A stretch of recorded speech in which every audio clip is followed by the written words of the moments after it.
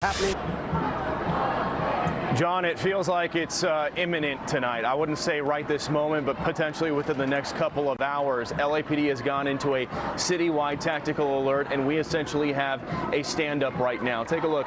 We have a group of hundreds upon hundreds of these pro-Palestinian protesters who have shown up on the outside of the LAPD skirmish line. They're essentially trying to stop law enforcement from going into the encampment. I'll step out of the way and give you a look. We have a lot of LAPD that has shown up here tonight, as you just mentioned. Hundreds of LAPD officers here. We have multiple skirmish lines. They're all in crowd control gear. And then over to our left, we actually have the encampment that is reportedly, what we're hearing from our sources, going to be swept tonight. You can see the protesters have put up their version of a wall using wooden pallets and plywood. They've bound together with zip ties, and they've put together with screws.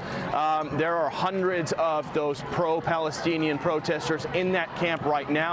They were given multiple dispersal orders. They were told that is an unlawful gathering, but nobody has left that camp yet. Tommy, if we can come back to the right, this is the result. That camp put out a plea on Twitter, on X, essentially saying, if you support our cause, get down here and stop law enforcement from getting to us. They were hearing they were going to be raided tonight. That is what we are hearing. There are multiple law enforcement agencies on scene. You got large numbers of LAPD, large numbers of the LA County Sheriff's Department on the other side of campus, and then mixed in with them are large numbers of California Highway Patrol troopers. Some of the chants we've heard tonight from the crowd behind us: Intifada Revolution, LAPD KKK, shame on you. They boo every time more LAPD officers arrive. What's different than last night? We've not seen any violence of any kind yet. We haven't seen any counter-protesters or agitators. We haven't seen any pro-Israel crowds here yet. It's all pro-Palestinians, essentially in this standoff with LAPD, which is essentially sandwiched in between the two groups right now. Jonathan? Yeah, so Bill, that's a really dangerous situation in many ways for all of those officers, given that you imagine they've got to disperse those crowds who have gathered there outside before they tackle the encampment, because if they don't, that crowd can just follow them in and effectively pincer the officers between the camp and their numbers. It's a difficult tactical situation they're facing, it seems to me. It is, and it's a great point you're making, and we can tell that LAPD recognizes that because they've been surging more officers into this area. We're basically tucked between two buildings right now. A lot of the officers are in the buildings, coming in and out. Every 30 minutes or so, we see a large group of more LAPD officers coming out of the building, so they are definitely supplementing their resources here. But yeah, they're in between a rock and a hard place right now, because if they do bring more resources in from the outside, as you mentioned, they're going to have to open up the gate a little bit. People could surge in if they wanted to, and as it stands right now, LAPD is very outnumbered, at least where we are. They probably have, I don't know, about 100 officers where we are on both sides, but there are many hundreds of protesters out behind them. Now, nothing's gotten violent, nothing's being thrown, nobody's trying to start any fights just yet or anything, but these chants are getting louder, more people are showing up, it's dark now, and you just feel the energy shifting. It's no longer people just kind of standing around, and it was kind of more relaxed earlier. You just feel the tension starting to build with the shouting and more officers showing up. So we're going to be here all night, and what we are hearing is at some point in the coming hours, there is going to be an enforcement action on that encampment, and what we're being told is they are physically going to go into that camp and attempt to try to clear it out, Jonathan. Bill, while we've got a moment before that happens, we've got nobody in our organization, I don't think, who is better sourced within LA law enforcement than you. I wonder what you are hearing about the reasoning for what happened last night. Why was there not a single law enforcement person that we could see anywhere near that campus for 2 hours while the two sides brawled violently? What have they been telling you, your sources? Yeah, we were wondering the exact same thing because we were watching those wild images last night. So we talked to our contacts today. They pointed the finger at UCLA. What we were told is that UCLA waited over an hour when all that violence was going on here last night, over an hour to make that request to LAPD to get some help. Then once they make the request, the officers don't just magically arrive on campus within a second, right? They got to stage, they got to get their gear, and they got to arrive. That is why it was almost 2 hours of essentially anarchy out here with both sides just throwing fists, throwing fireworks, just fighting each other nonstop.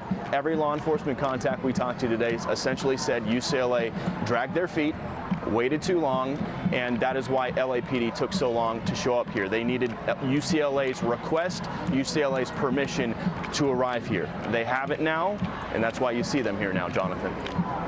All right, Bill Malugin, nobody better than you to have there for us throughout the night. We will be back to you regularly as what is obviously a tense situation develops. Bill Malugin, thank you very much. And we, as I say, will be here throughout the night on Fox News. We will bring you any of the live developments. As Bill was saying, it appears that the LAPD, along with CHP, who are also on scene, are poised to move in to clear out that pro-Palestinian encampment where we have seen so much violence in the last 24 hours. We will be back as the news develops. For the moment, we'll return to you to regular programming. We'll be back.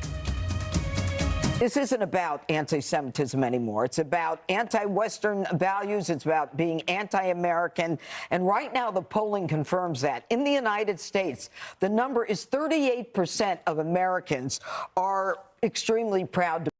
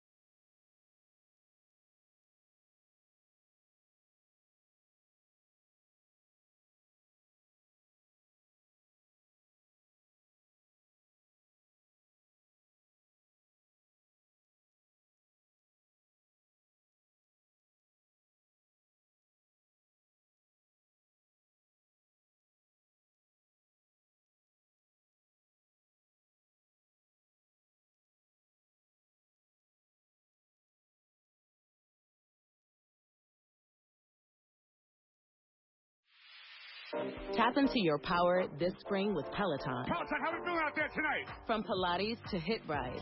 Start to pick up your pace. Whether you've got 10 minutes or an hour. You ready? I'm your coach. I'm in your corner. We've got everything you need for you to give All everything female you've got. Hispanic passenger wearing a white shirt with black letters in the front. The Get your head start on forerunner summer was with neon Peloton. model, light gray, And instead of visit 4460. onepeloton.ca.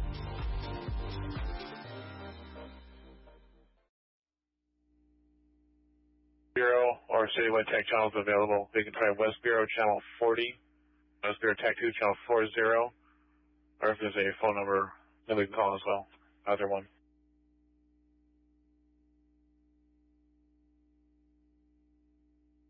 West Bureau Tech 40. Palestinian refugees is no doubt.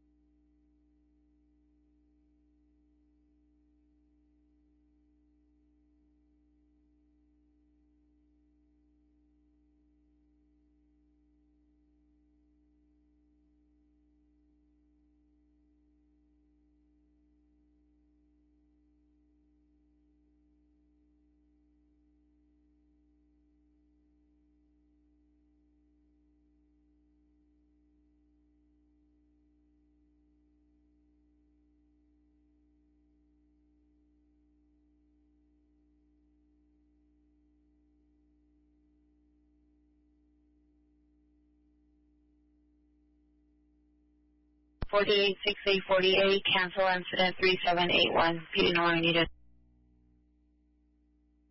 6848, roger.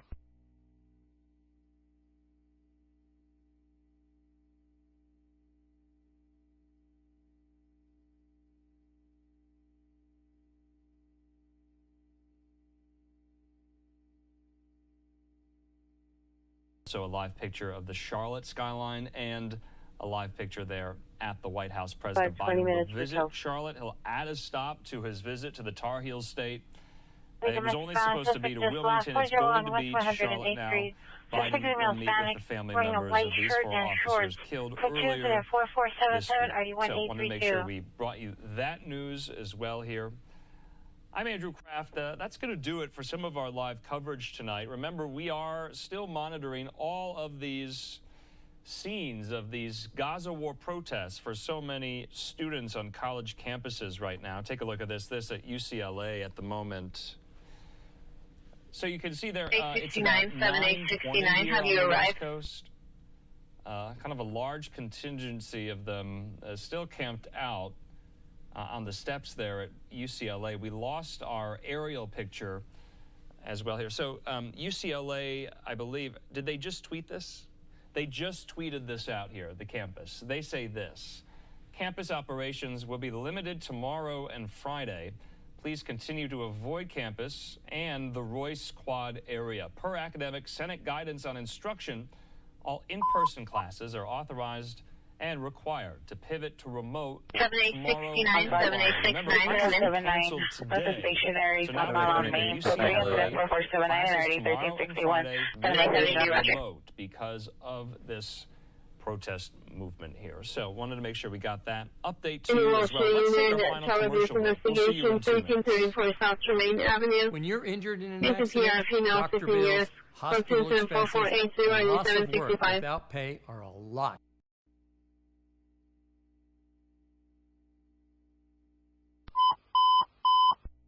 Highway Union Family Figure in progress. Marathon and Kingsley. 3 males versus 1 male. Suspects are hitting 1 male with a brake. Stand by for further. Scope 3 and 1044 81 and 9678.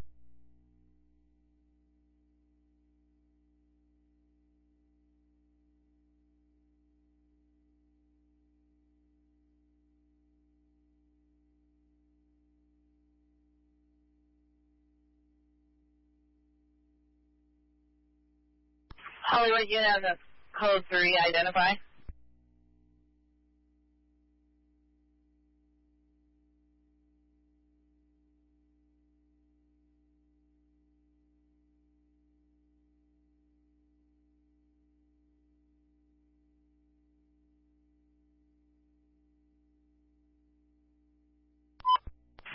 6863, 6863, ambulance, ADW in progress. Marathon and Kingsley, code 3, incident 4481, RD678. Correction, child molest suspect, 7702 Southwestern, continue incident 4449, RD 1253. Of UCLA in Los Angeles. So this is what we know. We just brought you this news that Unit 6863 responding code 3 from Wilcoxon Fountain to Marathon and Kingsley. It was just like, honestly, today. Continue to avoid campus and the Royce Quad area. And they say, per academic Senate guidance on instruction, all in-person classes are authorized and required to pivot to remote, both tomorrow and Friday there. So remember, we're going to continue to follow all of these protests on campuses nationwide. We know you're very invested Marathon and Kingsley is now an ADW ambulance cutting. War itself. In the meantime here, let's show you and retell some of the stories we've already shown you today. Let's go back to New York. You're going to hear from the NYPD. You're going to hear from Mayor Adams. Supervisor on the edge weapon call identified. Columbia University just last night. Let's watch. 6060. 6060, roger. 6863 additional on the ambulance cutting. Suspect is a male. Criminal static under the influence wearing gray sweater, gray shirt, blue jeans. Additional to 4481. And we also had a city to protect. So this is not the department that will deal with one production at a time. There are a multitude of things that happens in a city of this capacity and magnitude. And you have to be a well-organized professional operation to deal with all of those encounters. And I just want to thank Commissioner Caban, the Chief of Department, Madry, Chief Shell, Commissioner Daughtry, First Deputy Commissioner Kinsella, and the entire operation. And specifically, I just really want to thank Commissioner Weiner. She was the one that was monitoring the situation when I first started seeing the protests take place in the city. It just did not fit right. I saw similar indicators from the Black Lives Matters March when it was brought to my attention that there were those who came to the city to disrupt our city, and she was able, through her team, was able to conduct an investigation. And what I fear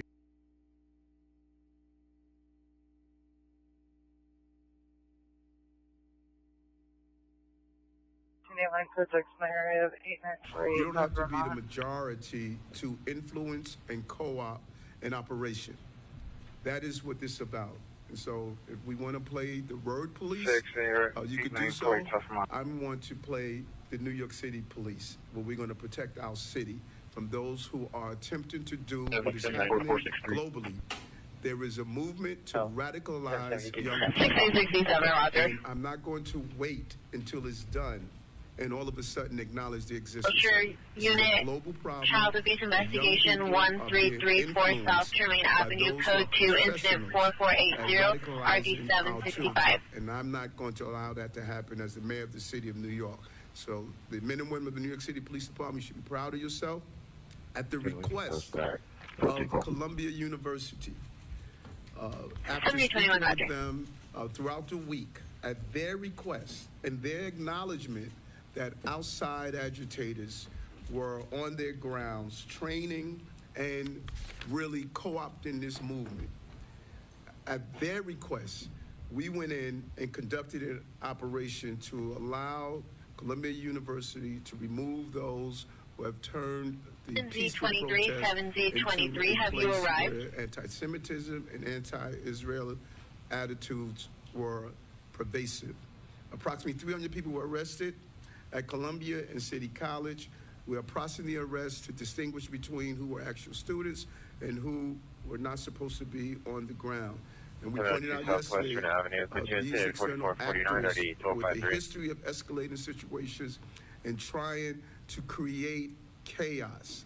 not to peacefully protest, but create chaos. Z23, 7Z23, come in. The bottles, the garbage cans, the other items that were thrown at police officers, those police officers showed a great level of discipline to not allow this to evolve to an out-of-control situation.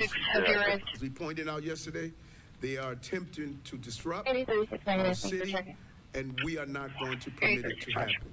And we're proud to say they have been removed from the campus. The NYPD's policing ensured that the operation was organized, calm, and that there were no injuries or violent clashes. And to be clear, this is not our analysis of what took place last night. National, independent journalists acknowledged what the police department did yesterday, and they were on the ground to see it. And I want to be clear that we will continue to use this level of professionalism. And we saw the intersectionality of all the things we have been working on. Drones allowed us to do a complete analysis of the Hamilton building and the location. We were able to know how to precisely go in and conduct the operation, making sure the encryption of our radios, because they were not able to monitor and hear our deployment tactics, it allowed us to have the element of surprise that we went on the ground, training with our CRT team, precisionally knowing how to go in and conduct a professional operation. We didn't wake up and executed a plan. This is a plan that has been put in place since January 2022, when we understood our police department had to be prepared for uncertainties like this. And so the request we received in writing could not have been clearer. Well, those who broke into the building did include students. It was led by individuals who are not affiliated with the university. The school needed the NYPD's assistance to clear Hamilton Hall and the encampments outside. A dual operation on the grounds that took place successfully. Clearing the tents, taking back and reclaiming Hamilton Hall. And we said from the beginning that students have a right to protest, and free speech is the cornerstone of our society.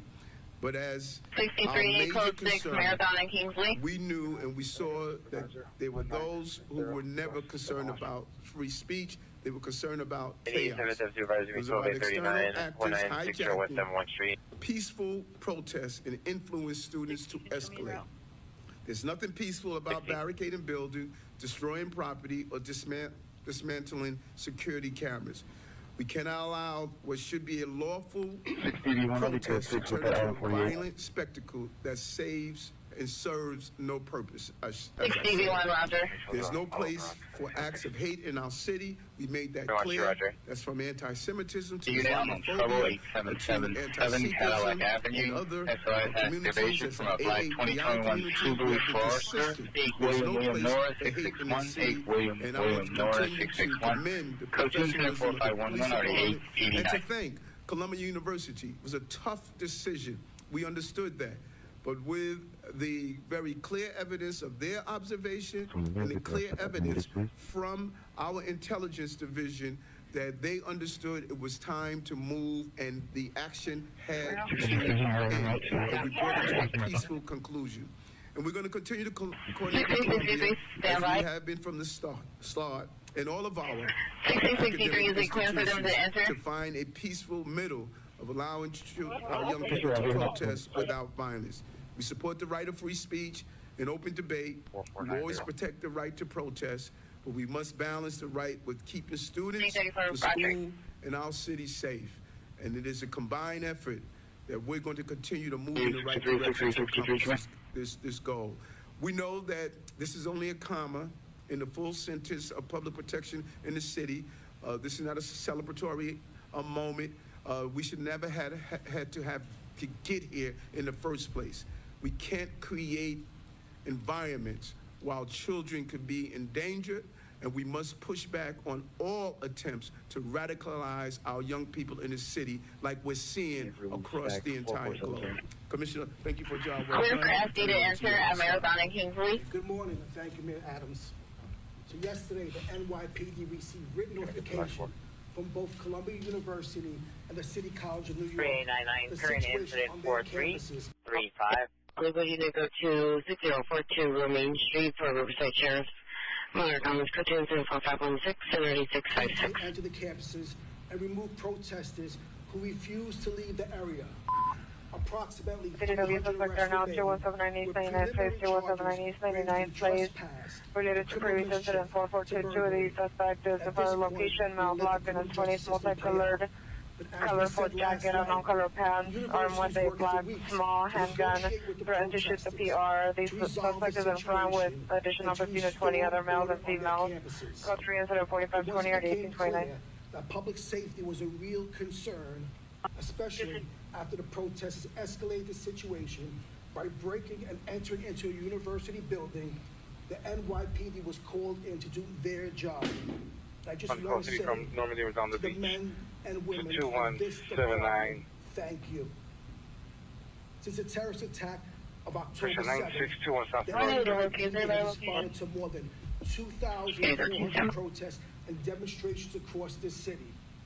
About 1,100 of those were related to the situation in Israel and Palestine. We've worked to keep protesters safe and protect their First Amendment rights. No.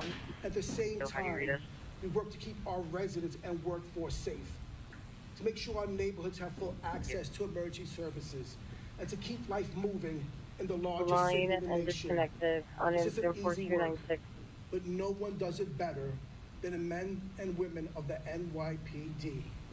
Lastly, I want to thank the officials at both Columbia University and City College for their efforts with the developing situation, their continuous and open communication with everyone involved, from the protesters to the students and staff to city officials, including the police department, was all about public safety. And at the end of the day, that's what we're focused on. Our job is to keep people in our city safe, and the NYPD is ready to do their job anywhere and anytime we're called upon. They tried to lock us out, but the NYPD and the people of the city of New York will never be always work together to keep our city safe. Complain of shoulder pain due to a traffic collision. We'll take questions. Officer Kramer? 55T31, 120th and Central. Commissioner and Mr. Mayor, I wonder if a woman, 313 a woman, 302 for challenging avenue, 6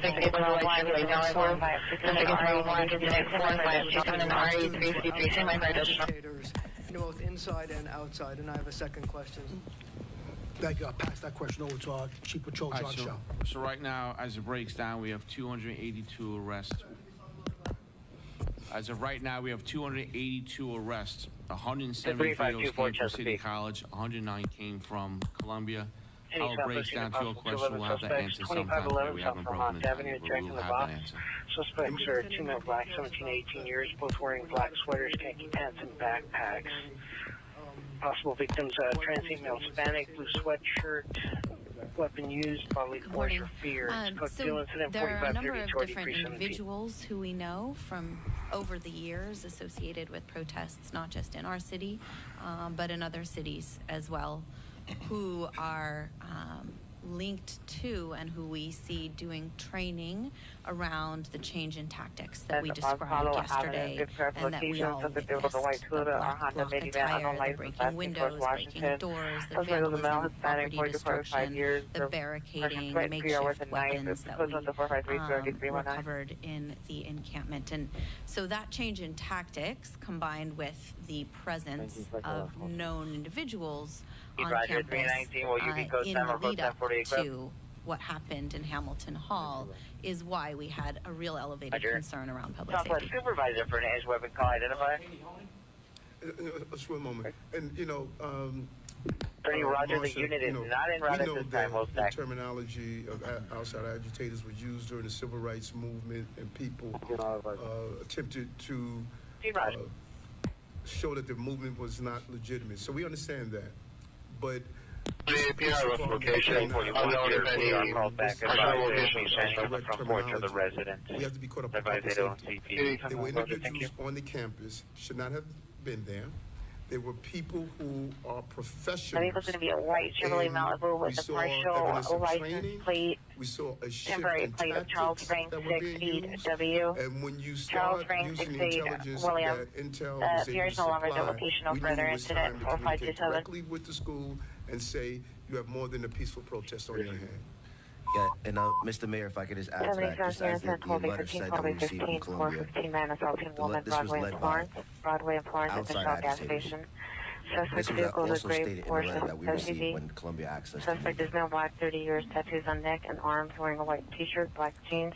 He's assaulting female, black, wearing a white tank top and black leggings. Code 3, Mr. 4539, RD 1250.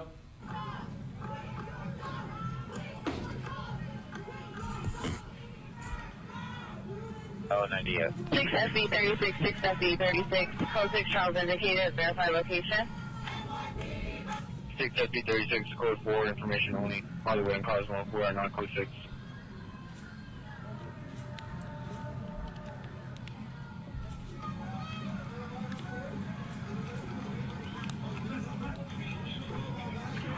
All units, code 4 on the code 6 Charles, Hollywood and Cosmo, info only.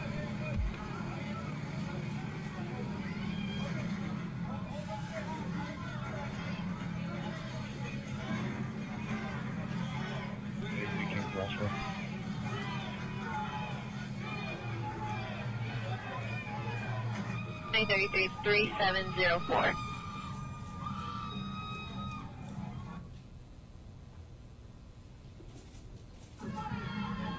Roger. 6 SB 36, code 6, Ivor Soma, 4 Charles Lincoln Robert 672. Roger.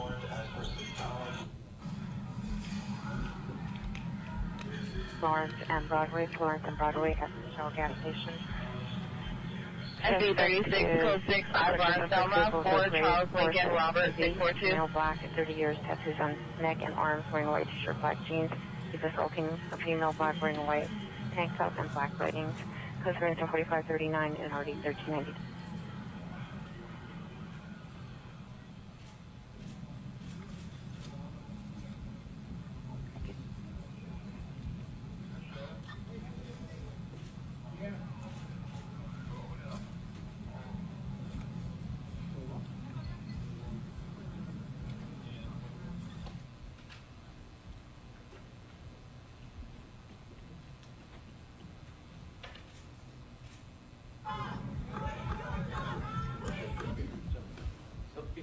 Before we continue with questions, Commissioner Shepard will just give a quick overview of what we just saw, and then we'll continue with the questions. Yeah, the reason why we just showed that video is that a lot of arrests made, almost 300 arrests made last night, and what you see is the overwhelming majority of those arrests that were made without incident. No injuries, no real scuffles with police.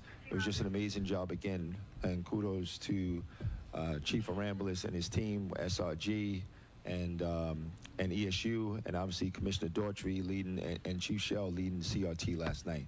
So make no mistake about it, this is a very difficult operation, but we made it look like that it wasn't problematic. And the reason was the skill of the cops that were out there last night.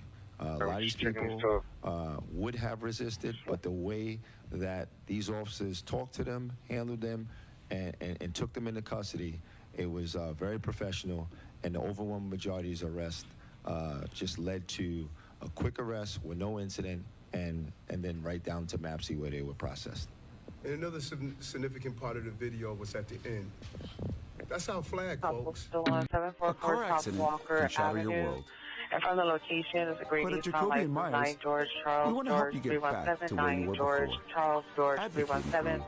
Vehicle has taking the on engine insurance running, companies. has the lights on, has been at the location for the past few hours. Put 2 left at 4552 RD 562.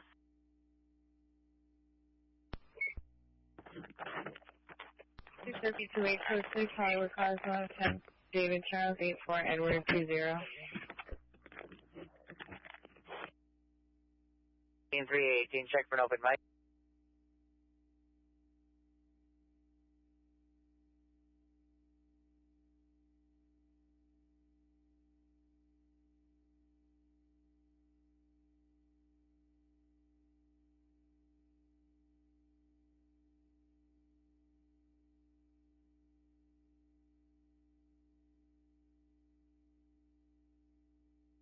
Second information, C, the PR's daughter and Black Nissan Altima.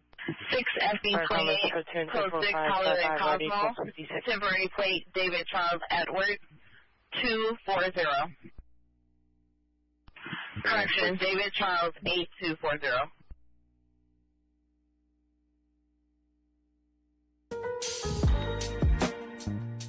I requested 2 vehicles. Extravaganza.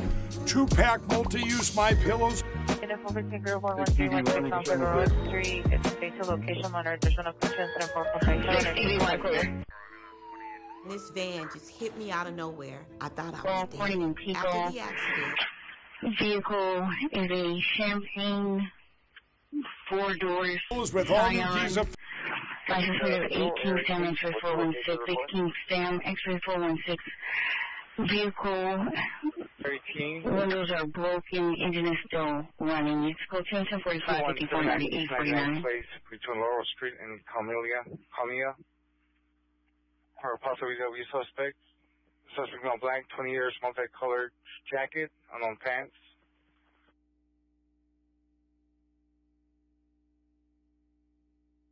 In location with 15 and 20 other males and females.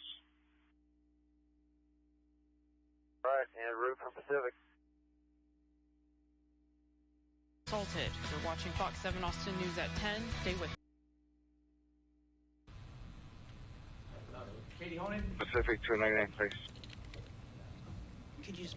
I wanted to just double back on the outside agitators. I know you said you've identified some people. Why is it so difficult for the NYPD to say X amount of people were outside agitators, especially since you've identified them? The mayor's been talking about them for more than a week. And secondly, blocking reporters from covering the events, then tweeting out your own videos, showing us this video. It's different than what we were seeing outside, especially the use of what seemed to be use of force from the police. Is that part of the NYPD's attempt to control the narrative, which I know some of the people on the dais have talked about before, but I guess first with the outside agitators. Why is it so difficult to just trying to get the young people to vote for him? Especially if, as you say, they were leading the occupation of the building.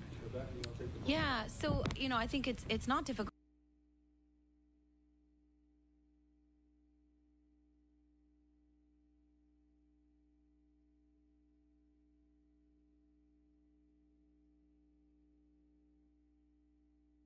Hollywood unit of 44 suspect there now, 6670 Hollywood Boulevard. Suspects known and no further. Scope 2 4563 9646.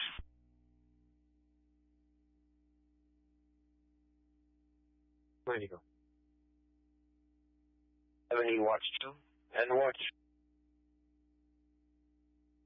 90, roger.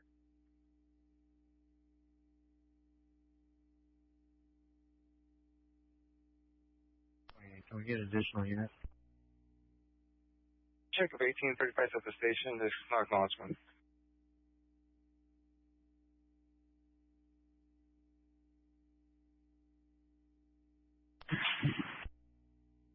Six 28 is requesting additional unit, Hollywood and Cosmo.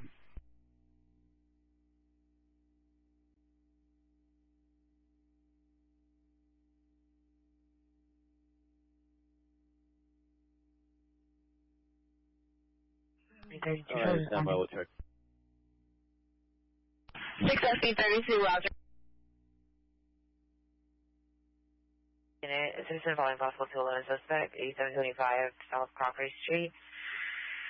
6 SB28, 6 SB32 responding. Irate and disconnected without providing any sort of location or suspect description. That protest gets out of hand. Also, some of the chants from the protesters have gotten a bit darker. They were comparing the LAPD to the KKK, and they were also chanting a version of from the river to the sea. And of course, that to many Israelis and Jewish people means the elimination. That's their interpretation, the elimination of Israel itself. A version of that chant was being chanted just just a few minutes ago. So that is kind of where that stands right now. And again, I'm looking at the Israeli flag there being flown up at the but again, it looks like everyone's sort of coexisting peacefully there. Nobody is tearing the flag down, and at this point, the person is waving it back and forth. This is where the bulk of the crowd really is, along this perimeter of the quad that is between Royce Hall and the Powell Library. And so the crowd sort of back in this area, and based on the chanting we're hearing, and it's mostly a pro-Palestinian crowd. Now they've turned their attention to this person or these people who have the Palestinian flag, or sorry, the Israeli flag, and they're kind of directing their energies and they're chanting toward that person. So that's kind of the most activity that we're seeing from this point. In terms of the police activity, it appears pretty stagnant from our perspective. Obviously, we can't see into the encampment, so we don't know if there's activity outside there. There's just a group of people kind of in the, I think on the stairway there, perhaps along the side of the building. Very quiet, kind of just onlookers. There's no chanting coming from there. And police kind of just observing from this perspective. But again, there's a far larger crowd of protesters than there are of police officers standing guard here in the quad. But Pat, as you were saying too, you know, totally different layouts there with police officers kind of creating a grid within the quad, and in doing so, not letting anybody in and keeping everyone back.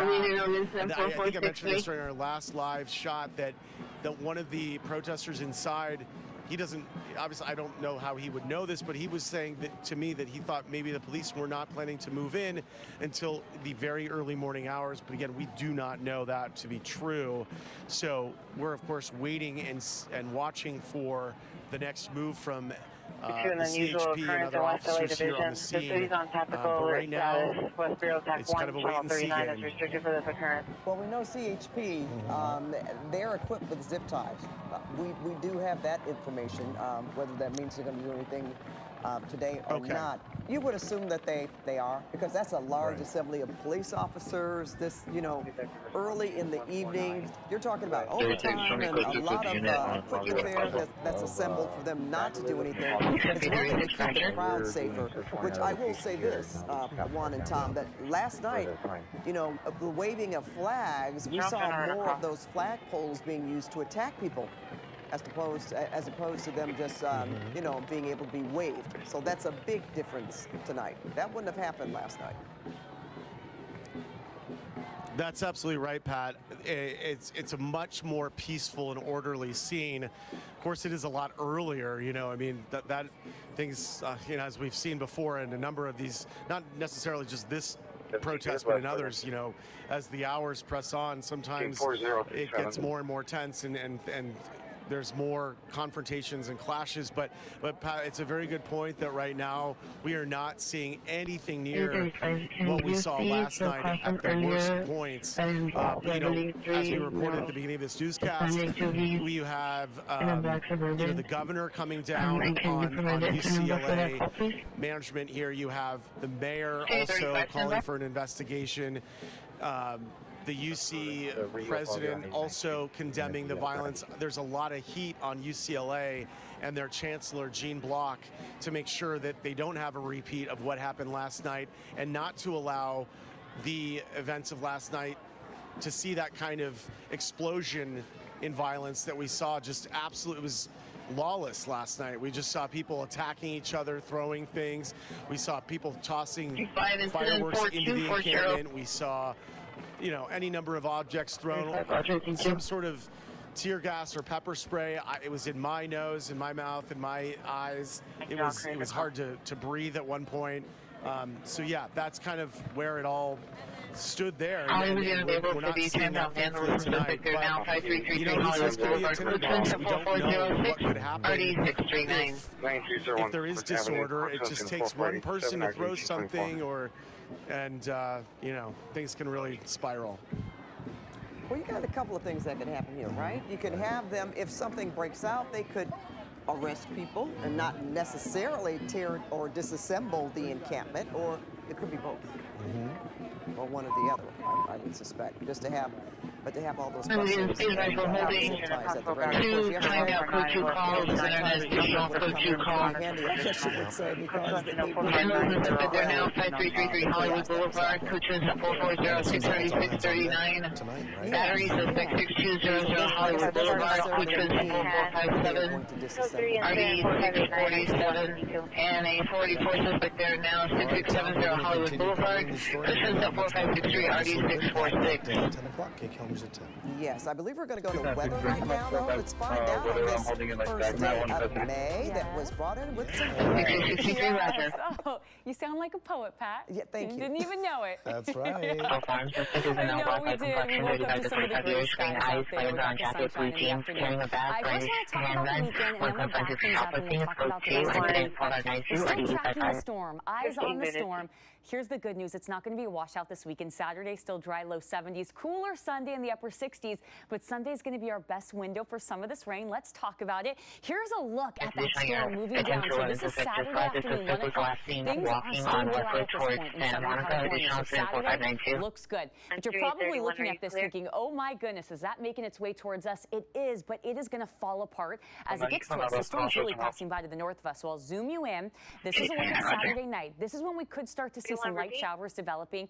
And anything we see Saturday night into Sunday, it's going to be light, spotty, and not everyone is going to see it. So Inland Empire, a little bit by 11 o'clock, Southern Orange County, very, very light at this point. We could see some snow up in the mountains. Here's a look at 5 o'clock Sunday morning, some light showers out there through the Inland Empire, Orange County.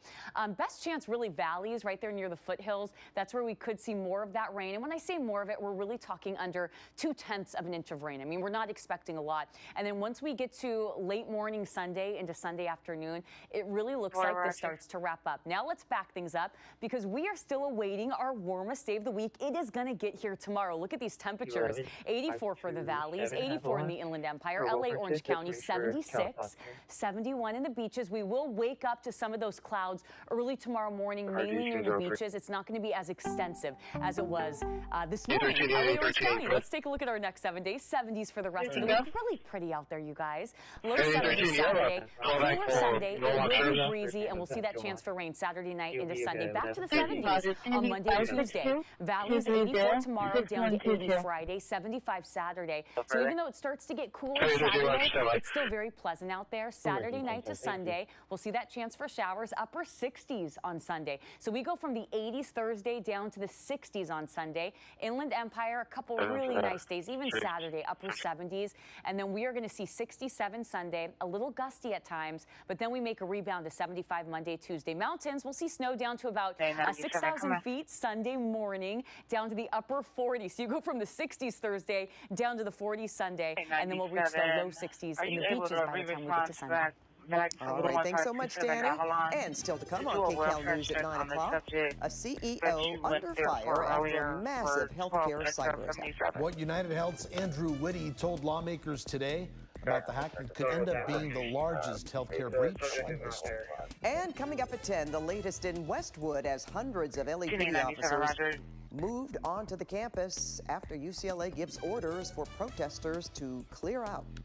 It's not at the location, they just responded there.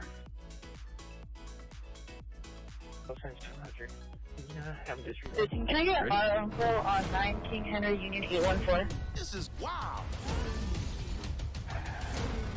It's been a long time, friend. This is gonna be fun, man. 718 997 Do you know what line you're crossing right now? I'm on my way. Rock and roll! 7 Island 21. Can you hear the night watch? Detective, my number on my cell phone. 310-749-5151. Oh, hey! Welcome to Pluto TV, 721 a streaming service that's totally free. 5151. Getting started is as easy as 1, 2, 3.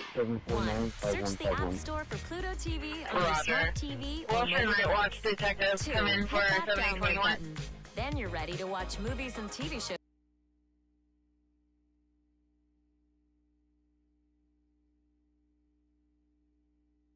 Go.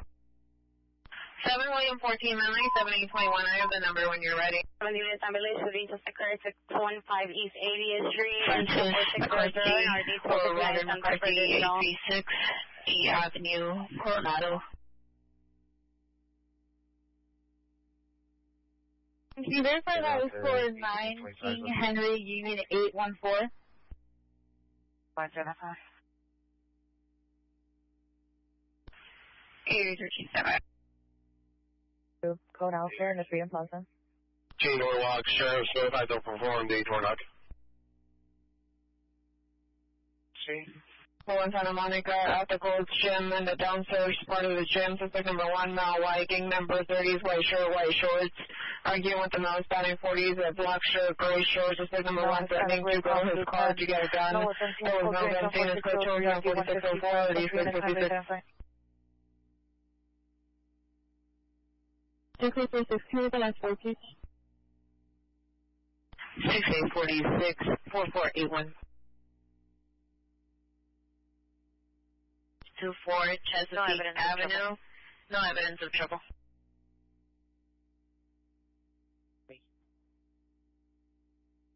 Morning, go ahead, sir. That I requested for a southeast unit. It's going to be the 77th occurrence, and it occurred on 813-9, King Henry Union 814, Milwaukee Warrants, 2023 Tesla Utility, Levi Helper Simsha, 1421 South Delaney Drive. One victim down, no suspect description. It's a 4600 1269. 4663, Roger. Transition unit, code Alpha at Freedom Plaza for 15 gang group.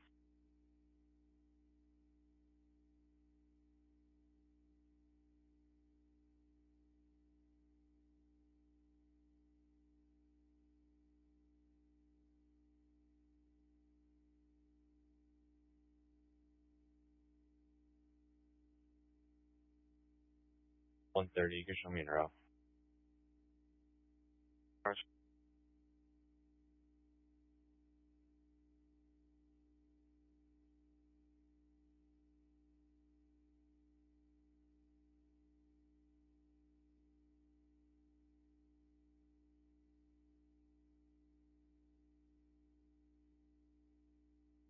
USY unit, a possible probably suspect there now. 233 Hillgard Avenue on the balcony of Unit 118. Suspects no further. Code 4609 3817. Outside the division.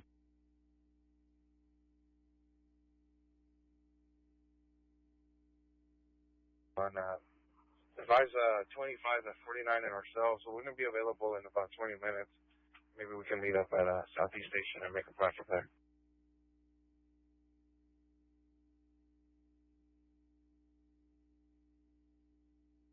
1825, 1825, come in.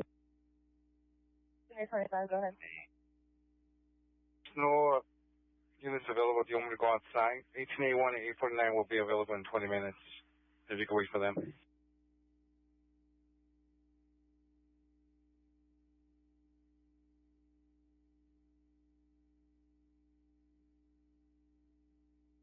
Units, your male mental illness, 8400 South Venice Avenue is now violent male mental illness.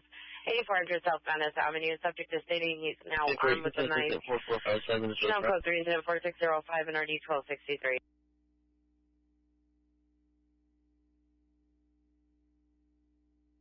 For you, Roger.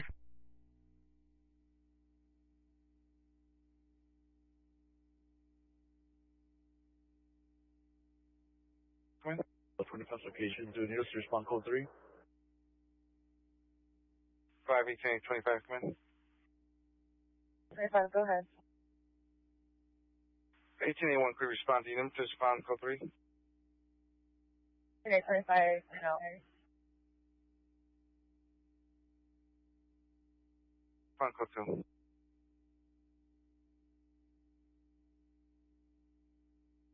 2. No, that's 25.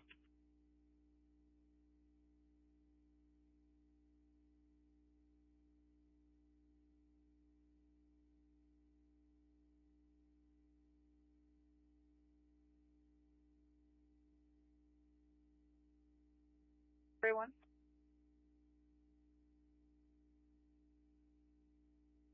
Anyone in 18849, you could. They got the additional unit they requested. We were still holding code 2 calls, and the 717 responded to Chaos is the campus of UCLA right here in Los Angeles, where it is now 10 p.m.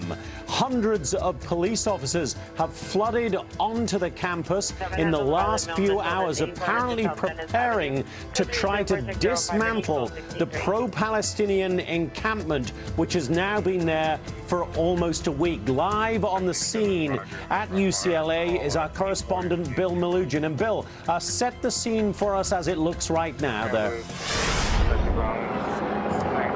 Yeah, Jonathan, good evening to you. Right now, several law enforcement agencies have this encampment behind us completely surrounded on all sides. We'll give you a look at the encampment right now. You can see they've built this wall here today to try to keep law enforcement out.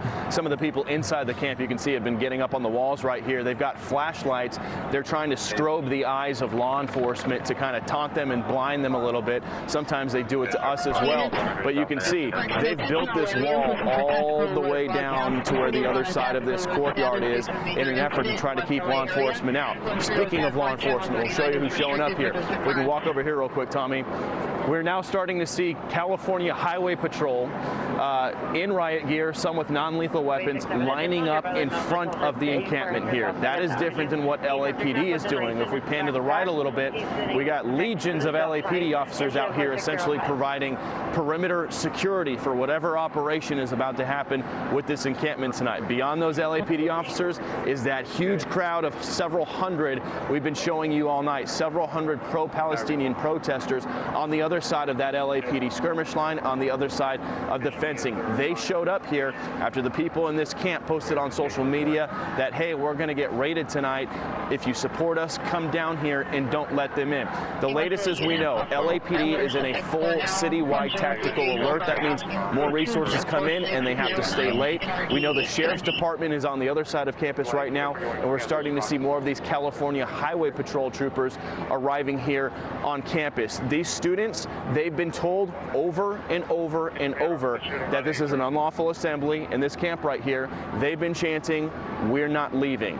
They've been warned, if you don't leave, you can be subject to arrest. So all of our law enforcement sources are telling us there is going to be an operation tonight to clear out this encampment. We just don't know exactly when it's going to begin. What we can tell you is law enforcement is beefing up their resources on the perimeter of the campus, and we're starting to see more of these California Highway Patrol showing up here as more and more of these pro-Palestinian protesters are showing up around their perimeter to essentially try to interfere with or distract law enforcement from whatever is about to take place at this encampment tonight. But this camp is not going anywhere from the students' perspective. They're posting in their Telegram channels, hold the line essentially. If they're starting to throw tear gas in, cover it up with buckets, they're preparing for what they think is going to be a large law enforcement sweep tonight. And on the other side of the courtyard where we're at right now, this is one of the other protest groups. You can see they have local security guards trying to hold them back. But there are hundreds of people on that side as well, waving their phones, which they turn the lights on. And then inside this camp, we still have hundreds of people. You might be able to hear the drilling right now. That's them putting up more walls and screwing more screws into this plywood. You might be able to hear the hammer in the background. They've been building this wall all day long. So if law enforcement is planning to breach from this side, they're going to have to go through that wall, tear it down, go over it somehow. How they're going to do that, we don't know yet. We don't know where they're going to try to enter this camp. But what we can tell you is this is a massive law enforcement response from several different agencies who appear to be coordinating together, Jonathan. And Bill, I think of the complexities and the dangers of this operation compared in many ways to what the NYPD did more than 24 hours ago at Columbia. There they're dealing with a private campus, a gated campus. They were able to clear it entirely. Here you're dealing with very much a public university, a public space, and you know better than anybody how easy it is for anybody to walk onto the perimeter of that campus. And the crowds just seem to be getting bigger to my view, every hour, which puts more and more pressure on the officers there because they are surrounded, as you rightly say, from all sides, effectively. Yeah, you're exactly right, and we're seeing the results of this being a public campus. As you said, we're watching these pro-Palestinian protesters essentially spill into the perimeter all around us. We got hundreds behind the camera right now. We got hundreds to the right side of the camera. We got hundreds we just showed you on the other side, and then on the other side of the encampment there are several hundred as well. So law enforcement is essentially boxed in and sandwiched as more and more of them continue arriving. Now the question is going to be, does law enforcement feel like they have enough resources on hand to go into this camp and potentially hold back all these people on the perimeter if they decide, you know what, we're not going to let law enforcement go in, we're going to stop this? What happens then? Do things get violent? Do they have to start using crowd control measures? Do things start getting physical? We don't know. So far, thankfully, there's been no violence of any kind from what we've seen, just chanting. They're chanting that LAPD's KKK, that there's an intifada revolution. LAPD doesn't mind that. That's freedom of speech. That's perfectly fine. What they don't want to see is a repeat of last night. They don't want to see agitators or counter-protesters showing up. They don't want to see fights breaking out, and they obviously don't want to see any law enforcement get hurt. So when they go into this camp, we don't know, but this buildup has been going on all night long. You can hear all the helicopters above us right now, likely. This is a multi-pronged operation with the Sheriff's Department, with the Highway Patrol, and the LAPD, and it appears at some point they're going to go in there, and it's going to be up to those protesters. Are they going to resist? Are they going to try to keep them out? We don't know what kind of supplies they have in that camp. They've been putting out requests for goggles and wood and plywood and shields. We don't know what they have in there. So law enforcement doesn't either, unless they have some sort of different intelligence. Maybe they got some moles in the camp feeding them information. We don't know. But at some point, they're going to have to try to figure out a way to breach this camp.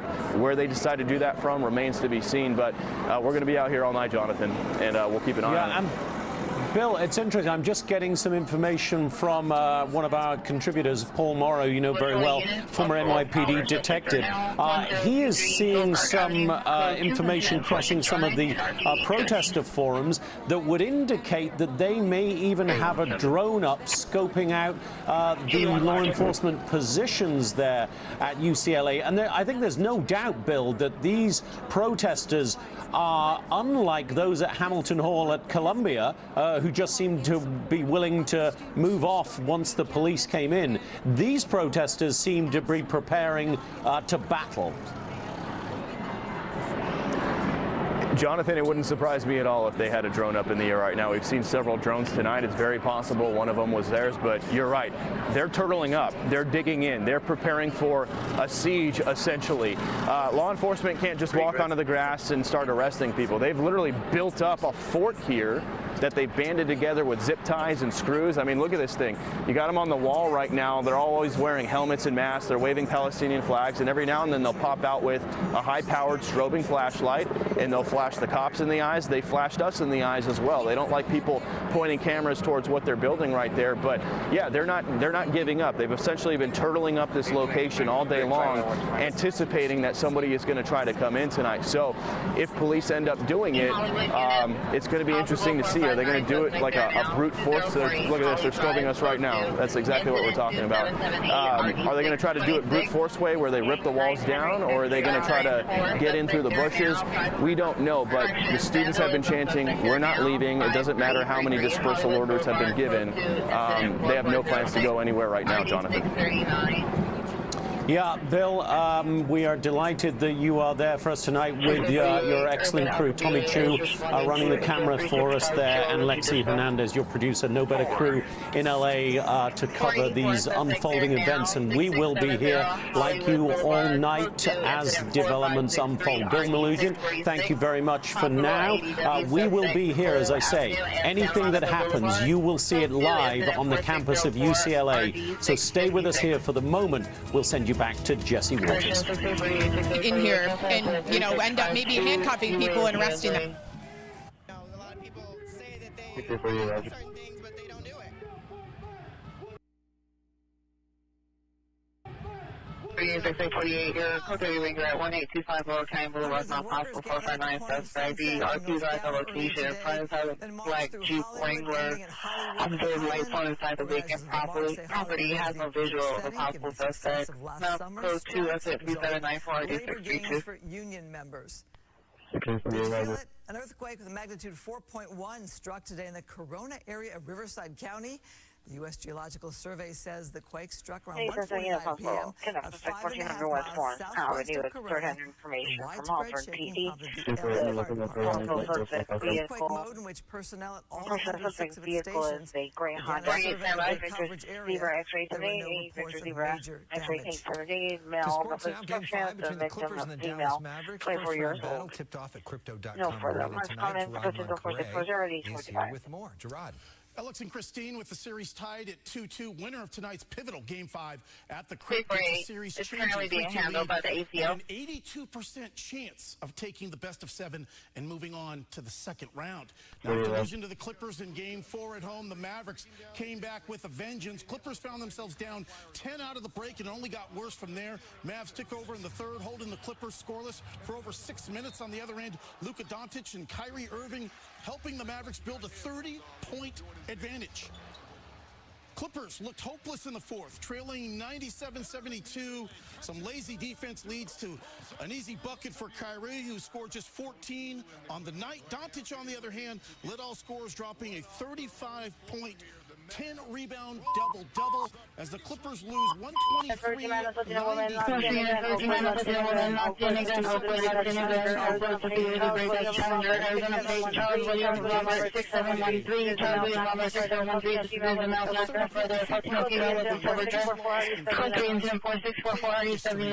Complete game highlights and the story with post-game a little bit later in sports.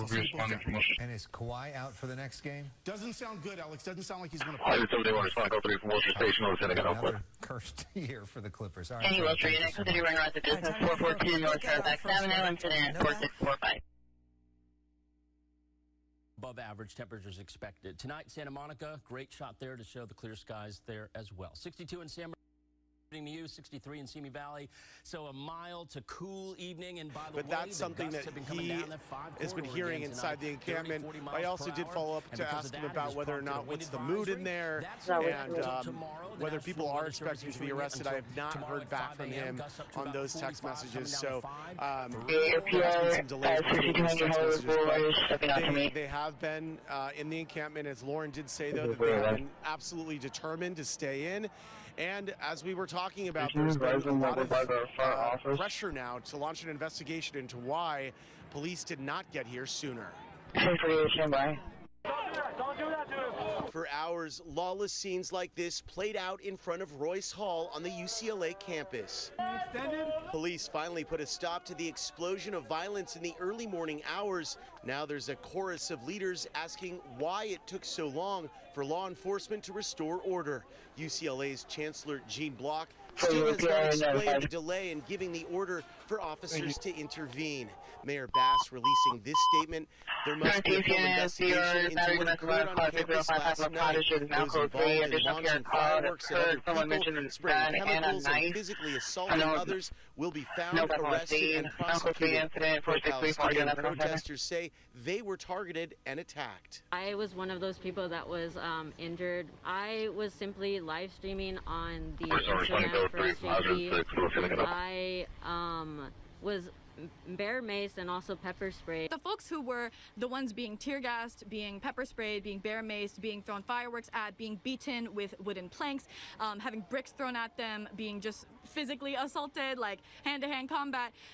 Those folks are students and professors. Governor Newsom also calling for an investigation. The limited and delayed campus law enforcement response at UCLA last night was unacceptable, and it demands answers. Newsom also calling for the prosecution of illegal behavior and says students caught carrying out violent attacks should be suspended or expelled. The ongoing tensions are taking a toll as classes are canceled and students are blocked from accessing buildings because of the encampment. Since here, I want to go to class and use our library and be able to go into the Royce Hall, and it's a shame. We came here, we're paying all this money to learn, to use these facilities, to use the library, and we can't. Roger, they're probably related, but it's two different codes. So back out here live, you are looking once again at the crowd on the perimeter of the quad just outside of where the encampment is. There is an Israeli flag there. There's a Palestinian flag as well. But I can tell you right now, the energy level is dipping a little bit. That did happen last night, too. It seemed like things were quieting down. But the chants have sort of subsided a little bit. some of the chants were getting, quite frankly, ugly. Some of the people chanting that the LAPD was like the KKK. There was also a chant from the river to the sea, Palestine must be free. For folks who don't know what that means, from the river to the sea is an expression by a lot of folks that means, calls for the elimination of Israel. So, you know, these chants are, in some corners of this crowd, have turned dark. We're not hearing that right now, but I did hear that over and over again at one point. But people seem to be very peaceful. People are coexisting peacefully. The man or the person holding the Israeli flag is very close to a lot of protesters. They may be turning their energies toward that person. The Israeli flag. But I can tell you, obviously, a totally different scene here in terms of law and order. There's a lot more police officers, as we were showing you. They're kind of just standing around. I will say this. Many fewer officers than there are protesters. A lot more of them out there, but they kind of seem to be milling about. I see a number of them on their phones now. Seemingly less engaged than they were just a few moments ago. Well, Tom, you've been there since earlier this evening. These dispersal orders going out at 6 o'clock tonight. What have you seen in terms of this crowd? Have they gotten bigger? Louder? What have you seen? 8725 Crocker, code 24566, RJ203. You know, Susie, it's definitely gotten a lot larger. The crowd's definitely growing, or it was. I don't know if it is right now. Another thing I did speak with one of the people inside the encampment, Samuel, who I mentioned earlier. I asked him if they plan on negotiating with the university, and he said that he didn't think that the university would negotiate with them. So it may just be that the die has been cast at this point, and that things are obviously very much in motion to remove the protesters in the encampment. They've been ordered to leave, and as we've been reporting, there have been threats to either suspend or expel people. I don't know if that means just for being in the encampment, or if that means if they were engaging in some of the behavior that we saw last night, where people were throwing things and tear gassing and doing all kinds of other awful things. I just don't know. But Greg, let's just show you that one shot here. You can see all the police officers, kind of how far away they are from where the protesters are. So that kind of gives you a sense of where the large crowd is versus where protesters are. And again, it just seems like at this very moment anyway, there's just been a dip in the energy level. People are kind of just milling about now, less in terms of chanting. But again, that can change in a moment's notice. Hard to know what's really going on inside of the encampment. It seems quiet from this end, but it's very difficult to really tell what activity may be going on there. They've barricaded it and placed large planks in front of the encampment along the perimeter, so we really can't see inside of it. Obviously, that's why we have Desmond, who always gives us an incredible look inside from above, and his incredible reporting. So, but from our vantage point, we really can't see too much. Got you. All right, Tom, thank you. And on that note, we will head upstairs to Desmond Shaw live in SkyCal now over Westwood. Desmond, what's the very latest from above the scene? We know last night the scene that unplayed out here versus what we're seeing tonight. Way more orderly tonight, but still a little bit cause for a bit nervousness, because last night, we remember, it started out like this, like the calm before the storm, and then it escalated quite quickly. Des? Yes, absolutely, and that was the case at USC last week as well. Thank you very much to Tom for those compliments here as we do bring you the bird's eye view of the fortified encampment. I wanted to kind of show you how it's changed from last night after all of the chaos that we saw. The folks in the encampment have basically taken it upon themselves to not only reinforce the encampment, but expand it to include this plaza. This was not here last night with all of this plywood. So there were a lot of things circulating on social media earlier on this afternoon where they were calling for donations. It's unclear where all of this material is coming from, but they received a lot more plywood to expand their we saw a lot of provisions being taken into the encampment right here, just on the west end of Royce Hall. Lots of packs of water bottles and food supplies. They were also calling for other things to basically resist authorities in break up this encampment. They were requesting gas and zip ties and additional pepper spray as well. It's unclear if they were able to obtain any of those supplies. I did want to show you something that we noticed within the last few moments here. At the top of the hour. When we first came to, there was a big cadre of LAPD that was on the east side of Royce Hall. Well, they have since mobilized, and they are now forming kind of like a wall right here on the back side. This is on the west side of the back end of Royce Hall. And all of these protesters followed along with them here. They have come and they've been in officers' faces. Nothing has gotten out of hand to this point, but you can see you also have some people there in yellow vests, responding to ADW suspects there now. 250 Geneva Drive at the Hendrick Summit dorm. They're using strobe lights Here here to try to agitate the officers, and now we're watching this happen in real time as the officers are pushing this up. At the location to the dorm rooms with weapons. Here received video from front of the group driving a white van. Trying to prevent LAPD from reacting to anything. So we'll see what happens with that situation. But just trying to figure out what's happening with all of the buses and everything that we saw earlier with CHP and LA County Sheriff's deputies and those buses and their mobile command centers that they had over by the federal building. We're going to go investigate that in a little bit, as we now showed you this earlier as well, that CHP is actually out in front of the encampment. So you have a big mixture of law enforcement from 3 different agencies, as well as UCLA school police out and about around the campus. But the encampment has been fortified significantly, and this is, if they're going to break this up tonight, it is going to be worlds more complicated than last week's operation at USC. That much we know.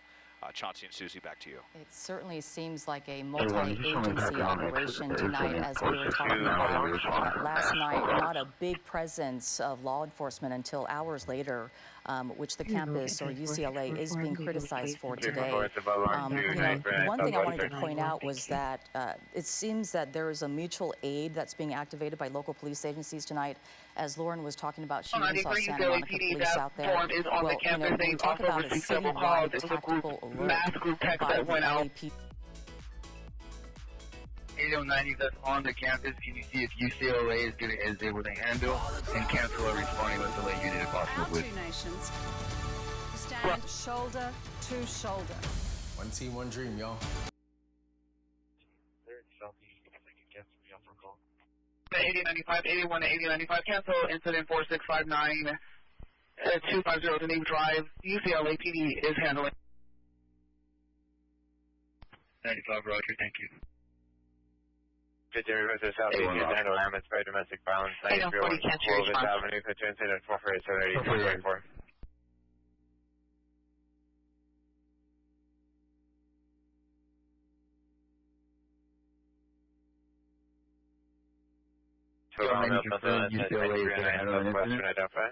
Roger, they're already aware of it. They've notified all of their... Not announcing LA tour dates, everything you need to know. Next in... Roger, thank you, ma'am.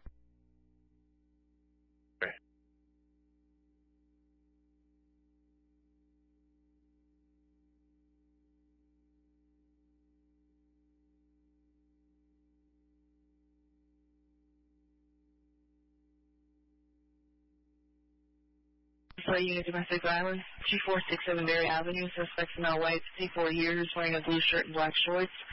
Code 2 incident 4673 and 8892.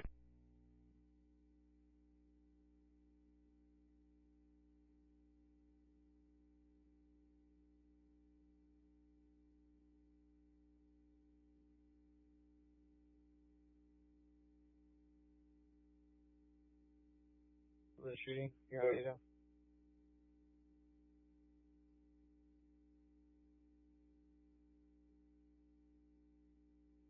Right here, the shooting, Anito.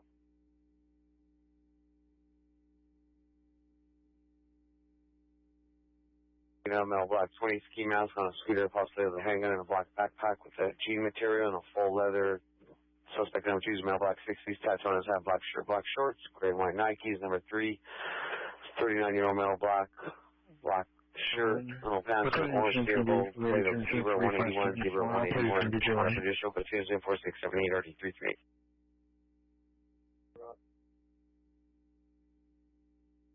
181, Roger. 374, Roger. Call 4, North Latin Call 4, North Latin Suspect GOA.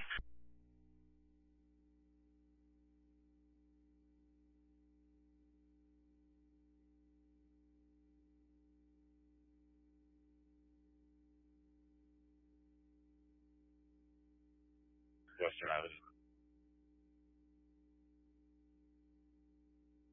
069309 Southwestern Avenue.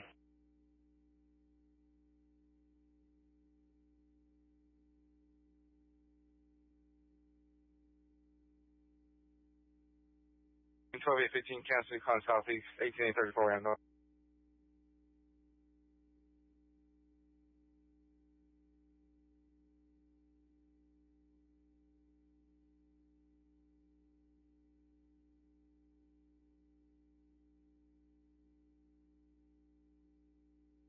Trust me. X4 standby.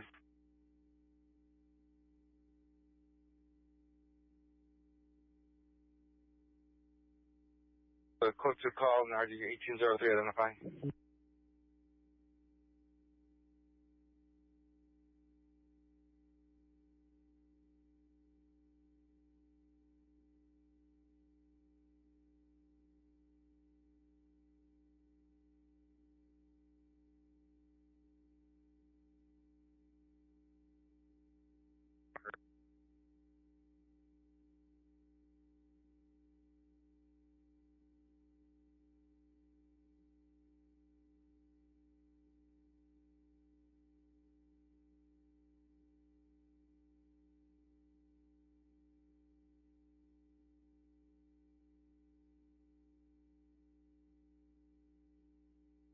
Shady 4, can you see the PRS of the suspect?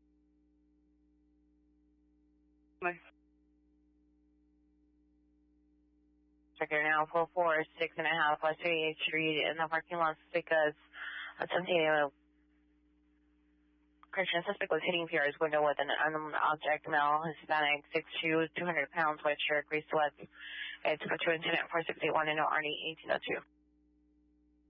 3 can you turn and pick up around 230 446 with 7921.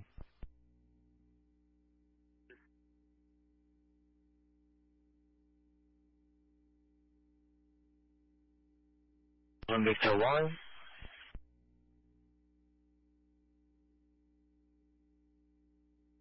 Victor 1, roger. The PR is stepping out. 609, I'm still checking on slow 20 status. 690, roger. 40 control code 49309 Western Avenue. Suspect is GOA. You can cancel the supervisor. 090, can you see if there's a circle team available to respond to Hollywood Station suspect for a male wearing gray over 10 pounds? 050, roger.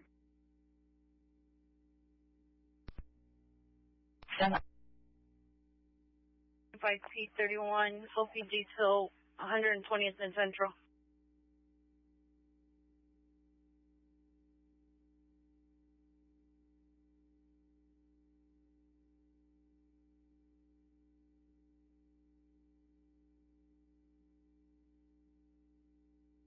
United Battery Domestic Violence 541 West Imperial, Code 2 Incident 4684 and RD 1841.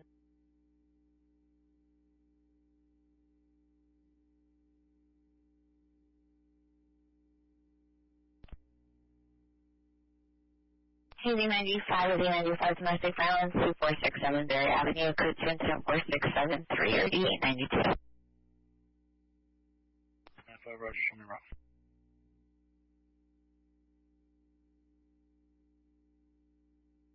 Code 6. California Hospital. 12851 roger.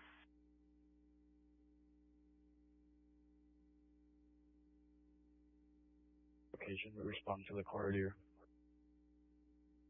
5-3, just stack the call and Barry. Cancel that unit. We'll handle upon completion of recurring call. 95, cancel to 4673, X53, we'll handle.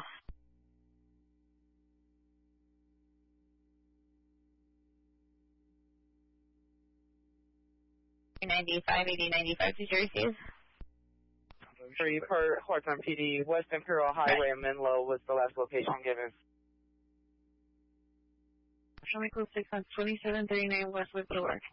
Roger. 85 code 687, correction 2739 Westwood Boulevard.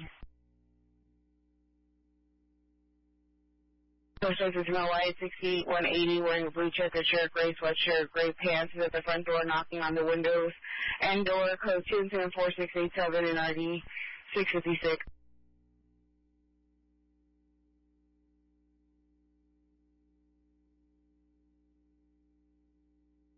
Personal unit information on 450 Manadere 10867 Rochester Avenue.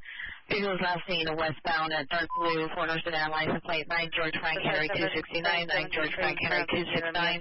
Returns to 12 to the corridor. Suspect male white, mid-20s of the description with a dog harassing people in the street. Information is 4686.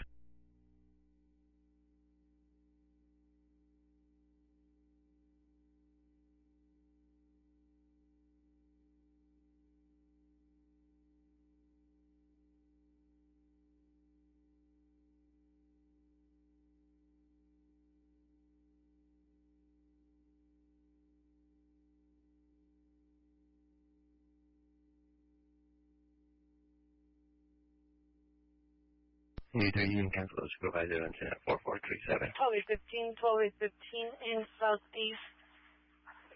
DUI traffic, Avalon and 94, 4651 or 1823.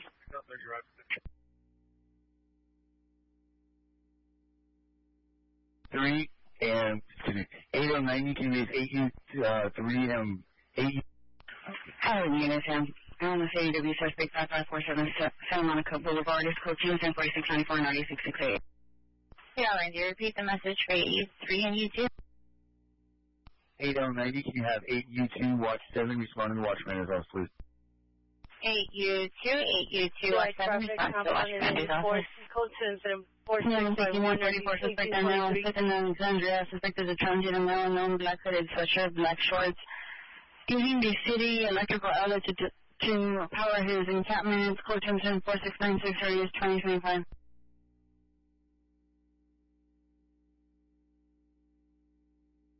I would guess any time now possible for finance suspect right now, 2048 Holly Drive, code 2027788, RD 626, before showing outside the division, identify.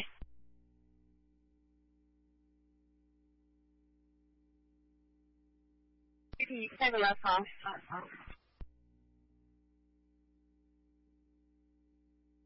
813, Roger, the advisor call is in Hollywood.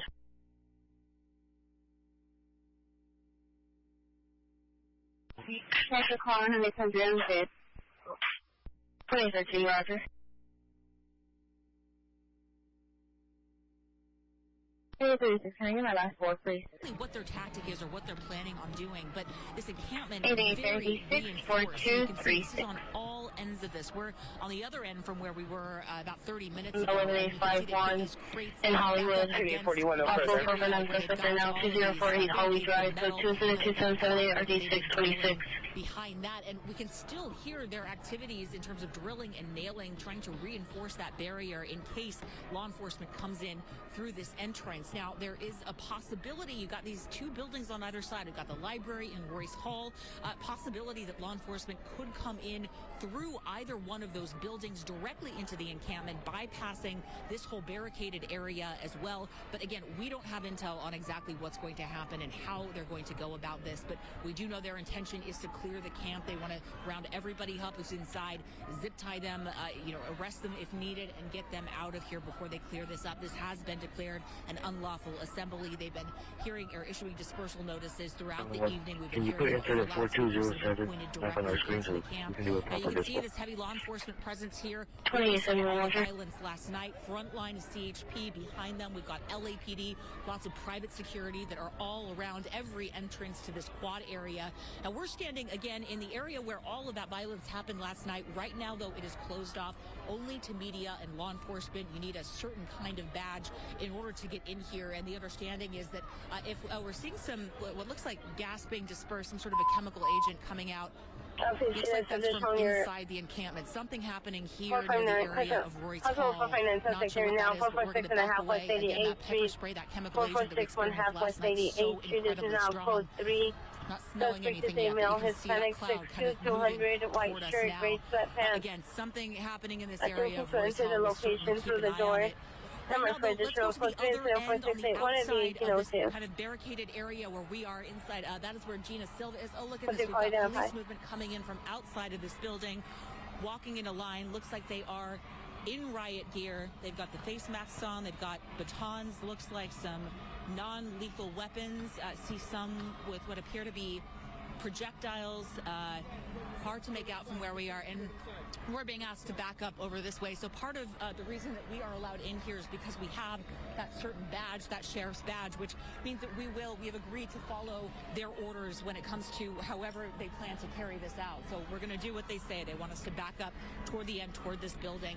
All right, we've got lots of officers coming out of here now. This looks like LAPD. We've got at least 100, I would say, that's come out of this building so far. Let's get a little bit closer. All right, so we are seeing these non-lethal weapons that they've got. Looks like they've got pellets. Different ways that they plan to help with this crowd.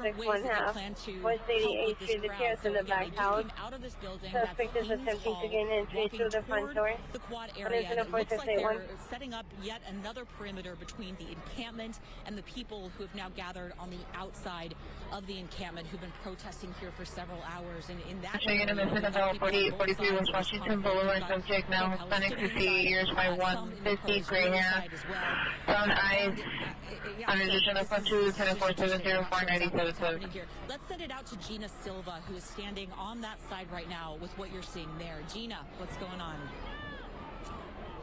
Well, Chelsea, the crowd is reacting to what's going on over there. As you saw, what appeared to be some smoke coming from the encampment, and you can see the I take a show code 48955 West Olympic Cases.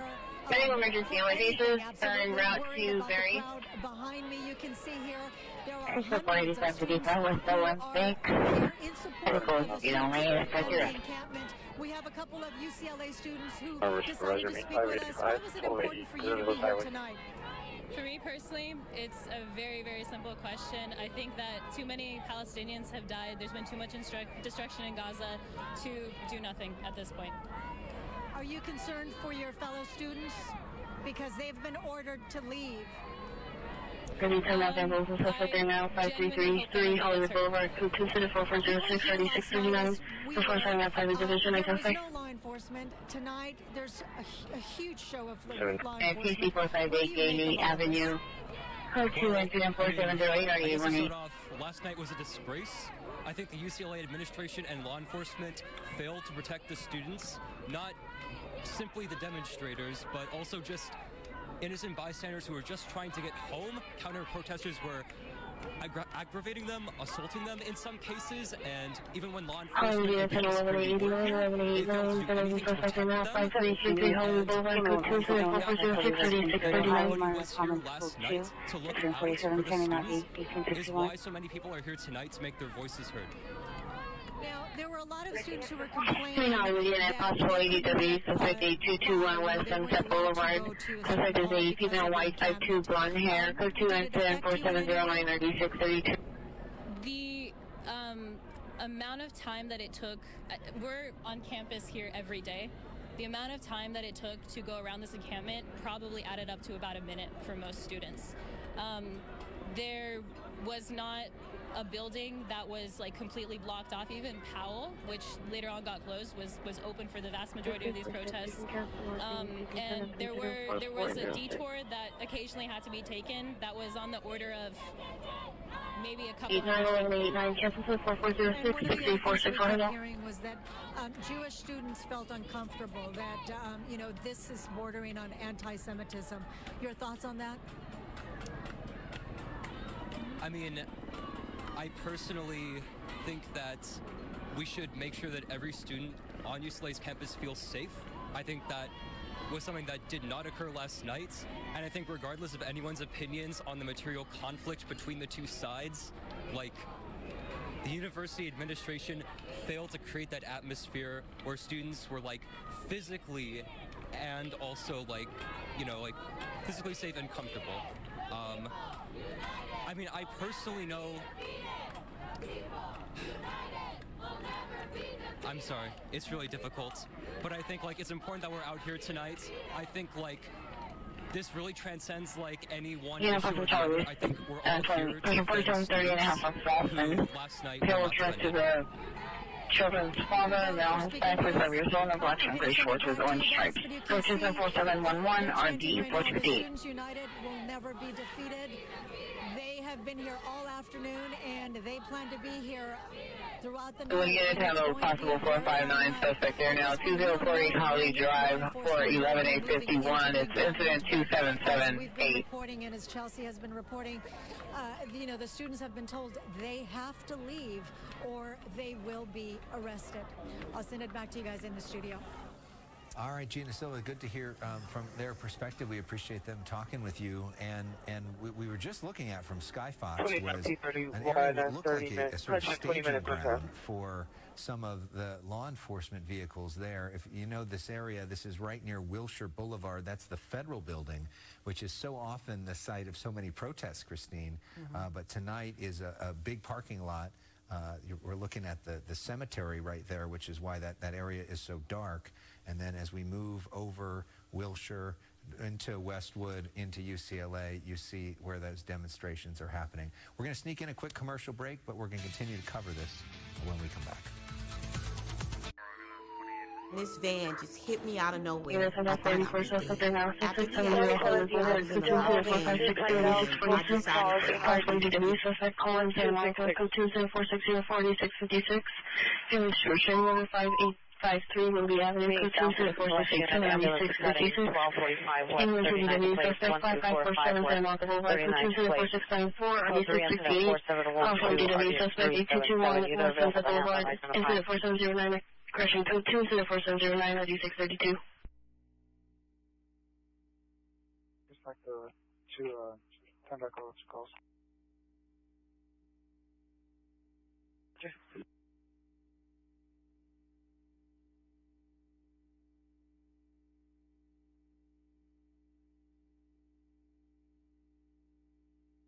For backing from Albany and Jefferson.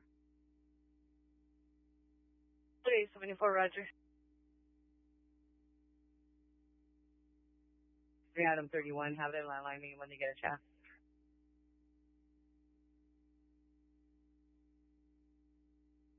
3831, landline to Watch Commander, when available. So incident 4590, 12X4 will handle. Was there any luck with the circle tape? Needs to follow for further. So many, Roger, thank you. 40 clip. 01, Roger. Southwest Supervisor to respond with 331 to 1245 West 39 Chase.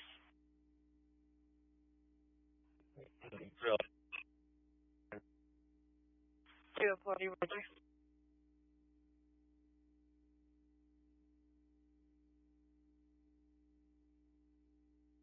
Yes, anytime that 44 suspect right now, 6670 Hollywood Boulevard, code 27456 before sign outside the division, identify. 690 Urban Alchemy notified.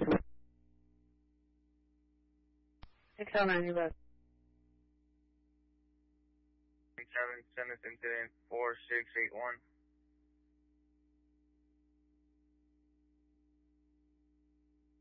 Beacon Adam 97, Roger. What's your code starting location? 89, 1189 in Hollywood, 44 suspect right now, 6670 Hollywood Boulevard, 20456 3646. To 446.5 West 88.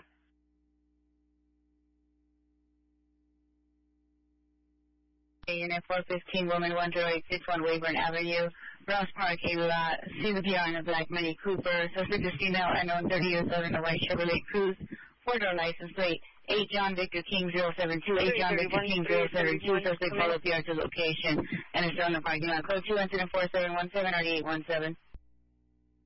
110, incident 4712, 3857 will handle. C14, Roger. 3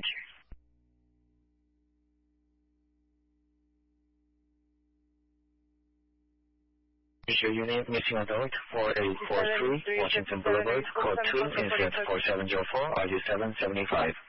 5-7 Roger, always. 2019 Audi. Traffic, Vernon San Pedro, Vernon San Pedro, code 3, 4721, RG1352.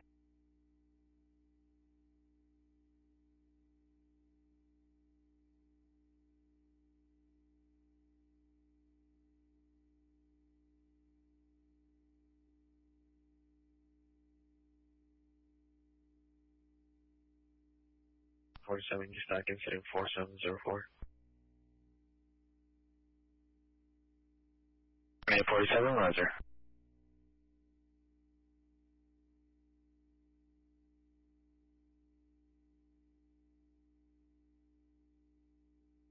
Back to the campus.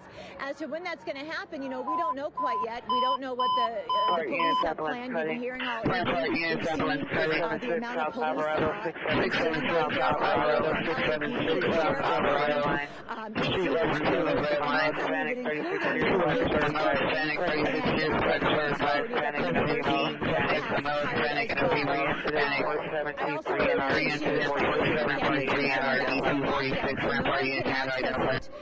not that you really could access it before because all those barricades were up, but everyone back here is as far as they can get, unless they want to cross the police, and so far we haven't seen them do that. So, Lauren, have you been able to make sense of all the different factions of protesters or groups of protesters that are on campus right now? I know that in the middle are the protesters, the pro-Palestinian protesters with their encampment, but bookending them are two separate groups of protesters. Are they on the same side? It seems to be that way, Susie. As I mentioned, if there are any pro-Israeli supporters here, they are definitely outnumbered by the pro-Palestinian supporters here. All the chants we've heard, and just by looking at people here too, many of them are holding the Palestinian flag as well. And I want to show you over here too, because we got some people coming up next over here. You can see these banners are up. So it definitely seems to be heavily focused on pro-Palestinian supporters here in the group. And then also, Susie, you just got people like students or people in the community as well, just coming out here to see this firsthand from a distance and to kind of take this all in, because there's a lot of people here. There's a lot of emotion, as we've been hearing all night. It's a very delicate situation that all the universities have been put into. You got free speech on one hand, but then you also have on the other people blocking public space. So, it's a tense situation, and as the hours go on here, even though right now nothing seems to be happening, there's anxiety because the police are here. Something is going to happen. The campus declared this an unlawful assembly, so it's really only a matter of time, but we don't know when and what's going to happen. And because the amount of people that are here, that also makes it unnerving. Not even, just forgetting for a second the people in the encampment, you got all these people out here as well. So there's a lot going on.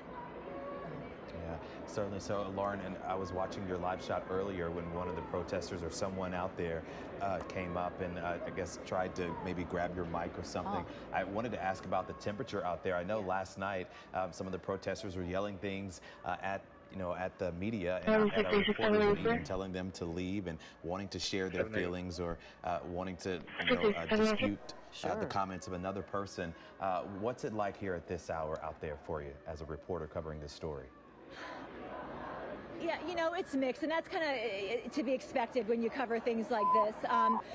Majority of the people say they don't want anything to do with the media at this point, and that's kind of what we've seen throughout the week as well. Others have been coming up and just point blank asking, do you consider this to be a peaceful protest? Why is this being allowed to happen?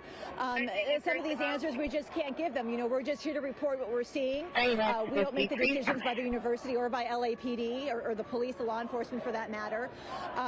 But there are others that they want nothing to do with us. So it's really a mixed bag here of the temperature when it comes to reporting on something of this scale.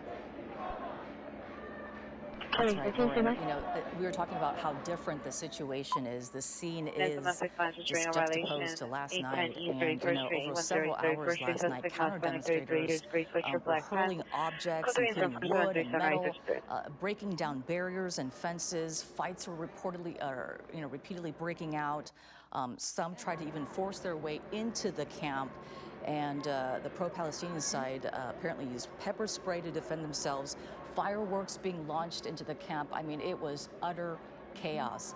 Desmond Shaw is giving us this view from SkyCal tonight. Desmond, boy, what a difference tonight, right? Yeah, absolutely. You know, we were all waiting for that big law enforcement presence last night, and we never saw it up here in SkyCal. We ran out of gas by the time the law enforcement arrived. And, you know, interestingly enough, we understand that it was CHP that moved in they were initially the ones to move in. Look at that extremely bright flashlight. We've been dealing with this all night. Now, we know that I don't remember seeing too many of those bright lights last night. We know that that was one of the things that the people inside the encampment were making requests for earlier, was circulating throughout social media, was extremely bright flashlights. So we know that they have that. Last night we saw them use pepper spray to defend themselves, so there's reason to suspect that they have that as well. They were also making requests for zip ties and gas masks in the event that gas is used against them, and there was some used against them last night from those counter demonstrators, if you can even call it that. It was kind of more like an angry mob. But, you know, these are all things that are playing into LAPD's strategy. These are all things that they have to consider. You know, last week at USC, it was just about 100 or so protesters that were out in the open. They didn't have tents yet. They didn't have fortifications like this with plywood, wood pallets and metal barriers out there the way that these protesters do. Those protesters didn't have gas masks or flashlights or any of those things. So I think that is the reason why we're seeing such a delayed reaction from the authorities on this. And I mean, I'm actually starting to suspect what Tom was hearing from people inside the encampment, that the authorities may not move on this for a very long time still. So we're just continuing to circle the university and see if there is any movement other than that kind of redeployment of officers along the skirmish lines. That is all that we've seen from as far as movements from the authorities over the last 45 minutes or so. But even still, as I zoom in here, the authorities, as many as there are, they are still, I would say, easily outnumbered. 10-1 right now. Yeah, wow. And as we know, the reinforcement is here, and they position themselves. What's the position right now for police? I know we have the encampment and then two separate groups. How are they positioned in a defense formation around the encampment and also dividing these two separate groups? 81-year-old female 6'2", wearing a hat, blue and white shirt, black jacket, and pants. On their comments, go to incident 4747.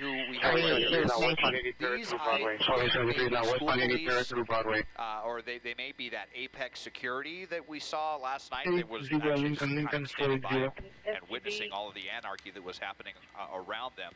But in the way of actual formal law enforcement, we really haven't seen anything there at the bottom of the Jan steps since earlier this afternoon. They've all been here on the east side between the much larger group of protesters around the encampment. And it just kind of continues to be a standoff and wait-and-see situation here. All right, Desmond. We want to go back now to our Tom Wade, who's there live on the ground. Tom, the last time we checked in with you, there were bright lights on the ground, as Desmond was just showing us, and the crowd would react to those bright lights. Is that still happening? Weapon outstanding. You know what, it has sort of calmed down in terms of the lights that are flashing. I can't tell which choppers, it's hard to tell which ones are news choppers versus LAPD choppers or sheriff's choppers, but usually the police choppers have the spotlight on them, so we don't really see that right now. Take a live look at the crowd. Just a lot of chanting going on right now. Kind of just waiting to see what happens next. Police, there was that sort of bunch of activity that we had earlier where we saw officers kind of entering and leaving the quad. We see there's now more officers than before, so that's one thing. And I believe that big bright light you're seeing probably on your screen, that is coming from the encampment. So there are people from the encampment that are flashing those lights over there. Communicate with. And also logo is across from the location. He's a man wearing a green hat, flannel shirt, and blue jeans. Then you have the barricades along the perimeter of the encampment. But essentially what's happened here is there's just a huge buffer zone here in the quad so that last night's violence does not unfold tonight. And we are just seeing that very bright spotlight over there, possibly to obscure the view from police from here. But certainly there has been such an anticipation inside. The police are very much here. There's a huge presence of them. But again, there's not as many of them. The crowd far outnumbers the police that are here. So and it's ADW suspect here now, 1700 West 6th Street. Suspect is a male Asian, armed with a glass bottle, threatening to stab customers and employees. The suspect is wearing a black jumpsuit. It's incident 475692. The 10 to 11 o'clock hospital. Please go from 676 Alvarado. Suspect last seen off with southbound Alvarado. Suspect number 1 Hispanic, black hair, brown eyes, 925, visual, black shirt, red pants, number 2 female Hispanic, brown shirt, black pants, black shoes, 25 years old. Weapon uses knife, for outstanding, 4723. 15. Also in the trespass, suspect in now exposition and the 405 freeway underpass. Suspect now 100% headlamp, all black clothing, has several tools attempting to break the lock onto the gate to gain entry onto the exposition railway property. Code transmit 4760 and 892. Under the underpasses, verify you want to keep tracking. Code 628, person 2048, Holly driving Holly.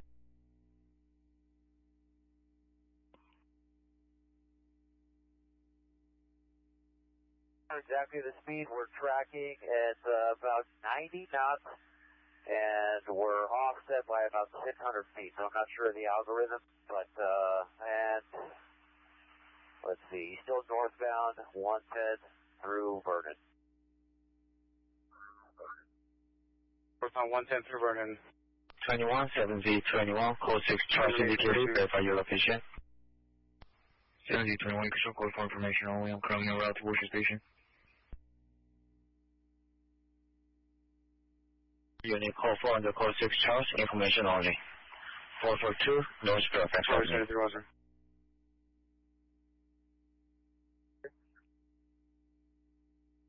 you have all units involved in the pursuit being by the gas pump at 77?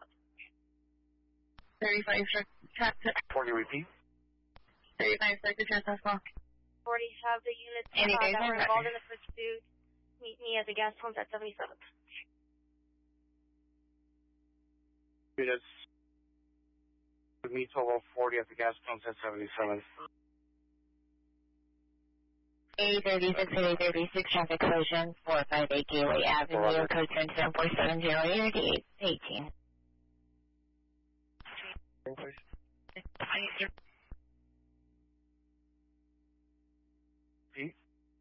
So the unit passes the Alder View 10433 Wilshire Boulevard, code 104747 819. Please notify.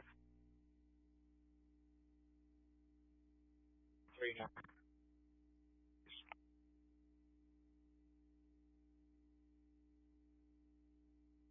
You can check those calls.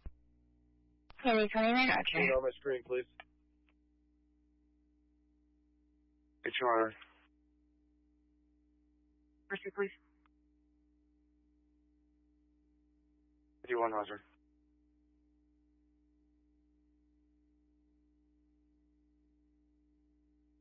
It's clear.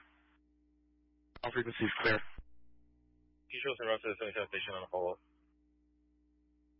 Roger. The following. Clear, Roger. It can lower your blood sugars. It can help you lose weight. It's not for diabetics and it's not for everyone. Check it with your health care provider before doing it. I'm Dr. Mike Sirigliano with your Fox Medical Team. Now it's one thing to measure an earthquake and another to predict one. A few people in San Jose knew today's quake was coming last Saturday, but only because they got a tip from man's best friend. Trespass suspect, exposition of 405 freeway, not possible attempt GTA suspect. Suspect is a man white with head lamp, gray hair, black jacket. You attempting to take a motorcycle code to incident 4760 and RD 892. Throwback videos on demand from the KTVU vault. Go exploring on Fox Local. Breaking news, we take you back to UCLA. You can see that encampment there in full swing still at this hour. Almost 11 o'clock here tonight. And on the ground there, you can see the graffiti there into the building. Right now we're looking at all the tents still in place, no movement at all. If you pull out wider there, I can tell you that there is a crowd outside there as well. This is a Fox News alert. I'm Jonathan Hunt, live in Los Angeles. You are looking screen right at a live helicopter picture of the campus of UCLA, the site of hundreds of police officers massing right now, apparently in preparation to move in and clear out the pro-Palestinian protester encampment that has now been in place on that public university campus for almost a week. Last night, of course, 24 hours ago, we saw ongoing battles between those pro-Palestinian protesters and pro-Israeli counter-protesters. That violence finally subsided after about 3 hours, and now, 24 hours on, those scenes replaced by a massing of police officers, clearly in preparation for some sort of operation. Live on the campus of UCLA is our correspondent, Bill Maluka. Bill, set the scene for us as it looks to you right now. Well, Jonathan, just off campus, about a mile away, the Sheriff's Department has about 7 or 8 of their big jail buses parked. They are clearly preparing to make arrests tonight, and by all indications from what we're being told from our sources, somebody's going to go into this camp and try to clear it out tonight. The standoff continues for now, though. We'll give you a look. This is the encampment about 10 yards away from us right now. These protesters, you can see, they're waiting for police to come in as well. Many of them have been up in the wall all evening in their helmets with their masks on, and they've been strobing law enforcement with their high-powered flashlights. They've had their own drone up in the air this evening, keeping an eye on everything, and you can see they built this wall earlier this afternoon. They believe it will help keep law enforcement out. You can see some of them waving these Palestinian flags here. But behind us, we'll give you a look at what's going on here. You still have this line of California Highway Patrol here.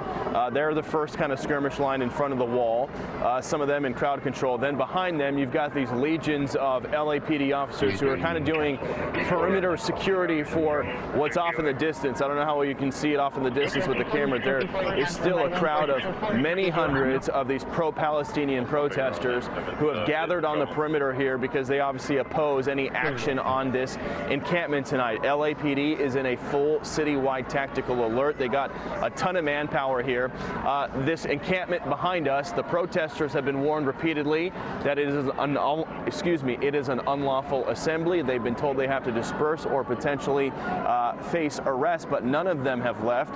They've actually been cheering that, no, we are not going to leave. And then, Tom, if we can zoom in on the scaffolding real quick, we've been watching.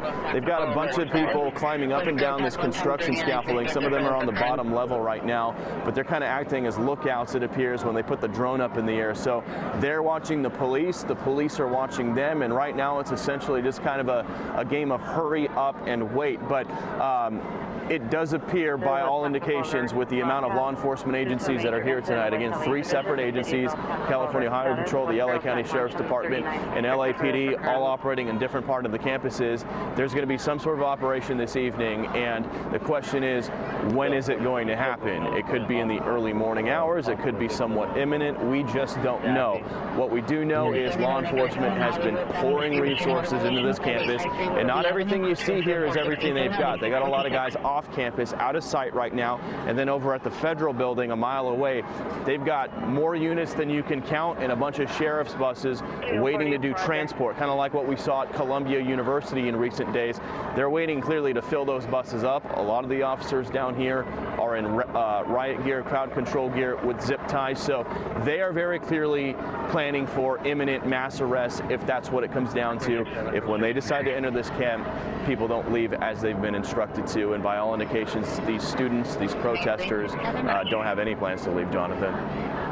Bill, you have a lot of experience of the way that LA law enforcement works and a lot of sources within LA law enforcement. I'm curious if you can try to get in the minds of the commanders here, because it seems to me the dispersal order was issued, what, 5 hours or so ago now? And in that intervening 5 hours, one of the things that has happened is that the crowds beyond the encampment, the pro-Palestinian protesters who have been called to come and back up the original encampment, seem to have grown and made it therefore more difficult for law enforcement when they eventually do make the move. So if you can you get in the heads of the commanders and tell us what you think that they might be thinking here?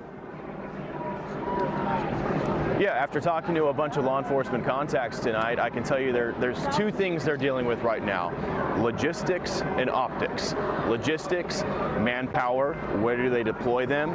How do they deploy them? How do they decide to go in? When do they decide to go in? How do they transport people out? That sort of a thing. Then, of course, is the political angle to all of this, which is the optics. You got a lot of media here. You got a lot of protesters here. You got a lot of students here. You got a lot of cops here. This is a potential powder keg.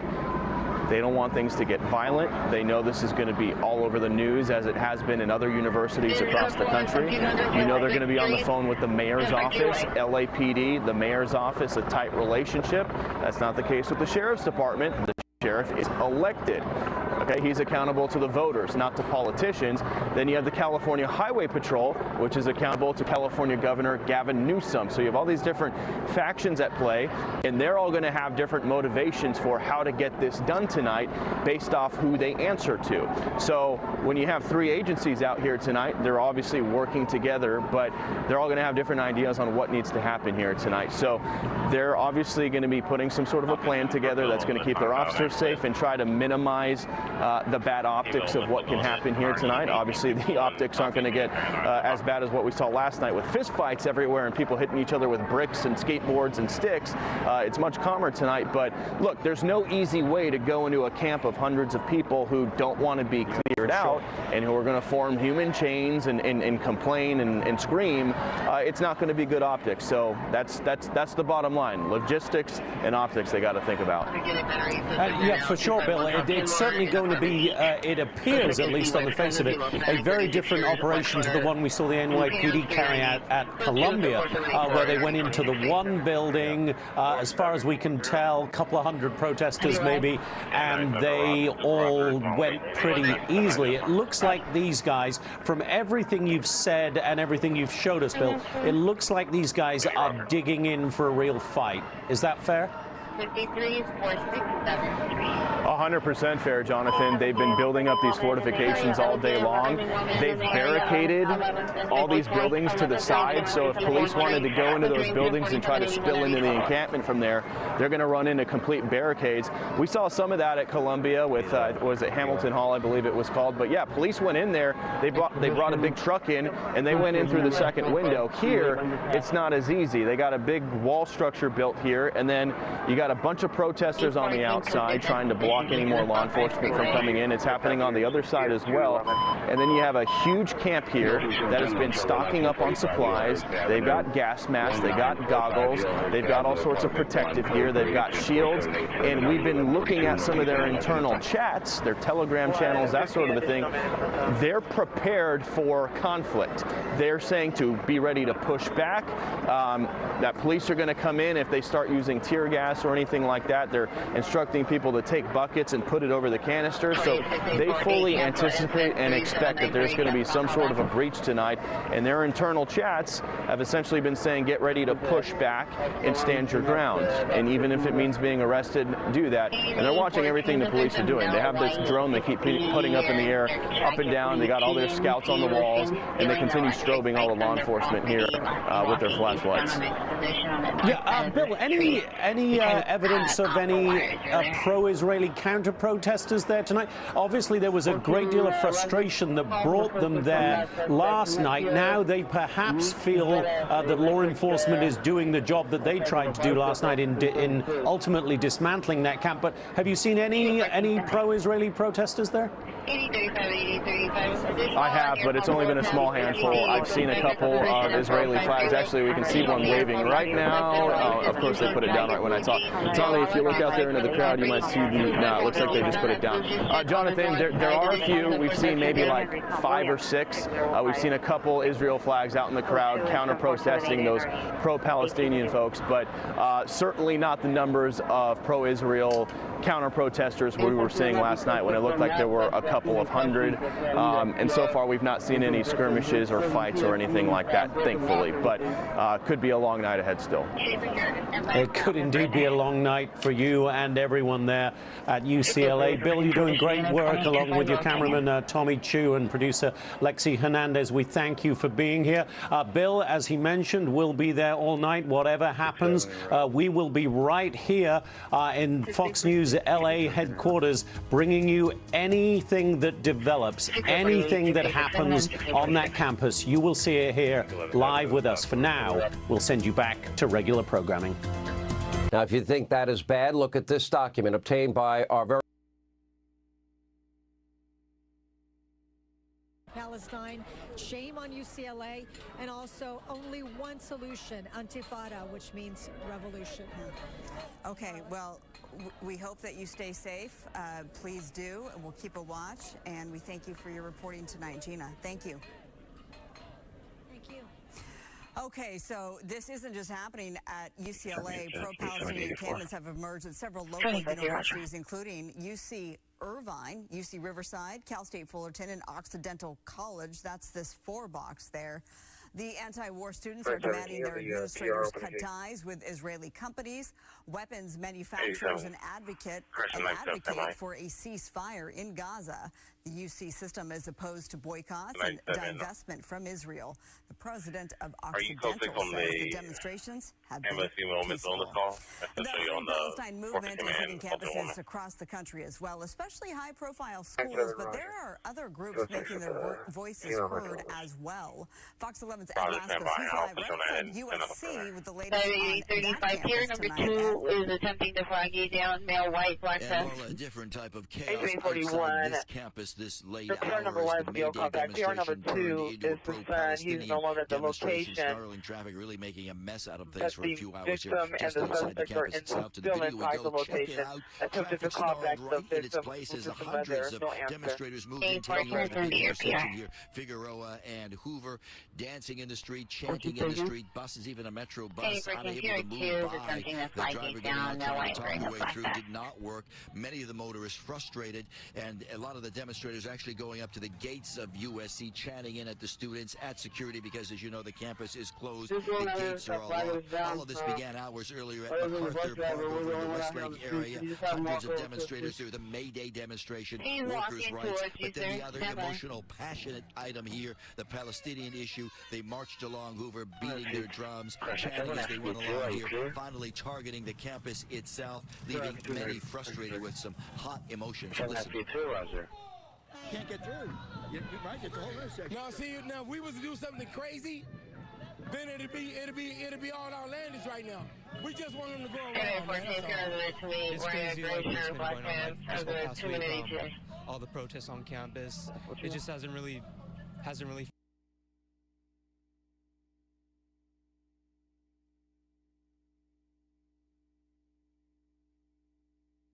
Section 48 is there, and should available to respond to 1825 Los Angeles.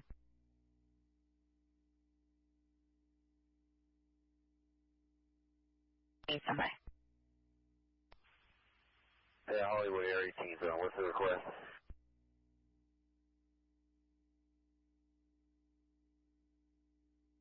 This area team 18250 Italian, possible 459. All right, what's the description? 3950 Montclair Street. Info location, suspect vehicle is a white Ford sedan, unknown model, suspect female black, 45 to 50 years, 411. Person 410 to 411, heavy bill, black clothing. Code 479798, RD384. Description yet, but the house is way up in the hills. We don't have any sight on it, but apparently there's alarms going off and lights on, and we would just like to see if the airship can get a view before we venture up the hill to check it out. Okay, I'll let you know if we see any people up there. Thank you.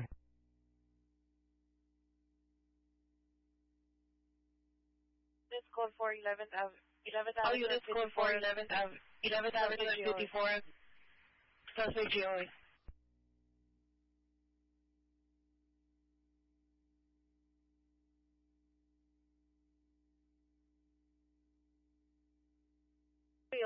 No further for the PR.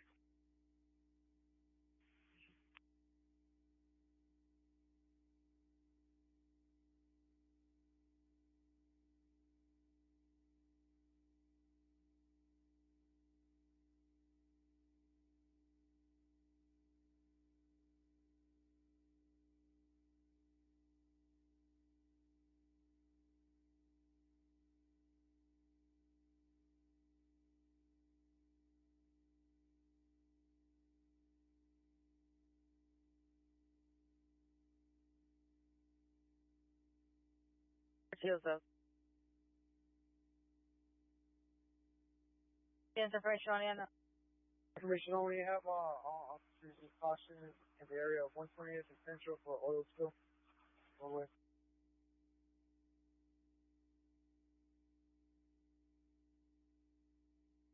Information on Anna 415 group in the area 710 West 30th Street. Unknown number of suspects playing loud music and using narcotics. Information on the incident 4800. 2835 to 40 minutes or so.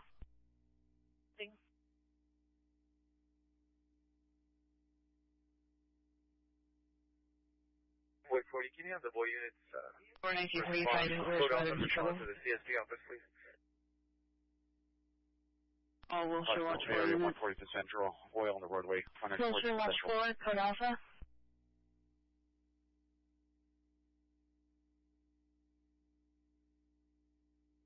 Force them out, and we'll start seeing arrests when that happens. We're keeping a watch.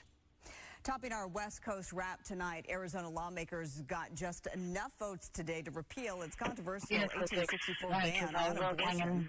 That vote was 16 to 14, with 2 Senate Republicans joining Democrats to vote for the repeal of the long-dormant law. 1837 and a family dispute in RD 1862.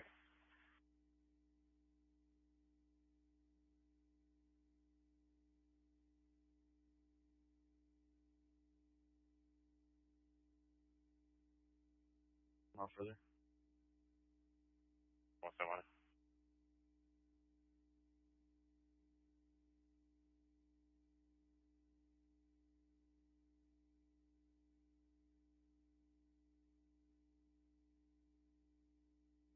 Radio check. Radio check, loud and clear. 97. Is there any local by further? Just FYI. When PR number 1 is the PO callback.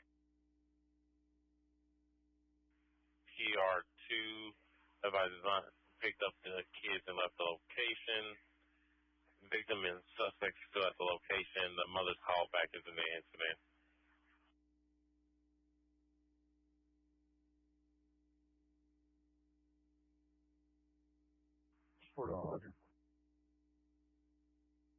Okay, 97. They still offer further standby. They're 18 overhead. They're 18 over. 1825 Rockingham.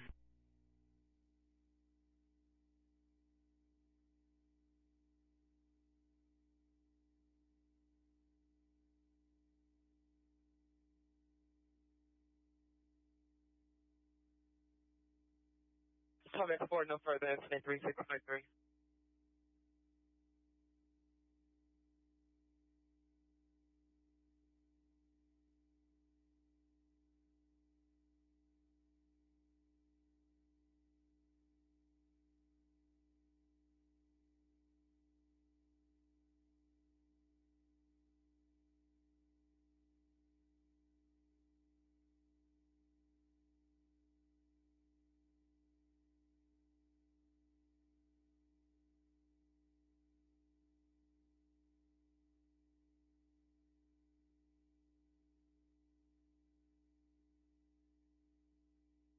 Just occurred 10008 Avalon Boulevard, 10008 Avalon Boulevard. Apartment number 1, suspect female, black, no further descriptions, armed with a gun, has fired shots in front of location. It's code 3 incident 4806 30 1820.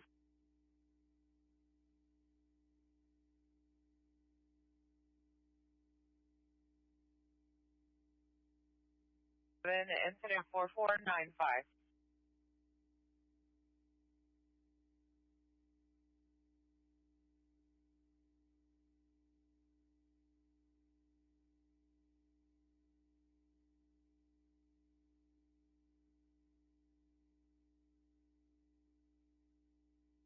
Olympic unit, 400 suspect there, 2618 San Marino Street in front of Unit 106. Subject of possible transit, male unknown, no shirt, gray pants. Open PR store, enter the unit is now laying in front of the door. It's good, 4809 2058. Any sort of code 3 shooting call identify?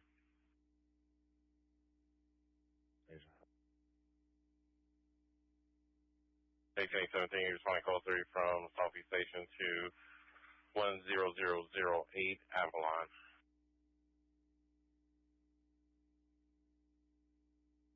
PR is possibly en route to open the gate.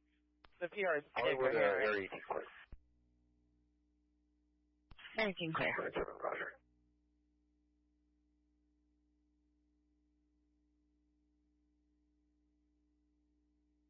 Incident related to 18A97 call.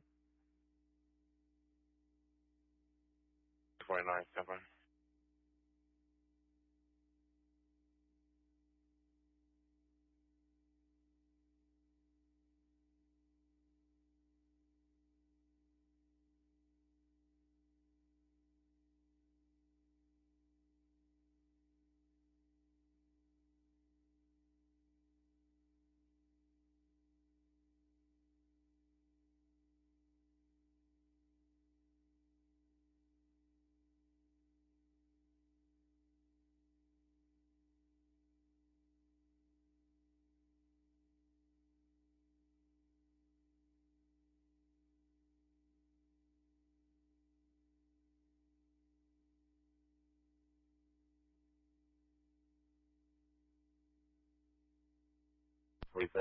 Roger, and possibly related. Looks like it's the same aggression. They're related. PR, same phone number. 49 Roger. 47 Special Industrial Unit, MD Supervisor, 4853 Washington Boulevard for a critical missing.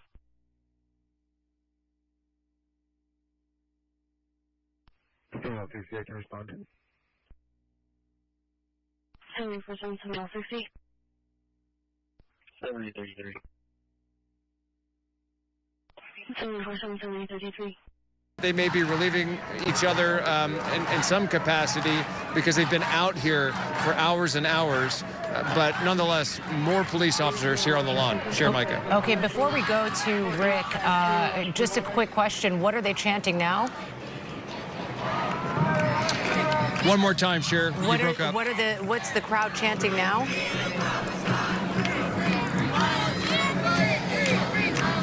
Right now, they're chanting "Free, Free Palestine." Okay. All right, I thought they were stand by. Let's get a little closer.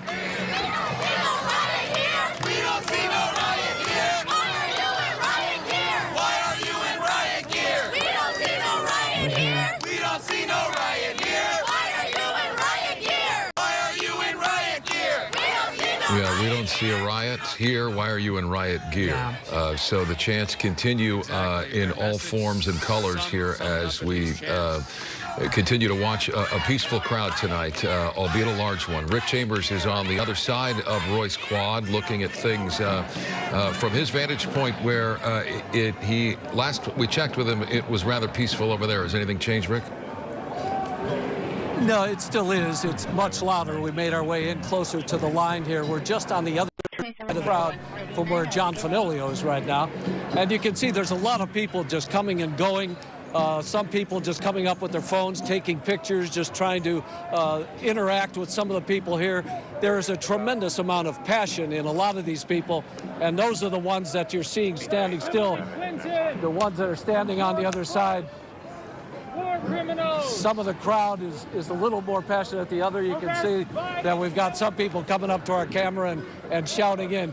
But for the most part, it's a very peaceful, easygoing group of people. And you can see the others that are just moving back and forth. A lot of chanting in the back. Even as the police came out of the building when John was talking about it, this crowd surged forward and began yelling very loudly that they didn't like what the police were doing. That's calmed down a little bit more. They're back into the chants and trying to get the crowd to talk along with them. But as we look up on the hill, Greg, to your left, you can see this group that's right outside the building. Very quiet. They're just kind of standing here watching what's going on. They've been here for several hours now. They've been doing just this. They're not getting into the chanting. They're not going along. They're basically just observing. And we also saw an attorney that's here in the crowd. He's here just monitoring what's going on both sides. He wants to be able to act as a witness if something does happen. He wants to be able to come and tell his side of the story. And so you've got quite a mixture of people on both sides. You can see the Palestinian flags waving in the back. We're looking for that one gentleman who had the Israeli flag. But now off to the right here, Greg, you can see a large group of people to your right, Greg. Pan over to the right that are starting to move down the street. We're not sure exactly where they're going, but a large chunk of the crowd that was over here along, they've now moved down the street towards that first aid station, but we don't know what's going on in the crowd back over there. So we'll monitor the situation. It's kind of an ebb and a flow, people coming and going, but again, we can't stress enough that it's still very peaceful at this point, but the police have not moved into the crowd, and we're waiting for that to happen. But it also doesn't look like, Rick, that there's any police around your area. No. No, there's no security on this side of the barrier at all. So you've just got people moving back and forth. We're hearing announcements being made over a megaphone. We don't know who's making those. But on this side of the barrier, it's just a free flow of people coming and going, both pro-Palestinian, pro-Israeli. They seem to be mixing well at this point. There's been no problem. And then a lot of people are just standing off to the side and watching and waiting like everybody else in the crowd. Some are coming and going, but others just seem to be moving back and forth, just waiting for something to happen. All right, Rick, thank you. As we look from Sky 5 again with Gil Labus, a large group of people there seem to be gathering and moving in a particular direction. I don't know if that's the same crowd that was behind Rick. What do you have, Gil? I believe it is, Mike and Cher. That's the group that was protesting on the east side. We saw a group break away to this area here, not too far from the gates there, the fences there, and they kind of encircled a couple of people here. It's hard to see. It's very dark down there, but a lot of people moved over here with their cameras and flashlights. They surrounded some people there, and it looks like now it's just starting to break up a little bit. At first, I thought they were starting to disperse, but actually this group moved over into this area. Let me come in with a doubler. It's going to look a little grainy, but you're going to see the group here. That's the group that initially broke away, and it looks like there might be some counter-protesters in there. That might be what's going on in this group that has broken away from that group that was protesting on the east side. All right. Well, hopefully things remain peaceful with the counter-protesters and the other demonstrators there in that small group. I mean, even with small groups, we know that it can be contentious and that could swell to the rest of the crowd, and we don't want that to happen. Again, heavy police presence here on the UCLA campus at this hour. We have 4 different agencies at least on campus, plus private security with a skirmish line there with the LAPD, there with the tan uniform, the CHP. They are calling the shots here on when they're going to go in and start dismantling the encampment, which has been deemed unlawful by UCLA as of yesterday. They've been very patient with this. The encampment and the people who are there, about 1,000 people that are there, have refused to leave and have already fortified that area with plywood and with doing their best to stay there and not move. And defied orders to disperse. And that has caused a lot of people to come and support them. They have come in droves. About 1,000 people on either side of the encampment have come on to the campus, if not more than 1,000. And we have now not only CHP, LAPD, but also the Sheriff's Department, private security, and campus police all ready. But so far, it has been a peaceful demonstration tonight. And the question of when law enforcement will begin to enforce that dispersal order. It was issued in the 6 o'clock hour early this evening, and law enforcement since that time has been in the position essentially that you see them in now, and the guessing game continues as to when they will move. The sense being among a large number of people that I've spoken to that they'll wait till the early morning hours to do this and allow for as many people to leave as will do so on their own and move in the early morning hours and essentially in the middle of the night and begin to remove those that are in the encampment. Again, it's a dispersal order. It's unlawful assembly, and you are essentially ordered to leave by law enforcement or face the possibility of arrest. And so we know the terms here.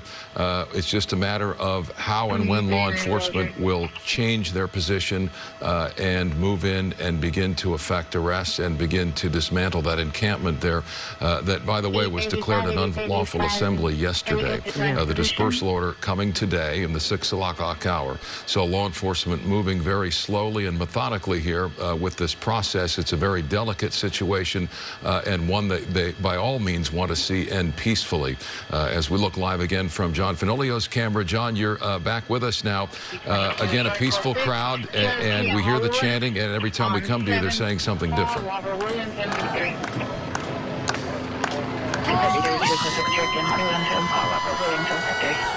Sure, Mike, and the crowd has just gotten upset. They are booing right now because if we spin the camera to the right, if we spin the camera to the right, several CHP officers just walked out of the hall. Now the crowd is chanting, "Shame on you."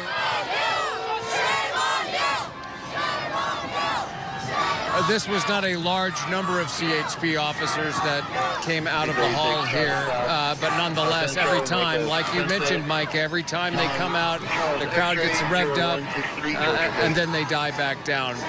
And when they aren't getting hot and bothered by the presence of more law enforcement, we can tell you that so many of their messages are summed up in their chants and hand-painted signs. We've been hearing them say things like we did a few moments ago, where we don't see you in riot gear, why are you in riot gear? They are being peaceful, and they do not like the sight of this very forceful police presence. But nonetheless, there is an unlawful assembly on campus that is now impeding not only campus business, but student life. And that is why the university called in the police to help. And this, of course, follows the unrest that happened here last night. Violent confrontations between both sides, those inside the encampment and those on the outside who want them gone. We can tell you, though, again, it bears repeating that this has been a very peaceful demonstration all night long, despite a very large police presence. We know that the demonstrators here want the university to diverge from all things Israel. They also want a ceasefire in Israel. But, of course, Jewish students on campus say that they feel very threatened by some of the messages, not only coming out of the encampment, but by the throngs of people you see assembled here tonight. They say that it's a threat to their very existence, some of the things that these demonstrators want. So very diverging opinions, very diverging views, and a seemingly intractable conflict that has now spread beyond the Middle East and is all across the U.S. on college campuses, just like we're seeing here tonight at UCLA. But again, a very peaceful demonstration tonight as hundreds and hundreds of these demonstrators continue to campus right outside the encampment at UCLA. Micah, back to you.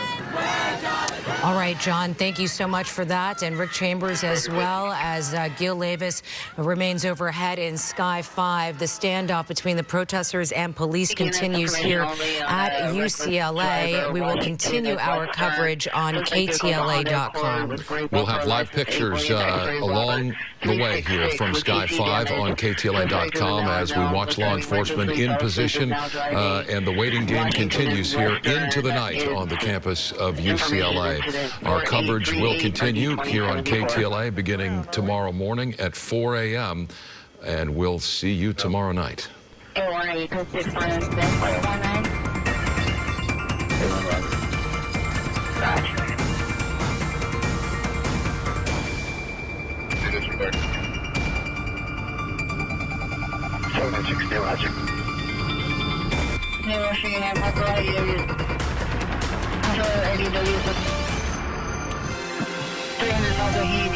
The Four Seasons is a vehicle with black Suburban and a license plate of around Middle Eastern, 20 years, black zip-up jacket, black pants, black shoes, has his hand inside his jacket, monitor for additional code 2 and 104839 area 721.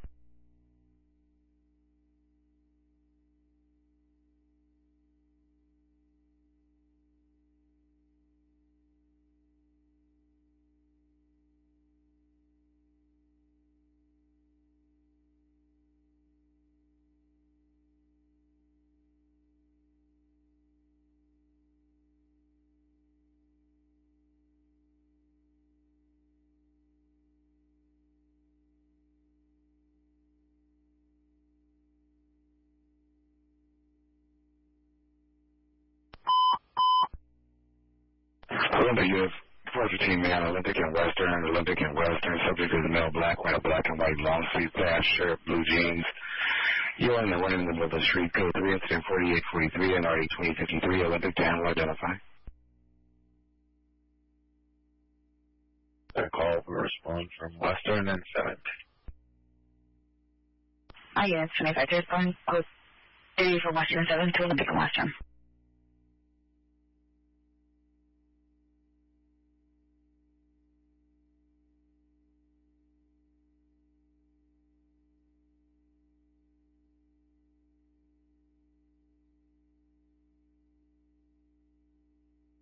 Any Pacific Unit, juvenile offense on this 2912 South Dakota Boulevard. I have the subject female white engineer, black shirt, jeans with the backpack, suffers from ADHD, depression, anxiety. Is code to incident 4894 Johnson.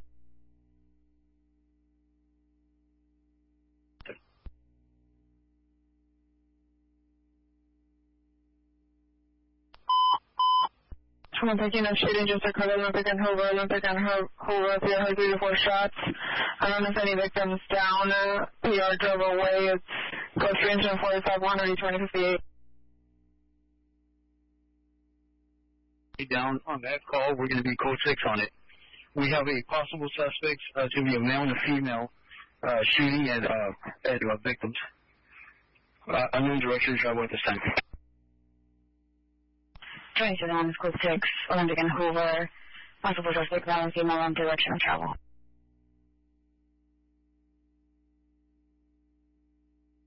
Sorry, was in apartment number? Possible correction on the shooting that just occurred, Olympic and Hoover. 5 code 6, Olympic and Western. No Friday.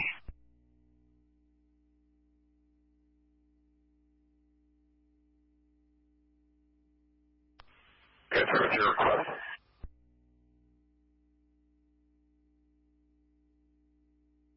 Area for a shooting that just occurred, Olympic and Hoover.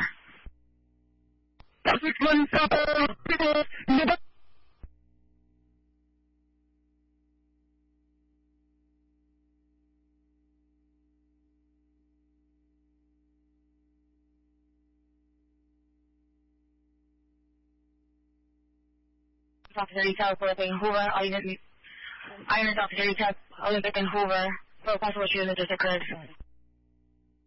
45 from the station. Traffic running southbound with the room. Traffic running southbound.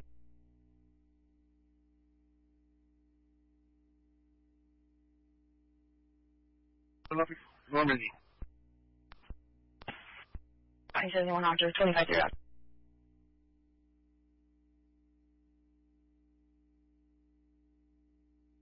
71, what's your location?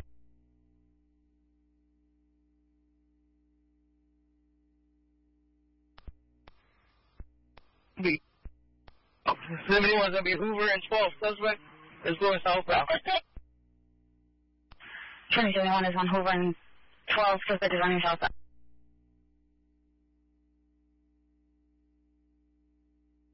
This demonstration on the campus of UCLA. And welcome to KCAL News. We continue with our breaking news. We want to go right back up to right back up to Desmond. Desmond, we were talking about the outside agitators today. We know there's more protesters here on campus.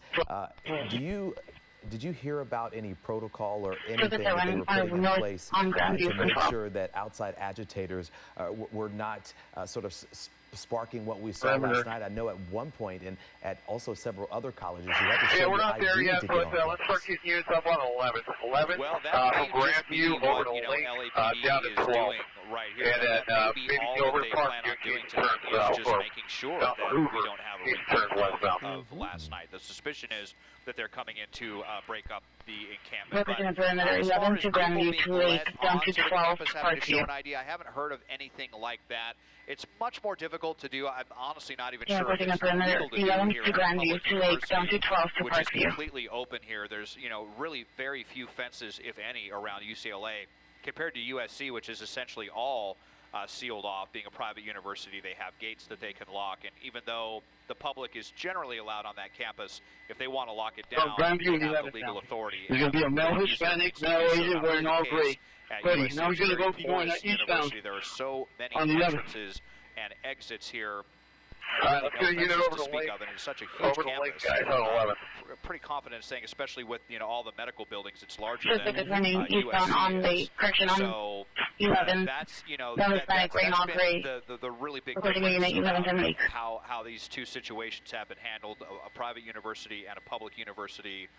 That being the biggest difference. Now, there was also I saw a lot circulating on social media that the people in the encampment are all wearing wristbands to identify that they are allowed to be in the encampment. Not quite sure how that works, who's managing that, if UCLA is managing that, or if that's something that a couple of people that are, kind of in charge of this encampment, if they're the ones who are managing that. But that's kind of another curious detail, is that there have been some safeguards, whether official or unofficial, for people to get into and out of the campus so that they can go get supplies and Colorado, use south the of restroom 11th Street, big contact. A lot of moving parts to this, for sure. I'm sure you're going to be advised. We have a second suspect who's going to be on Hoover with a black baseball cap, black shorts, and a green tank top. I noticed earlier in the evening I saw them trying to Hoover and what, guys? draw a line between officers and the protesters that were trying Hey, black to and white, keep coming south on Hoover. There's another suspect down here, black baseball cap. I don't have him yet. We're going to go back to our Tom Waite, who is on the ground. There, Tom, have things changed? He's making contact on South Avenue, west of Alvarado, south on 11, second suspect on Hoover wearing a black baseball cap, black shorts, gray tank top. Big sort of has changed here. Is we got officers in contact with second suspect. And feedback south of 11th on Hoover. Control room could fix that. Just got a taco. But behind me, what you can see is that there are there are fewer people here now, and it's the crowd has thinned out quite a bit. There's a lot fewer people in contact with the suspect south of 11th on Hoover, 2040 watches.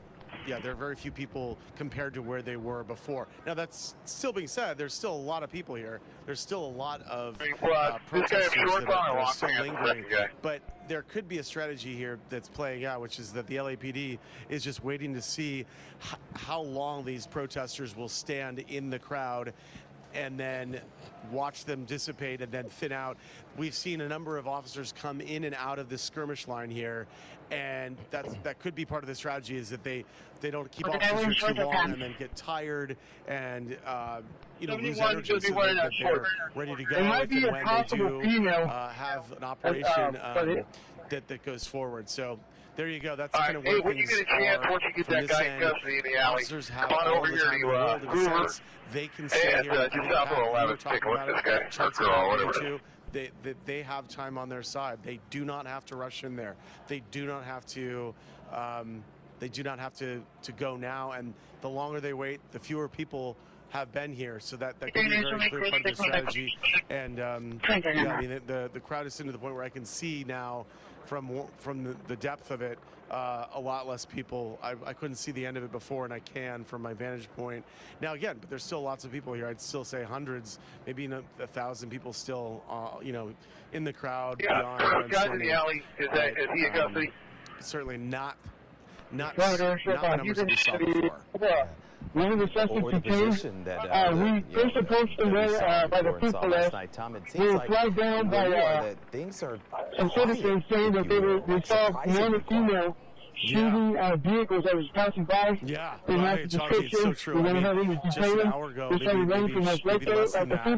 there were loud chants. The only time we really see the crowd kind of wake up over here, take a look at this other when we see officers coming in and out of the building to the south of the quad. We haven't seen that in maybe about 40 minutes or so. I think they may be doing it every hour, switching people out. The officers here in the quad. We have the female custody on Hoover south of 11. Basically, what's happening here is that fence line that you're looking at where the protesters are, that fence line was not there last night. Where all the officers are in the quad, that is going to be the second suspect there. You show a unit, no one can get into the second suspect that was with this.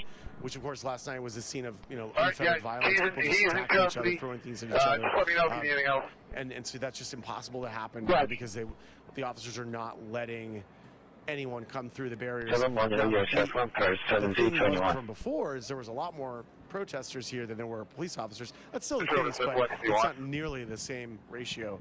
The crowd, as I mentioned, as I reported it, it's definitely thinned out, and it's just a lot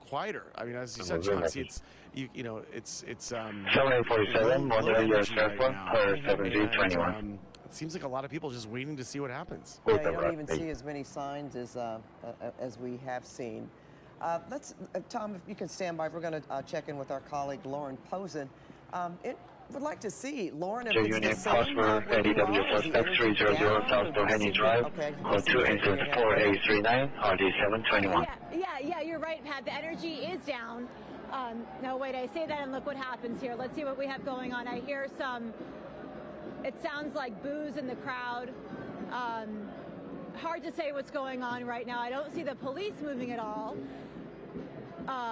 But unit confirmed her only in the area of 1614 Benedict Canyon Drive. Pierre heard one gunshot, code 2074865, and RD 808.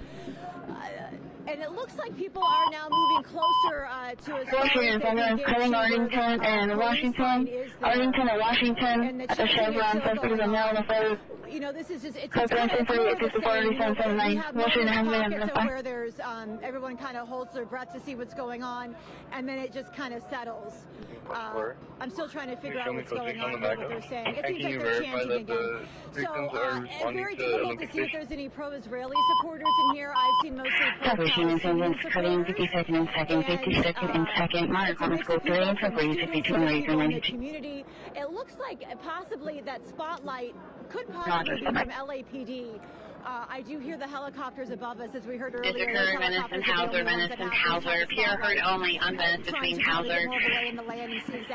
Between Thurman and Hauser, 6 gunshots on vehicle. The bus seen driving eastbound on Venice towards Hauser. It's code 3 incident 4866 and RD782. There's still a lot of people here.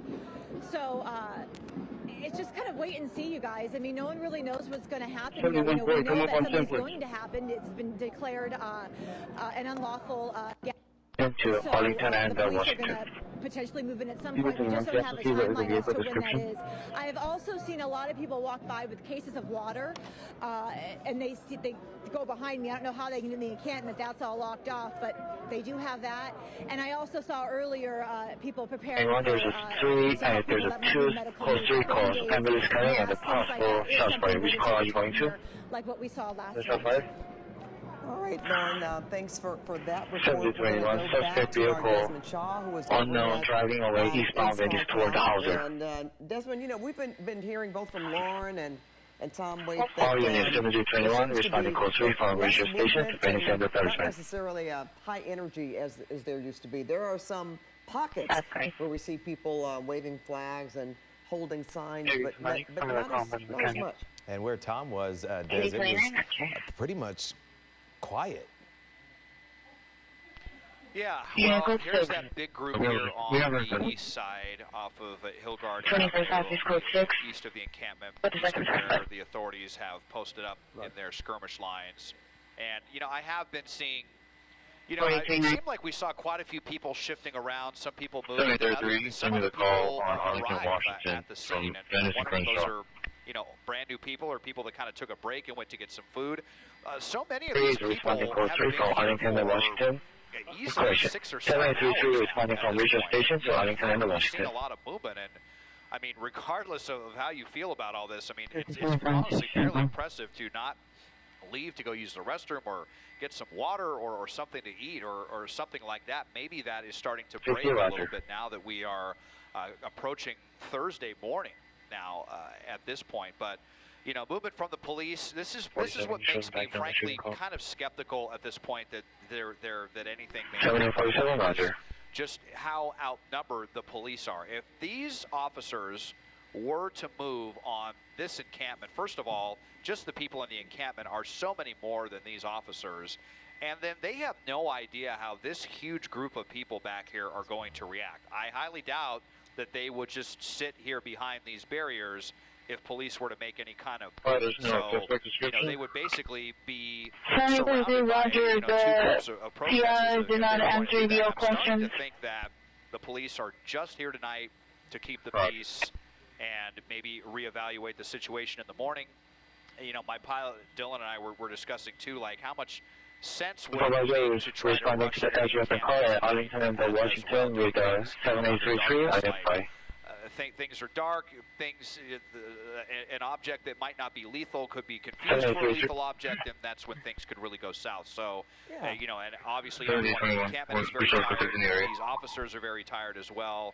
So, despite all of the rumors that we've been seeing on social media, people being very confident that they were going to move in, and we know that Tom was talking about how he heard the rumors circulating inside the encampment about police coming to dismantle this.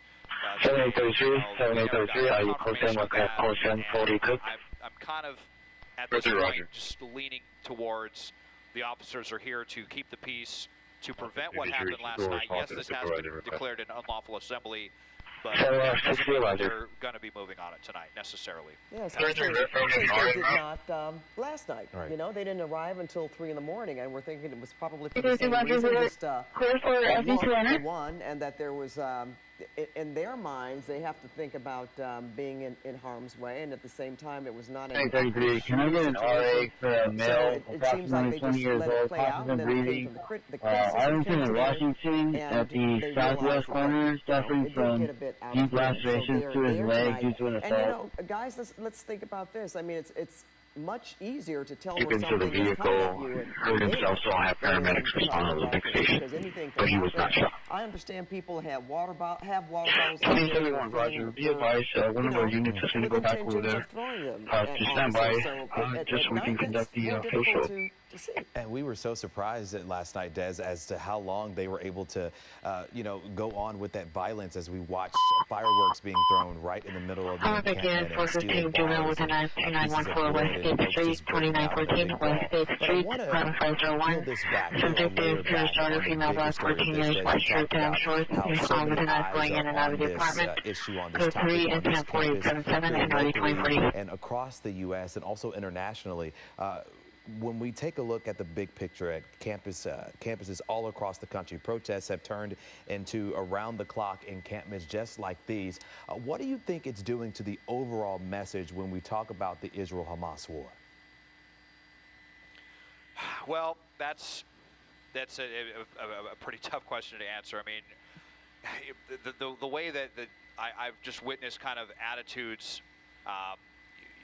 change towards law enforcement, certainly in different areas over the last couple of years, and the way certain people have been more emboldened to do, you know, nefarious activities or get out there and start an encampment like this, and almost kind of, you know, daring the police to come in. Obviously, you know, I think the people that are down there right now would probably tell you that, you know, from their point of view, that the police were out of control, they're fed up, and that is why we had the massive protests after George Floyd's murder, and that's why, you know, they're taking over this, why they've set up this encampment. You know, in addition, because we know that it's not just Hamas that they're, or rather the whole Hamas-Israel conflict that they're protesting, but we know that they're talking about that they want to abolish policing altogether, which is, you know, kind of ironic when they were also complaining that the authorities didn't respond last night to protect them. So, you know, there's just a lot of different things that are swirling around with social justice views, with law and order views, and opinions here in Los Angeles, I can tell you, are completely different from opinions in Orange County and in the Inland Empire, and the way that those authorities respond to situations are completely different now than the way that they are responded to in Los Angeles. So I'm sorry if that was kind of a weird answer, but it is, you know, it's just such a complicated thing. The intersection of protesting and law enforcement, and, you know, what is too far by the protesters and what is too far by law enforcement, it's just all so kind of up to interpretation, and kind of, you know, almost, yeah. But you did a good job there, Desmond. I mean, considering certainly you work with, no, seriously, you know, you're a citizen here. We have seen law enforcement over the years and how they respond. We have seen how they have been criticized. I would venture to say after this is over, or just in the coming days, we will hear more criticism. I've even heard some today. Sure, you know, 459 there now, 164 South Sycamore Avenue through 4. Houses north of location 10 mile unknown, complexion, gray hooded sweatshirt, black pants, black backpack, code 248, 85, 97, 27. Presidents calling them warmongers. And if I'm not mistaken, someone brought up yesterday, tell the truth. You didn't do this during the George Floyd protest. So there's going to be even a comparison as to how people protest and what they protest about, and to compare that. I will say this, in terms of Los Angeles, we have certainly had our share of the spotlight on us as it Olympic unit 409, suspect here now 905, South Vermont. Code 24886, RD 2046. That Mayor Bass, she flew back. She cut her trip short in Washington, D.C. to come back to Los Angeles after witnessing what she saw last night and after hearing the criticism. So, you know, it does make a difference whether we're talking about the Israel-Hamas war or not, and I think that was part of what you were trying to ask, Chauncey. But just as citizens here in Los Angeles, all of this takes on such a whole different environment. And then on top of that, and Tom Waite, we can bring him in for some of this because he is there. We've tried to get some the students there to talk about why they're there, but they don't want to talk to media. Right, Tom? So that also takes the message of what they're trying to get across. I guess they're depending on social media.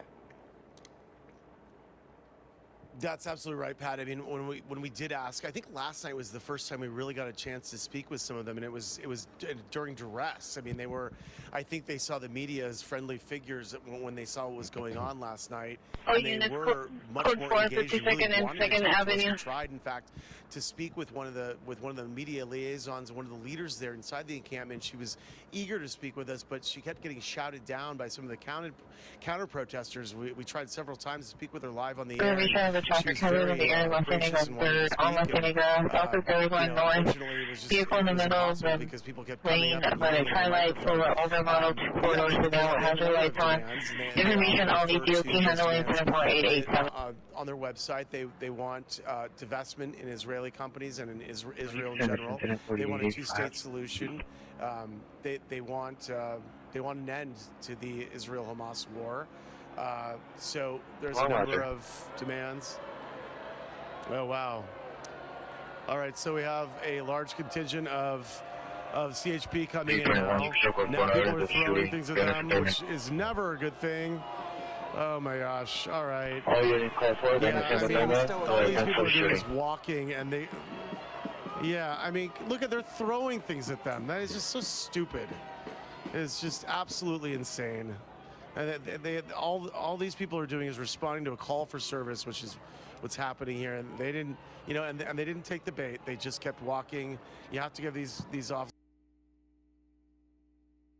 As news breaks, Fox News is reporting live. Mr. Trump was found in contempt of court. Some of these people are very, very brazen. This is going to continue here for we don't know how many more days. Israel has put its latest proposal on the table. Only on Fox News Channel. Our friend Senator John Kennedy grilled a far-left professor at a hearing today. Classic Kennedy. The location for the victims are... I'd like to submit all of the good doctors' objective tweets and scientific analysis for the record. These are not my tweets. These are retweets. Isn't them causing contradiction? You often retweet stuff you don't support? Is that what you're telling me, Doc? I did not say that I don't support this. I simply did not tweet it, which, as you were alleging. But you retweeted I'd like to make very clear that this form of character assassination is characteristic of the propropaganda techniques of fossil fuel. You retweeted Senator Merkley. Didn't you? Thank you. Are you going to call me a sick? I wish I could have played it. That's all the time we have left. Please set your DVR and let not your heart be troubled. Greg Gutfeld will put a smile on your face. Have a great night. This is a Fox News alert. I'm Jonathan Hunt, live in Los Angeles as the clock strikes midnight here and campus chaos continues. You are looking screen right at a live shot of the campus of UCLA, where hundreds of police clad in riot gear have been massed for several hours now, apparently waiting for the final order to go in and dismantle the encampment set up almost a week ago by pro-Palestinian protesters, but as yet they have not made the move. On the campus itself is our correspondent Bill Malugin. He has been there for hours now, Bill, and as we watch and wait, Bill, I wonder if you have noticed any change in the posture over the last couple of hours, or are we simply where we have been with the skirmish lines and no movement? Hey, Jonathan, good evening to you. I can tell you it's gotten eerily quiet. All the protesters behind us, hundreds of them, have stopped all their chants. They had been chanting for hours, "Free Palestine, Free Palestine." Now it's kind of quiet and eerie. You got the sense that it could potentially be the calm before the storm if police do end up moving in tonight. We'll step out and give you a little look here. This is the LAPD skirmish line. They're still in riot gear, still hundreds of LAPD officers here, but this is that group we've been showing you all night. They've been chanting that LAPD is KKK, Intifada Revolution, but you can hear now they're quiet. They're not chanting anything. Some of them are sitting down. We don't know if they're starting to tire out or not, but we are still hearing that law enforcement is going to go into this camp at some point tonight and attempt to clear it out. We are seeing more and more California Highway Patrol showing up in riot gear. They've got a separate skirmish line set up near the encampment, which is behind us, but the outside protesters, the several hundred that have shown up here to show support for the camp, they have definitely calmed down. Only thing we saw was maybe 5-7 minutes ago, a group of CHP walked by and some of them threw water bottles at those CHP officers. Now you hear them booing somebody on the other side of the gate. Every time a law enforcement officer walks out of a building, or I can't really tell over there, Tommy, who that group is following over there. Essentially, every time new law enforcement shows up, the crowd boos them. But it's just really quiet right now compared to what it's been like earlier in the evening. There's not any less police. Police are still beefing up all their resources here. They're still surrounding this entire campus, and by what we're hearing from our sources, the plan is still to go in tonight. But it appears maybe these outside protesters are starting to either tire out a little bit or quiet down a little bit. Again, it is midnight, so we're just kind of in a holding pattern here, Jonathan, waiting to see what happens. Yeah, any sense, Bill, that perhaps that is one of the things that the police officers might be waiting for that huge crowd that had gathered to support the original protesters in the encampment might simply just tire out and begin to drift away as we hit midnight, 1 a.m., 2 a.m. The possibility that the police officers could just be waiting for them to go because it's one less thing to worry about if they're not there? It certainly makes sense from their standpoint that they want to go in if there's a smaller crowd out there, and it definitely is smaller. We've seen some of them walk away. The crowd has thinned out somewhat, so law enforcement definitely would prefer that there aren't as many people out there. But look, they're going to pick and choose when they want to go in at whatever time they want to. We're not seeing any imminent signs that are about to burst in there right this second, but there's also different patches of law enforcement all around the UCLA campus. There's a bunch of sheriff's deputies on the other side where we can't see a couple footballs away from us right now. But look, if they're waiting this long into the night, into the early morning hours, I think you're right. You're probably getting the sense that maybe they're waiting for the encampment and maybe some of these outside protesters to settle down, calm down, and hope that some of them leave the area potentially. And Bill, I wonder if Tommy is able to swing to your right a little to show us the encampment. And I'm no military or law enforcement tactician, but as you look at the encampment there, I believe that you've got Royce Hall to the right, the Powell Library to the left. Is there, and that is heavily barricaded by the protesters there directly in front. Is there the possibility that the officers could come through Royce Hall and/or Powell Library, not have to deal with those plywood boards and that barricade at all, and simply come through the buildings and emerge essentially in the middle of the encampment and round everybody up? Is that a tactical possibility? Jonathan, we were thinking it was, but it doesn't look like it at this point. They have completely barricaded the doors to both of those buildings. So let's say the officers were in those buildings.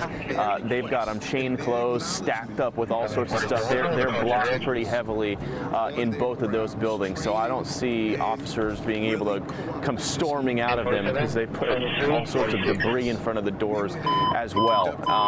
But take a look at the skirmish lines right here. You've got CHP in the front, LAPD behind them. Again, multiple agencies responding out here. And then you have this encampment, which the school has essentially taken a hands-off approach on for over a week as this thing festered and developed more and more and more. And then we saw the climax last night when the tensions boiled over and there was fighting for 2 hours, a lot of violence. So you get the sense that law enforcement and the school probably want this encampment finally cleared out at some point before somebody gets hurt again, like what we saw last night. So again, just kind of in a holding pattern right now, Jonathan, and it is strange to not hear the chanting anymore because we have been hearing it nonstop, literally every second for the better part of 5 or 6 hours. And for them to quiet down, it certainly suggests they may be petering out a little bit. Yeah, interesting. Great to have you there as our eyes and ears as we gameplay all of these scenarios. Ultimately, the only people who know are the commanders there on scene, exactly what they're going to do. Bill, great reporting as always. Thank you so much. We will be back to Bill as any news breaks. If it breaks, we will break in. For the moment, though, we'll send you back to Delta. Of TikToks describing pronouns and their body piercings. Now, we could clear out most of them. Took place last night. National independent journalists acknowledged what the police department did yesterday, and they were on the ground to see it. And I want to be clear that we will continue to. I think show me the shooting call. 68609.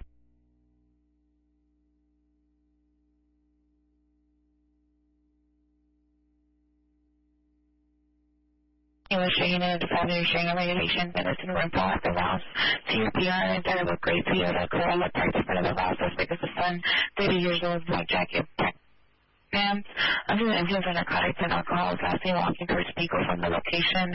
While the conversation will go through 27 or 765. 95 on the route. 8095, cancel 22.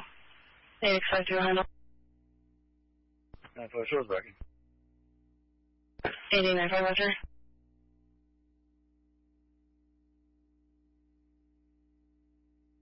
Are you clear? 48 negative. Roger.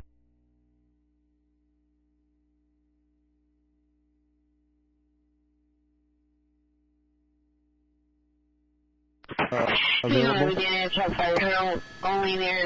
just heard a car going. We're just watching the crowd from the outside here. Right, so any changes from your position in terms of the energy or the scale of the crowd? Roger. Yeah, well, we have what appeared to be a fight starting right here. It's some members of the crowd breaking it up. Yeah, we've seen, little confrontations like that between people. Slowly, people are starting to leave. Chris had mentioned it, the temperature, it's pretty chilly down here. Lots of folks are bundled up, but I think that temperature is going to start to have play a factor in this. I think at some point they're going to start to get tired and leave and cold, and they will start to head out. But it hasn't been a mass exodus yet, but slowly we're starting to see people trickling out, just a handful at a time.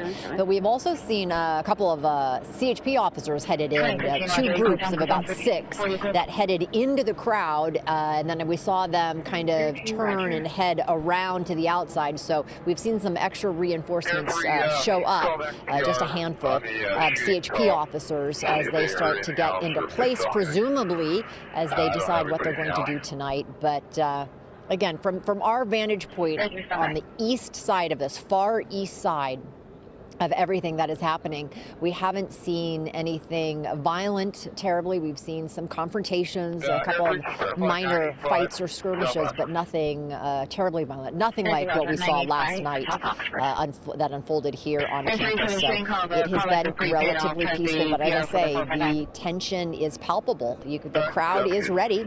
They know that or expect something will be started soon, and they certainly are ready for it, and I do believe anticipating something to come tonight. We, of course, will have to wait and see if that actually is the case. And it's worth pointing out, this was declared an unlawful assembly at about 6:15 tonight, or now last night, 6:15 p.m. on Wednesday. And since then, of course, everybody who's still involved in that encampment is subject to arrest. That's the point of the declaration. That gives police the legal authority to go in and make arrests, clear the scene. Declaring it unlawful means it falls outside of First Amendment protections of free speech, and it is evolved into something that is not protected constitutionally because of the has the determination that it is causing damage or injury or danger to other people, and that makes it unlawful. So that was declared officially at 6:15 p.m. The LAPD went on a citywide tactical alert sometime after that, and that, of course, means that no officers, once their shift is over, they're staying on. They have to stay on. They need the numbers. They need the number of people to both handle this situation and police the city of Los Angeles. So nobody's going home, and other officers may be brought in. And so that's kind of the situation here. It's a major operation that is taking place here involving multiple agencies, official declaration of an unlawful assembly, and a determination at some point about what will happen. We will all kind of find this all out together. Chris Christie, as you see these skirmish lines here, in the front 2 lines are CHP. And just doubled, Mark. Both lines. Well, the LAPD line has doubled in size, and the CHP line from one line 10 minutes ago is now a double line. Is this an indication? It seems like they are casual. It doesn't all happen at once. When you're mobilizing this kind of a force, it's happening, it seems like, in stages. It seems like we're getting closer to something here just by watching the casual growth of these skirmish lines here on the east side of the quad. Again, 2 full skirmish lines of California Highway Patrolmen and the LAPD lines have doubled, if not tripled, in force.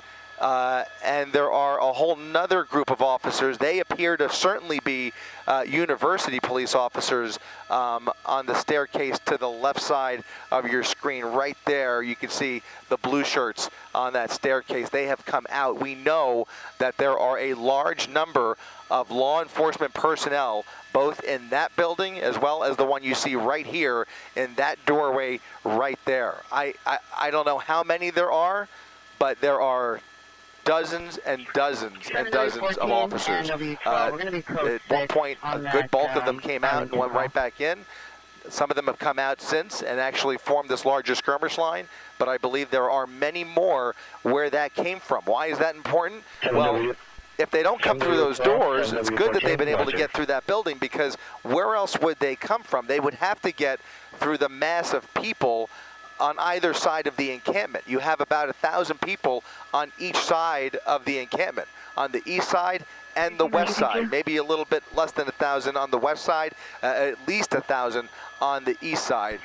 But it's a sizable crowd that would be difficult for, you know, a large group of officers to penetrate. And so it seems like they've made entry into these other auxiliary buildings here to basically make their way ultimately into the quad. They have also used some of these buildings as a lookout spot. People have pointed out that there are sharpshooters in place. There are sharpshooters. Are they here to shoot anybody? No. I mean, they're looking for threats, but probably more than anything else, they are observing with their scopes and assisting in the recon for the watch commanders on the ground as this moves forward through the night.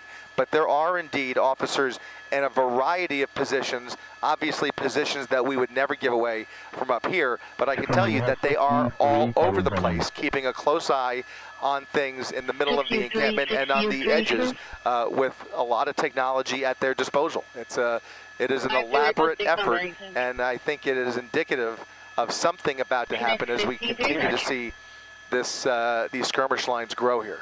And as the LAPD and other agencies prepare the whatever tactics they're going to use, one would assume they are keeping in mind the symbolism of the tactics that they employ. They have all sorts of things that are at their disposal. You mentioned a Bearcat that is available here. And certainly they've got dogs, they've got less than lethal rounds, they've got officers on horseback. They have all sorts of things within their kind of arsenal, if you will, that they could employ here. But you have to keep in mind, A, these are students, most of them, and B, they are, at the moment, not being violent, not being threatening in any fashion. And you don't want the effort to remove this encampment to be so jarringly disruptive and, for lack of a better term, violent, that it becomes a situation here where people get hurt or injured unnecessarily, and then the whole response has to be examined and really looked at in terms of whether or not it was appropriate. So it's going to be, we'll have to see whether it is a measured response. Remember, we have an interim chief. We don't have a permanent chief. It's Chief Choi. He was appointed just recently by Mayor Bass, and we are still awaiting word on who the permanent chief of the LA Police Department will be. This interim chief has quite a job to determine how his officers will respond to this and in what way and what tactics to employ, keeping in mind that these are college students for the most part and that they're not being violent. You have to use a proportionate amount of force to disperse this. If at all possible, no force at all.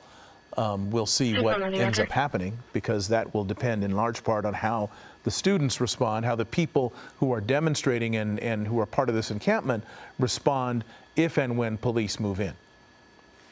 It's such a great point, Mark. It's the optics that are almost like, it's almost like the optics here are the elephant in the room. It is the priority for everybody here to make this look as, you know, as tame as possible and as under control as possible and as methodical as possible without overusing the force or, sending the wrong message when this goes worldwide tomorrow, which it certainly will. This is a major international story here, or a domestic story at least, that is going to be seen all over the world. I know there were TV stations in Israel last night that were streaming our coverage last night during the protest. It is that big of a deal, and it is probably the optics and the fear of certain optics which have actually brought us to this point in the first place. Nobody wants it to, everybody wants to allow this group of students, and obviously it's more than just students here, we know that, but everybody wants to allow for everybody to exercise their First Amendment right. It's such a crucial part of our democracy, and nowhere less than on a college campus. But when things graduate to violence, and a gathering like this becomes an unlawful assembly, it's not a joke, and it needs to be dealt with. And you cannot just let anarchy take hold like we started to see last night, or has been the case at Columbia University just last night. It's a situation. It's a balancing act. It's a very delicate balancing act that law enforcement and politicians have to deal with. These administrators have to deal with it, and it's a delicate balancing act. And so whatever transpires here, I suspect, to your point, will be a layered approach using the minimal amount of force possible, unless they are forced to bring in additional resources. But they have the resources at the ready. It's nearby. It's at their disposal. They have tons of technology, tons of tools that they could use to take this, to disperse this crowd and to eliminate the encampment. They have the available resources to do it. Will the group participate and cooperate and go peacefully? Will they start to recede and go home? Will the crowds thin out as the night goes on? And maybe that's when they take the opportunity to start, giving people the opportunity to leave on their own accord. And to what extent will they face resistance? These are all open-ended questions, but the optics are what are driving a lot of the decisions. Paramount is the safety of the officers, as well as the safety of the protesters themselves. But the optics are the elephant in the room that are on everybody's mind.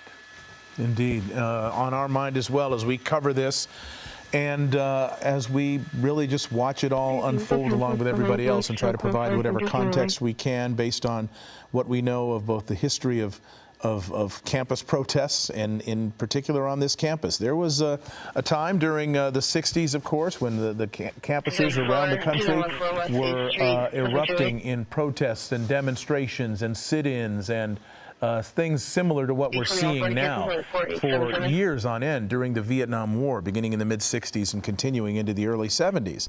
UCLA, no stranger to that. There's a free speech area, as I mentioned, that's it's kind of on the western edge, just past the western edge of this encampment. It's an area called the Jantz Steps, or the Jantz green space, I guess you'd call it, where that was kind of the free speech area during the free speech movement of the late 60s. And people gathered there. There were concerts there. Different speakers came there. Martin Luther King spoke there in 1965. There's a long history of discourse, political, social, and others that has taken place on college campuses, and UCLA is no stranger to that.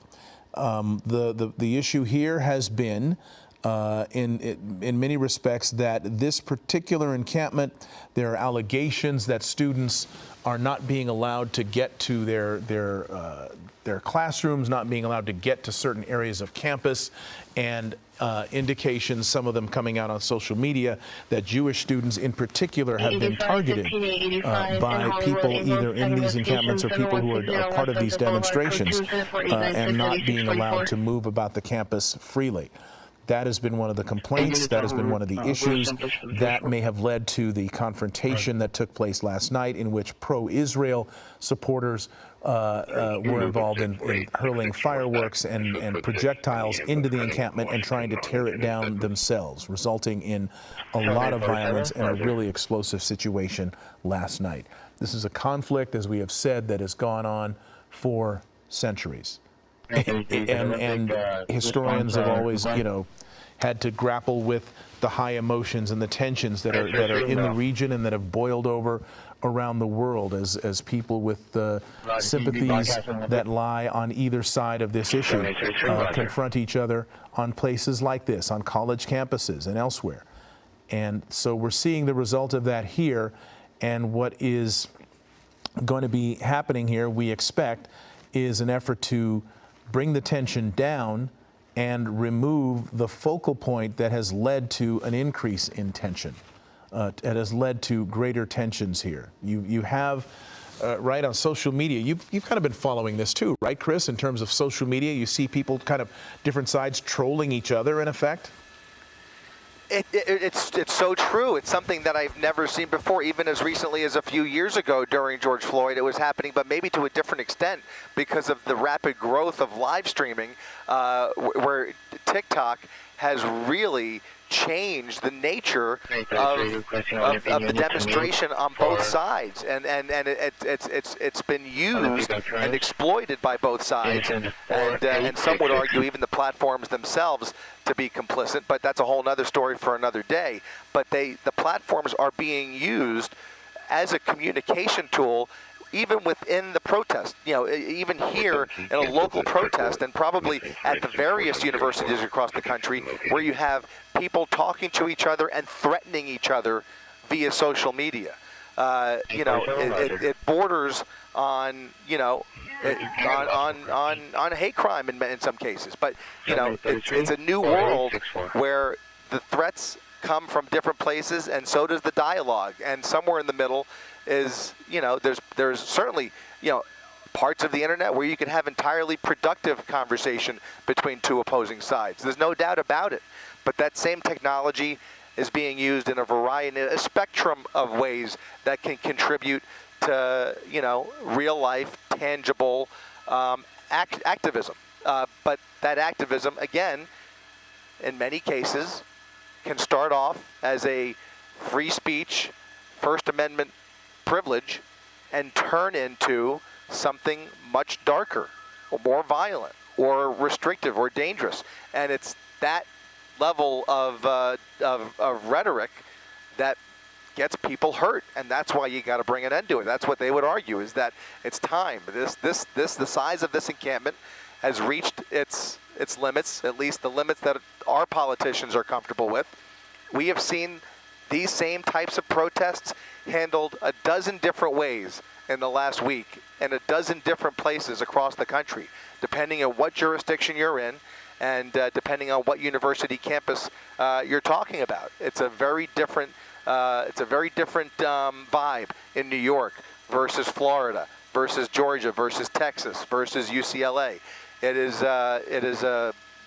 part of what makes our 50-state union unique. And we're seeing it play out in real time tonight. Yeah, so far we have seen the build-up to that. We have not seen any overt action taken by police. Last night it was a question of when are they going to show up. Tonight it's a question of, well, they've shown up. What's going to happen? What are they going to do? And I think that's kind of where we all are right now, is watching all of this unfold. Is Leanne Suter still out there? We are, Mark. We are just keeping an eye on the crowd from the outer edge here of the protest. And what's the vibe from your perspective at the moment? Yeah, not much has changed from our vantage point. We happened to just see the same group of CHP officers walk in a short time ago. They all just headed back out and left this area and moved to some other location, apparently. We haven't seen much change from this vantage point of the protest at all, actually. We're, as I say, just seeing a trickle of people leaving the area here, but the large majority of the crowd continues to stand around and waiting to see what's going to happen next and waiting to see what the police or what law enforcement may end up doing. It really is just kind of a waiting game at this point for the crowd. I'm surprised so many are staying this long. I'm assuming that many of them decided they're going to be out here for the night, it appears. I mean, because they really aren't leaving yet at this point. And imagine if you're a student at UCLA who's in a dorm or in an apartment near campus with this drone of helicopters overhead, loudspeaker announcements, people chanting, cheering, yelling, drumming, making noise and music, and you're just trying to study for your midterms. I would imagine this has been disturbing now for a second night in a row, really, of this sort of blanket coverage. It's got to be hard for them. Chris Christie, I wanted to see if you have seen whether or not the CHP helicopter is on station, because they're the lead agency. They have their own helicopters here. Yeah, I was hesitant to mention it because I know that they were making their way in this area. They were in Van Nuys. They had set down for fuel and have now arrived on scene.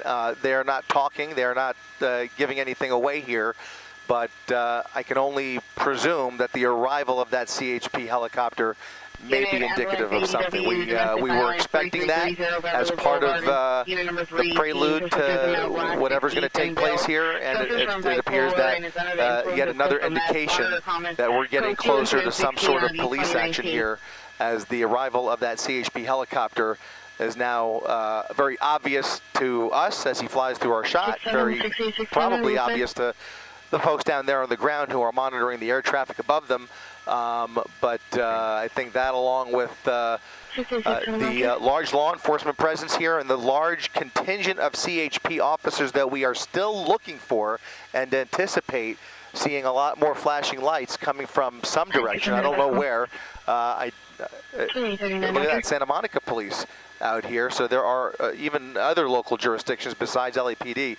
But we are looking for California Highway Patrol. We're expecting hundreds of them. That is what we were told, and I expect that at some point we'll see them make their way into the area. You see LA City Fire standing by in case they are needed. But you're right, the California Highway Patrol helicopter now doing tight orbits around this campus, looking closely at the encampment, and it looks like there's some kind of signaling going on with those flashlights. I don't know what's happening down there, but all of a sudden you see more strobe lights in the middle of that encampment. But whatever's going to happen may be closer to happening, Mark. That helicopter has about the same fuel capacity as our helicopter, which is just over a couple hours. So they're here, and we'll see what happens next.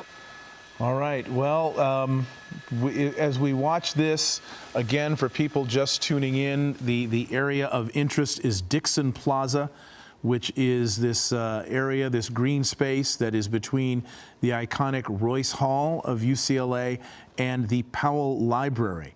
Royce Hall to the north, Powell Library to the south.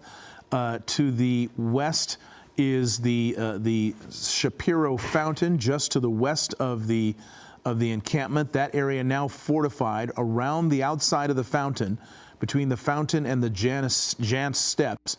That area now fortified with plywood that wasn't there last night.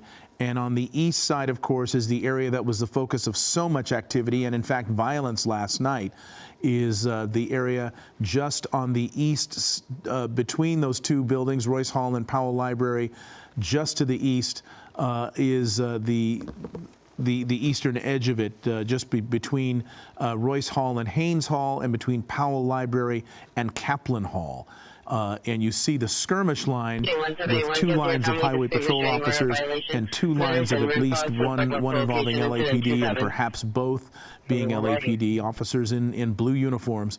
4 skirmish lines at my last count that are in that area between the eastern edge of the encampment and the university flagpole.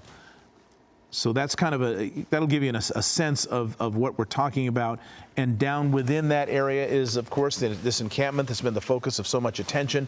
And last night was the focus of violence by outside demonstrators who were trying to tear it down.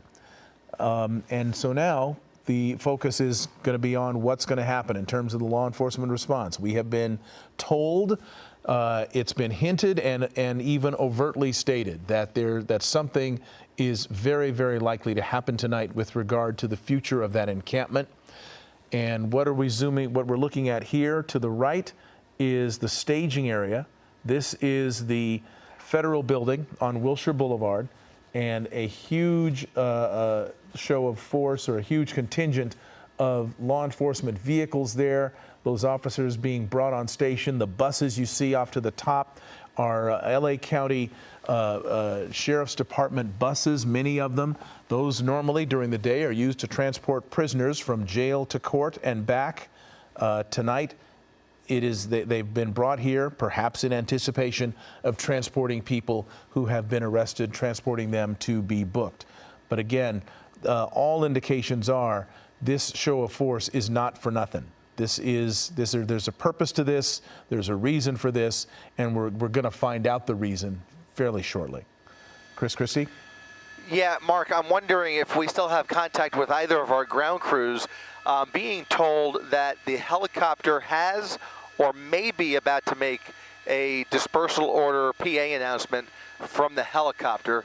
I'm just curious. Obviously, we wouldn't hear that from Air 7, but I am curious if that has happened. That may be, again, more indication that the final steps are being taken to disperse peacefully here. But I am being told that the helicopter may be about to, if they haven't already, make an announcement. I'm not sure if we're in touch with Leanne or Shayla. Well, apparently Leanne, we're told, has not heard any sort of dispersal order from her vantage point, and Shayla is not available at the moment, so we don't think that she has heard anything either. But we will check back with them as needed. That is kind of the final step, isn't it, before police move in? They make a final order saying you've got a certain amount of time to leave. Please leave now. And if you don't, you are subject to arrest. Yeah, it certainly is, Mark. As we kind of scan the campus, we're just basically looking for any sign of law enforcement vehicles that may have gotten closer to the area we're talking about here. It does appear that those skirmish lines are holding strong. They have definitely grown over the last hour, but they are holding strong.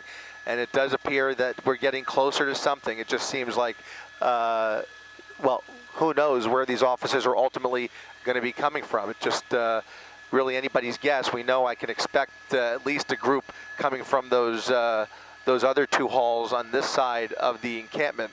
But just from all indications that we've gotten, we expect a whole lot more California Highway Patrol officers where these gentlemen have came from. And we just don't see them yet. Difficult to see. Is probably a good reason why they decided to do this at night or in the overnight hours. But the darkness definitely helps them. Right. I'm getting an email from our assignment desk. Apparently, let's see here. Something involving pizzas being delivered not too long ago, and those pizzas being delivered to the police officers that are in, and it's one of the halls that's flanking it. It's either Haynes Hall or Kaplan Hall. That food was being brought in to them. So perhaps, depending on when that happened, maybe it was about 12:30 was when it was filed on X. So based on that, maybe they're not moving anytime soon, because if they're going to be eating first, maybe that's not the plan. We'll have to find out. Yeah, I mentioned the strobes earlier. One thing that we are also seeing, speaking of strobes, Rob, if you tilt down just a little bit towards the skirmish line, there has been a consistent strobe coming from that tent right there for the last couple of hours. And essentially, they've been taking turns between pointing those flashlights in our direction, which I must admit, it's sometimes slightly blinding. But they're also pointing it directly at the eyes of those CHP officers in those skirmish lines. They've been doing it for the better part of the last couple of hours, a clear intent to taunt those officers. It's been going on for a while. It's annoying, and they know it's annoying, and they're doing it on purpose, obviously, with full intention of again, taunting those officers. But that strobe is continuing at least for the better part of the last 2 hours. All right, that is worth noting. That is one of the things you talked about. Not, anything can be weaponized, and anything can be used as an act of resistance. And if they are using strobe lights to affect the night vision of the officers out there, that is one thing that they may have decided to employ. You're seeing some movement here among people in the encampment. There's been some milling about pretty much all evening, but some folks with the helmets that are pretty much ubiquitous now among people who are within the encampment. Bike helmets, hard hats, things like that. A lot of folks wearing those, especially the people kind of at the front right there by the barricade. They seem to all have helmets on. So you're right, they are bracing for something. What's interesting too, you've got the kind of the security guys, the folks with the yellow jackets. You know who I'm talking about. That are kind of right there on the barricade. So they're there. They're looking pretty casual. They don't look as if something is about to happen. They're just kind of, I don't get a sense from the body language that I'm seeing from them that they anticipate something is imminent. I don't imagine that once things start to happen, that the police are going to want to have them in between police and the demonstrators. So maybe that's something we look to as an indicator, perhaps, that things are getting close. If they are suddenly gone or are ushered away, maybe that would be a clue as to whether something is imminent. I'm being told, Mark, that apparently Shayla is reporting that indeed they have now given an additional dispersal order via the loudspeaker down there. It's been happening occasionally throughout the night, so it's been ongoing since about 6:15, as you mentioned. But another dispersal order was just indeed given just a few seconds ago. So just kind of reading the tea leaves here, we are seeing more activity, and now yet another dispersal order as the clock ticks on here, and that CHP helicopter continues those orbits. You mentioned that group that was walking along the right side of the encampment there down that walkway. They were all wearing helmets, and they've all kind of filtered their way through the front of the line. They're basically hanging right behind the wall and right behind the first row of tents. You could see them. A lot of white helmets and yellow helmets. Almost everybody on that front, I would say the front 10 feet behind that wall is wearing a helmet. Interesting. All right. Well, it does appear that at least on that side of the barricade, people are getting ready. They don't know when the effort might come to dislodge them, but they are preparing for what appears to be that eventuality. They've got helmets. They're using the strobes. Again, I see them aiming right at you with that light. They're using the strobes to try to disrupt the night vision of the officers. You got the CHP helicopter there that is making, as you said, tight orbits over the scene. A huge police presence in and near UCLA, along with LA City Fire, in anticipation, we suppose, of any sort of medical emergencies that might take place. And so now everybody's just kind of waiting and watching to see what might happen. Yeah, I'm actually watching that police helicopter. That California Highway Patrol helicopter almost looks as if he might be departing the area. I'm just trying to scope it out. Maybe he's actually just making a very wide orbit, actually. It looked like he was moving away. He's all the way over the 405 almost now, but still basically in an orbit pattern around the campus. So I'm not sure, you know, what that's about, or if if he's going anywhere, but just kind of reading the tea leaves here, just looking for any indication or any activity whatsoever, because for the most part, it's been static otherwise, other than the occasional movement of groups of protesters or groups of officers in one direction or the other. It's almost taken on more of a standoff here with those guys behind the wall, but other than that,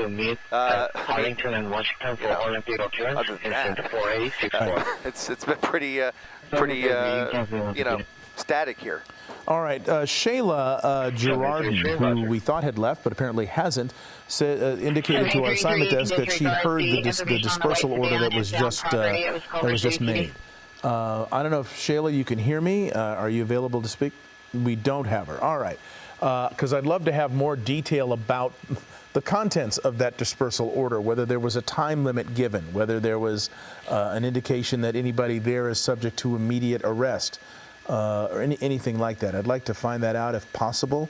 I don't know if somebody from our assignment desk can reach Shayla and or her crew, or if somebody else who's involved in this can let us know about that, because we'd like to pass that along to our viewers. If a dispersal order was given, was there a time limit, and what would that time limit be? There's a drone. There's a drone right there.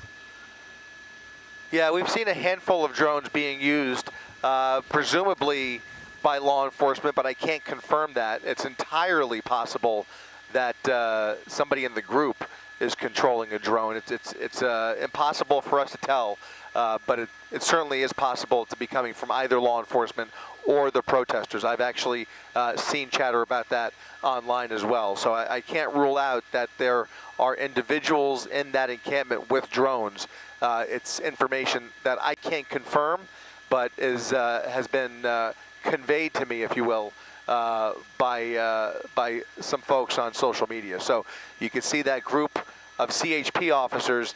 By the way, both the officers in this shot here and the LAPD officers behind them, they've been standing there for some time now, and I don't even recall the last time we've seen them get swapped out. But essentially, the skirmish lines, to some extent or another, they've grown in the last hour, but the minimal skirmish line has been in place for about the last 5 hours, and I can't imagine what it's like for these officers to be standing there for so long. I mean, this is really dragging on. I'm sure at some point when we weren't looking that they are swapping these officers out. It would be,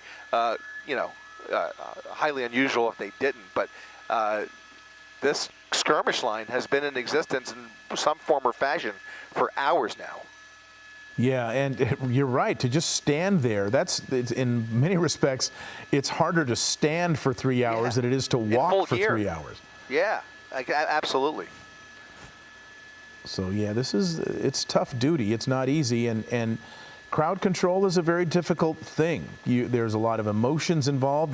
The officers have to keep their emotions in check, yet they have to deal with people who may be deliberately taunting them, maybe deliberately trying to provoke them into some sort of action that they can then use against them, and also go about doing their job, which is to remove the people that are supposed to be removed. There's that CHP helicopter again. As we have been reporting, an additional dispersal order has been given just in the last few minutes.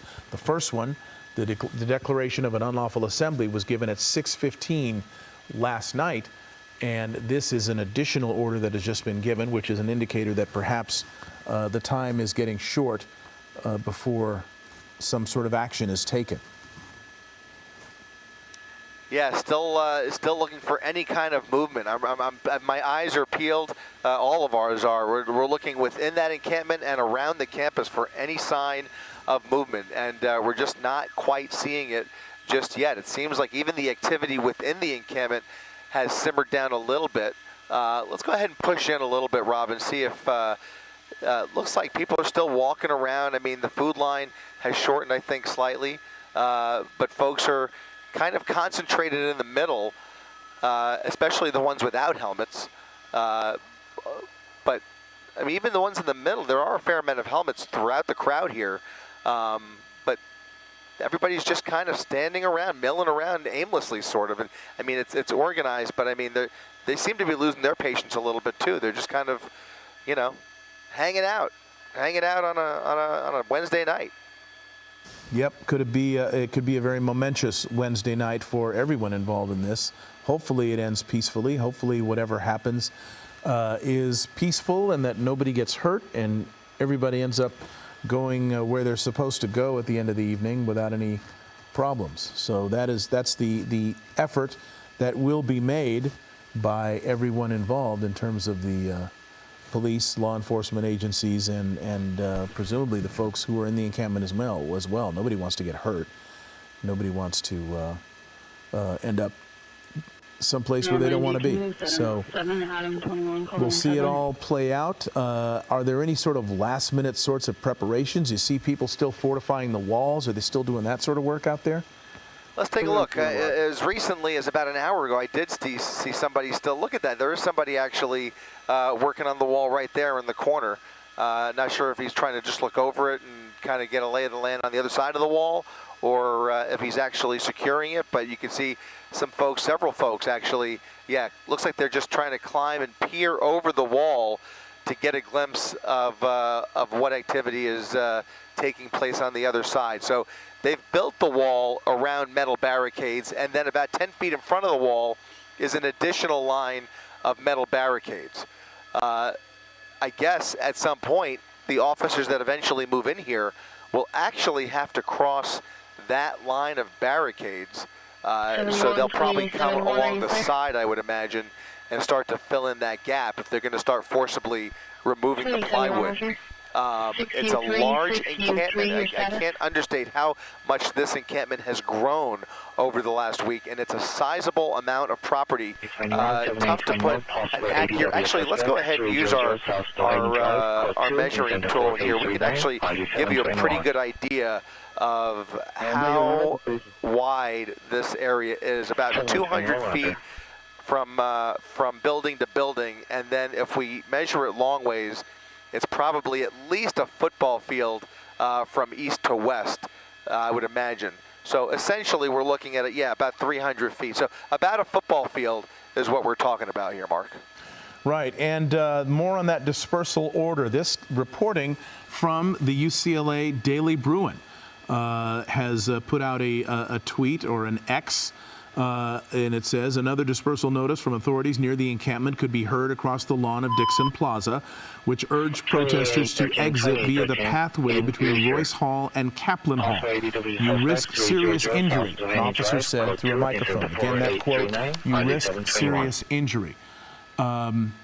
Between Royce Hall and Kaplan Hall, they want to exit that pathway. I see there is a pathway that leads down towards Portola Plaza and then ultimately can continue past the physics building and the Portola Plaza building and out of the area. But that's a pretty serious warning from an officer. This according to the UCLA Daily Bruin, which, as we have been reporting, has done really good work here in reporting on and capturing the events that are happening on their campus. So that was dispersal order that we heard just a couple of minutes ago, and this information coming to us at about 12:49 a.m. And that may very well be what's prompted the helmets suddenly in the last few minutes. Again, that group there, a better view here actually, as we peer under those tents from behind. You can see them taking cover under the tents, but those seem to be the most, I want to say the most male-oriented from what we could tell, and the most able-bodied, fit people in this encampment who are kind of at the front lines. They've taken up position, if you will, in those helmets along the front line there, right behind that plywood wall. That's on the eastern edge of Dixon Plaza. That's right. And these are the people who are manning that plywood wall. On the other side of that plywood wall are the skirmish lines of the Highway Patrol officers and the police officers just behind them. 4 skirmish lines. We see what we're seeing is they've got their riot gear on, their masks, their plastic shields are up. They're not down over their faces. That would be another thing to look for. If all of a sudden you see the masks coming down, that means something's about to happen. That's right. And I think it's fairly obvious at this point. Again, I keep speaking of this large group of officers that we're expecting to see, again, where they come from. Again, there's limited options here, but the officers that you see in that skirmish line are far, far, far, far, far outnumbered. So these would likely not be the initial group to, move forward on this encampment. I imagine that skirmish line will just act as just that, a skirmish line that nobody tries to cross during the actual operation, when we presume that California Highway Patrol will actually make entry into that encampment. Again, how they do that will be methodical, but I think it'll be something of a surprise for everybody, including us, in terms of the method to their operation. Right, and as you point out, they're not only are they outnumbered, but the heaviest fortification is directly in front of them. They've got the plywood that has now been nailed down. They've got 2 metal barricades, and people in those tents with helmets on, and who knows what else. And so to go directly up against that would seem to be not necessarily the safest and most effective tactic. So it will be interesting to see how this is done, from what direction it is done, and with how many officers it is done, and what sorts of tactics they employ. Again, as we talked about earlier, it's about the optics, too. Are they going to go in with clubs? Are they going to go in with, any of the other things that they have available to them? How are they going to do this? And how they do it will be documented, and it will be discussed and be the topic of discussion and investigation and study for a very long time. The LAPD in particular has had a lot of situations involving crowd control that have gone not so well. And there have been many instances over the years where they have had to revise their tactics and admit to some problems with their tactics and the tactics that they employ.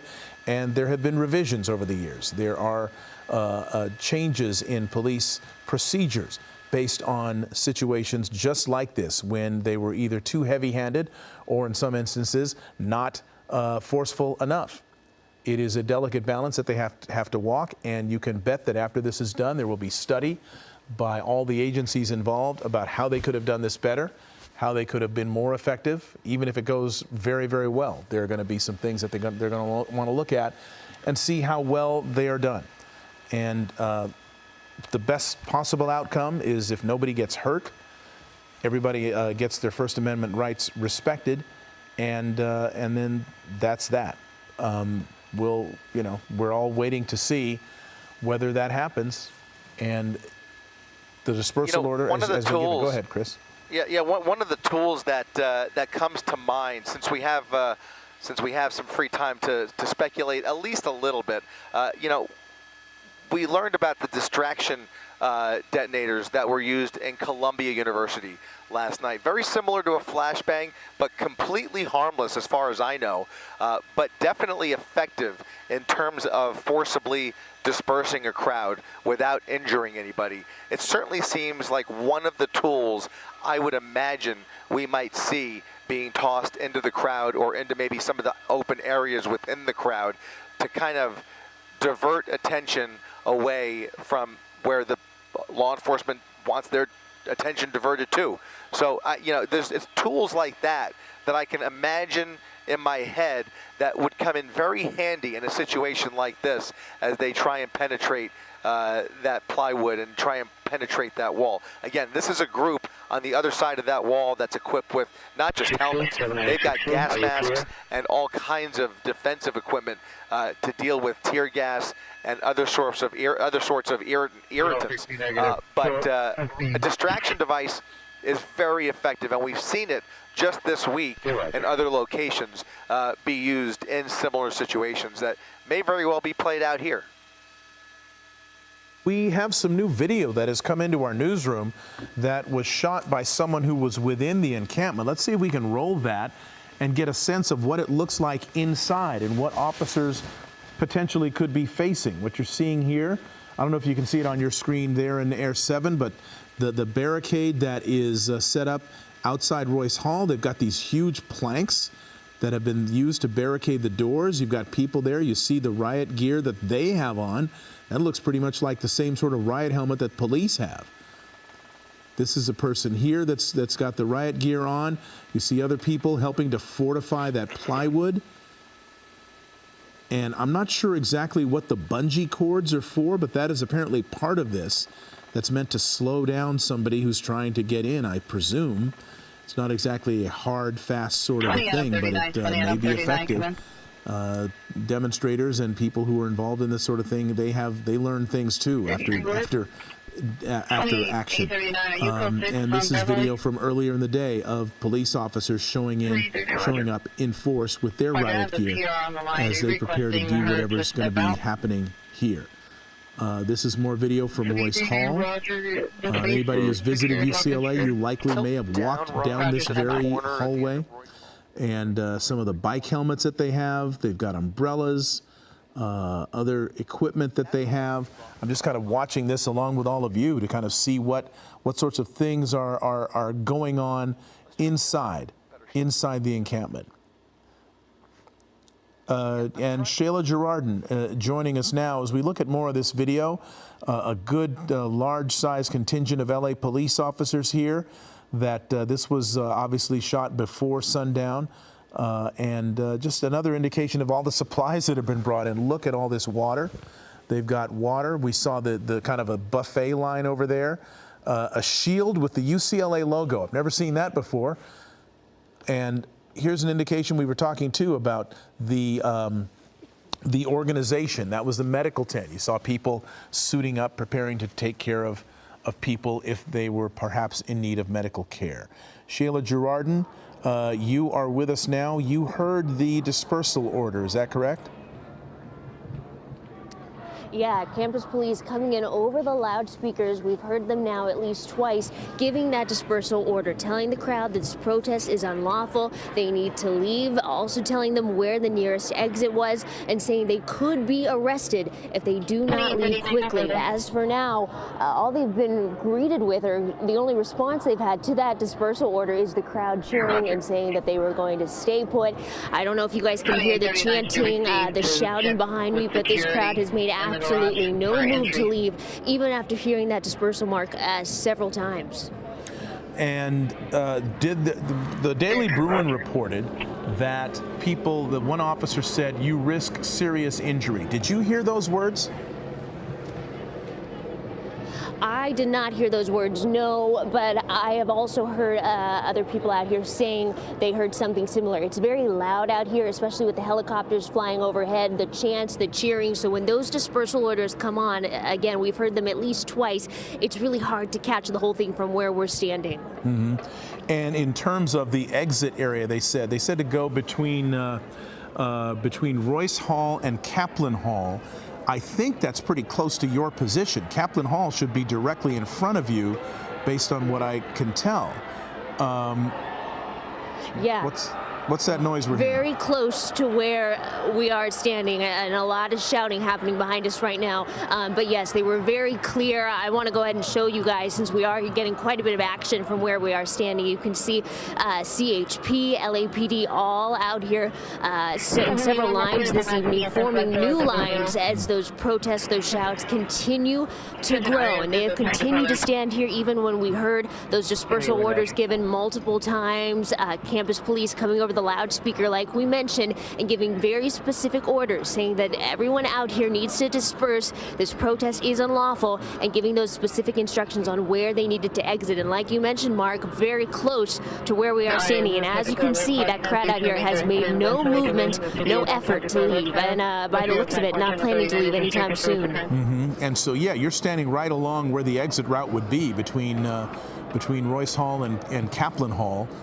Just heading south there. So they would be, presumably, if they were going to leave, they'd be walking right past you, and nobody, it appears, has done that. 760 negative. Thank you for checking. 762, roger.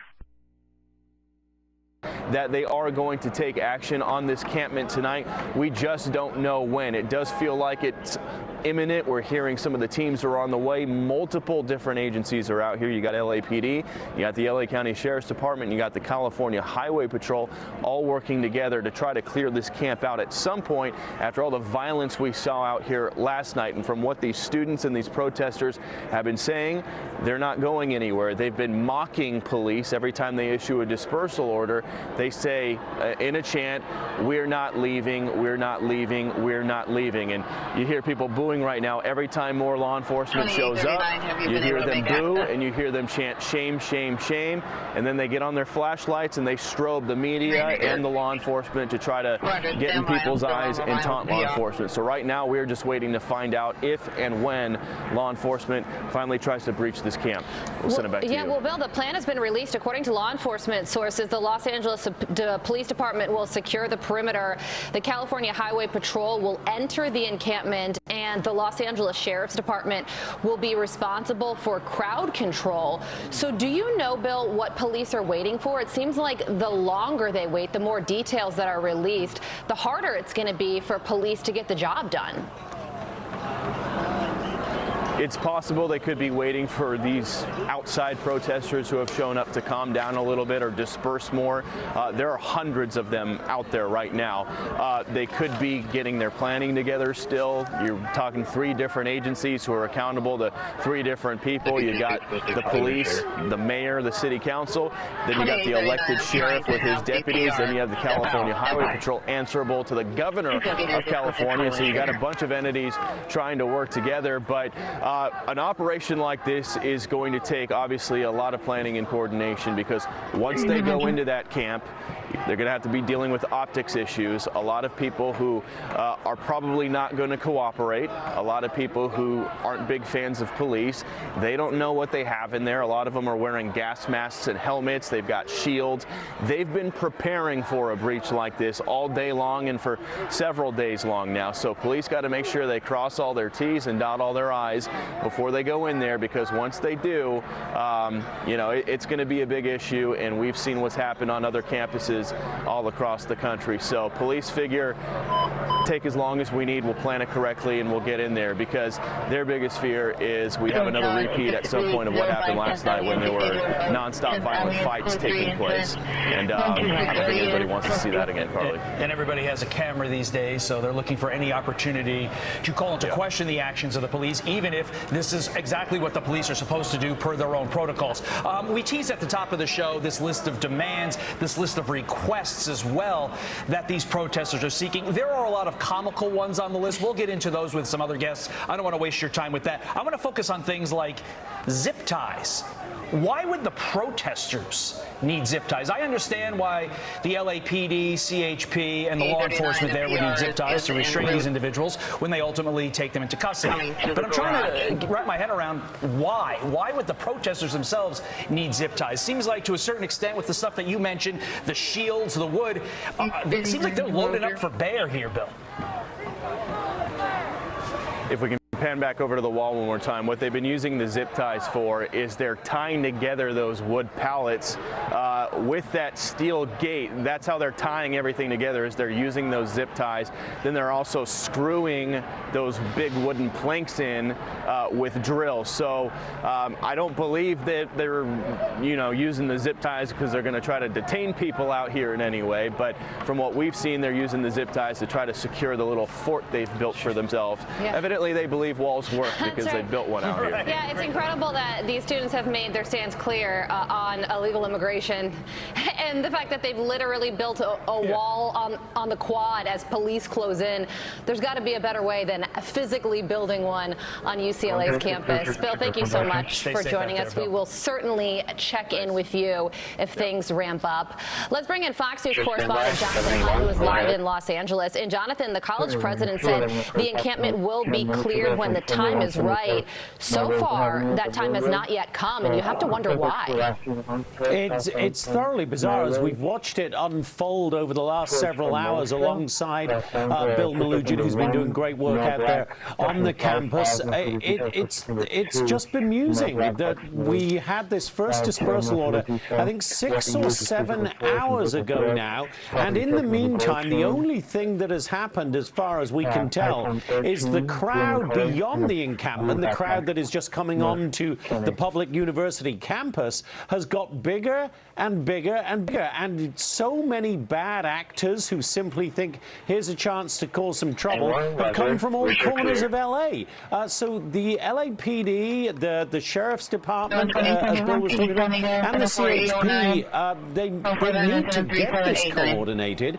They need to take some action, because all they've done is give more and more protesters and sympathizers with the pro-Palestinian cause time to get there and make their job more difficult. And now you see those officers where they're standing on the lawn there. They have the encampment on one side of them, and now this huge group of protesters on the other side of them. So they now are, in a sense, surrounded. I've talked to other law enforcement people through the night, and everybody seems to be struggling to understand exactly what the LA law enforcement authorities are doing here. And what you said about this thing growing concerns me from the perspective of, could it then spread? I asked you about this yesterday when we were speaking right at the outset of this protest, and Carly mentioned that there is a perimeter now outside the general area that we're seeing on our screen. But Jonathan, like we've mentioned, there are a lot of homes. This is a residential area that surrounds UCLA, and the area where this protest is, Royce Hall. You have the law school right next to it. Obviously, I know that well. And then you cross Charles E. Young Drive,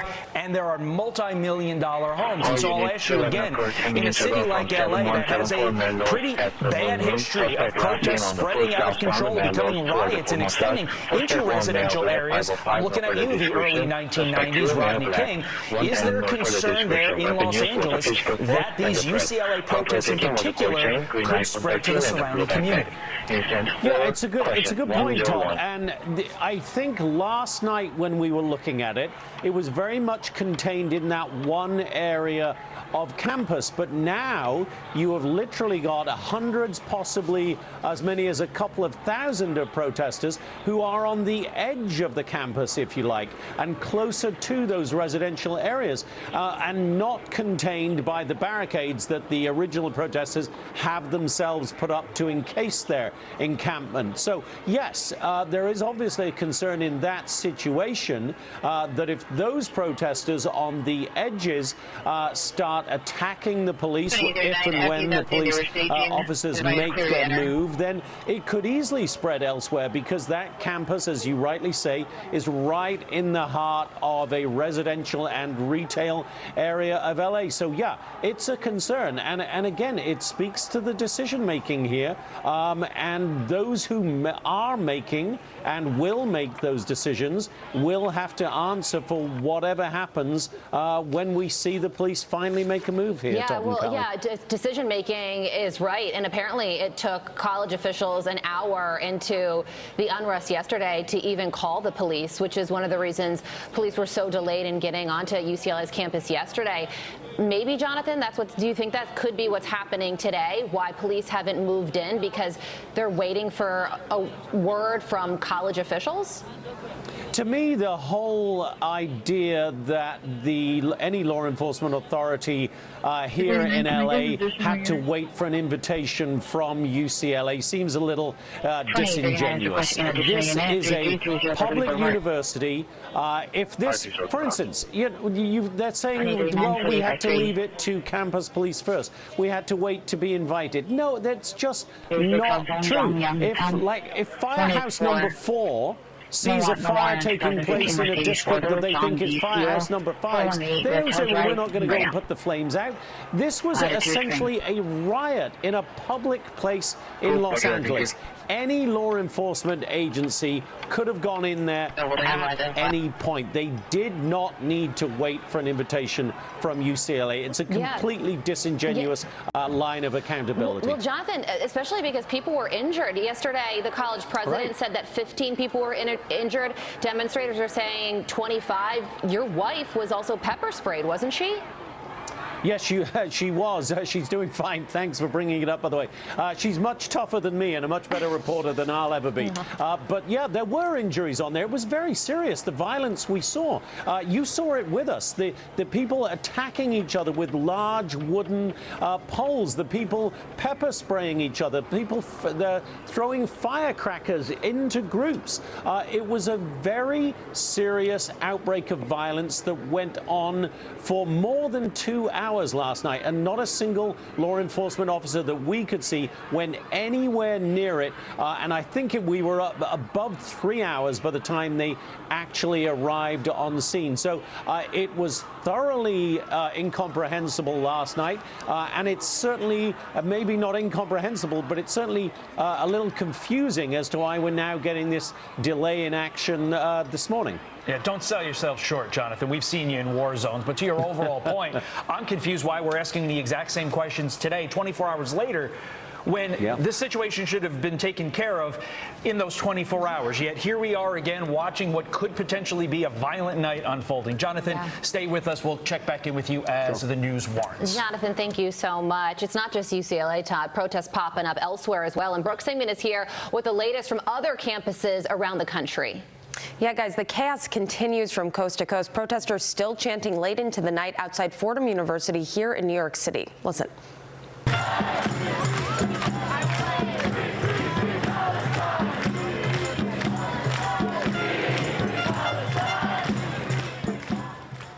15 protesters were arrested and charged with trespassing after the NYPD broke up an anti-Israel camp. The students were also suspended and banned from campus. They will not be able to participate in final exams, senior week, or commencement. Meanwhile, Manhattan District Attorney Alvin Bragg gave the update on the 280 protesters who were arrested after police cleared out demonstrators at Columbia and City College. Listen. As many of you already know from the NYPD, there were approximately 280 total arrests from these two events.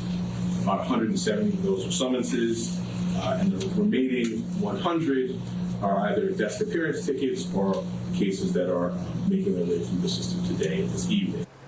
Over to Wisconsin, protesters clashed with police after rebuilding a tent encampment at the University of Wisconsin-Madison after police already disbanded it. 34 new arrests were made there, and now in New Hampshire, police saying 90 protesters were arrested at Dartmouth College for criminal trespassing and resisting arrest. Republican Governor Chris Sununu saying, quote, thanks to all those who worked with UNH and Dartmouth to provide on-the-ground support. Peaceful protests are fine. Breaking the law is not. And protesters continue to occupy the library on Portland State University's campus as negotiations with those students fell apart. Now, the school's president, Ann Cudd, said Wednesday that she had offered student protesters occupying that library a guarantee that they would not face suspension or expulsion if they left the building. The school's campus is set to reopen today despite the ongoing protests. Guys. Okay, Brooke Singman live for us. Brooke, thank you so much. Let's bring in Robert Charles, former Assistant Secretary of State for George W. Bush and a Columbia Law School grad. Robert, good morning to you. From Columbia to UCLA and beyond, what do you think about all of this, particularly at UCLA? There was a riot that broke out at a public university yesterday. 24 hours later, the encampment that sparked it all is still standing. Police are surrounding it but aren't moving in. Yeah, I think perspective is important, both of you. I think all of us need to think about the fact that civil disobedience is not constitutionally protected free speech.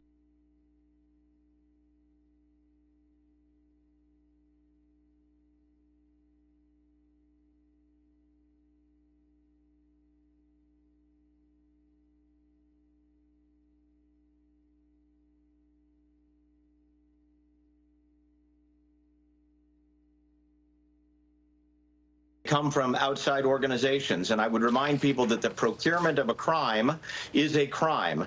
And so I think the bigger question is, who are the organizations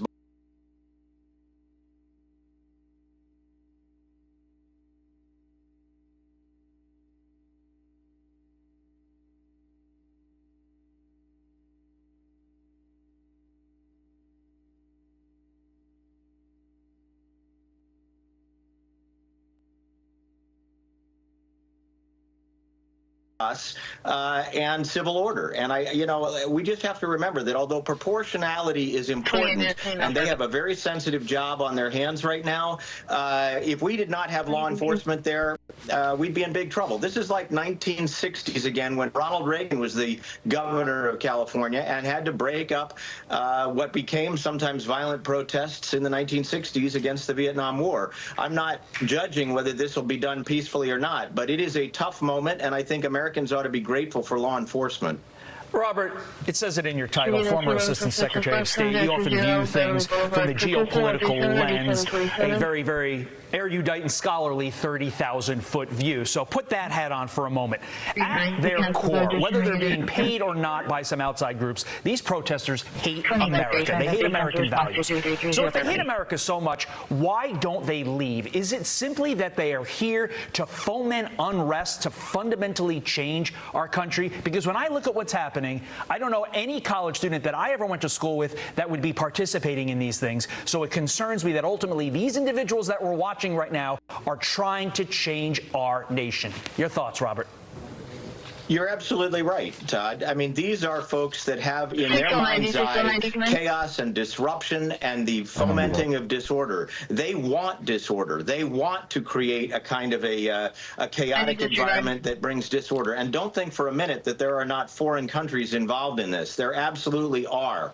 And I will tell you that once the dust has settled and this snow globe is finally settled again, what we're going to learn is that there were a lot of organizations involved in this, and this was not an indigenous organic outgrowth of concerns by students who were a little bit upset before they went and took their finals. That is not what we're witnessing. This is the creation of a cell, if you will, an army of sorts that is intended to disrupt these college campuses. This is exactly what China wants, what Iran wants. You got to believe Russia's just celebrating. This is the combination of internal organizations that need to be frankly taken apart and prosecuted, and perhaps also some of the surfacing of things that Chris Wray was talking about, a sort of a slow acceleration of disorder in the country that, thank God we've got law enforcement. I think people just need to sit down and remember that this is a tough job, and disarming this camp may be done very quickly, but it will also be,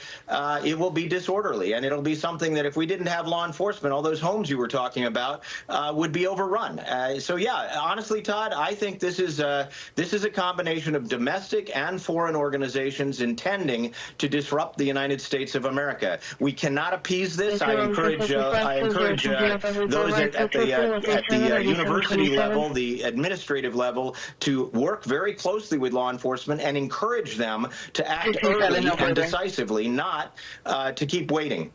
Well, we can't appease this, but going all the way to the top, President Biden is. The last public comments that he made about what's going on college campuses, Robert, were on April 22nd. And at that time, he said he does not like anti-Semitism. He rejects it, but he also rejects people who don't understand what's going on with the Palestinian cause. What do you think about that in the message that sends?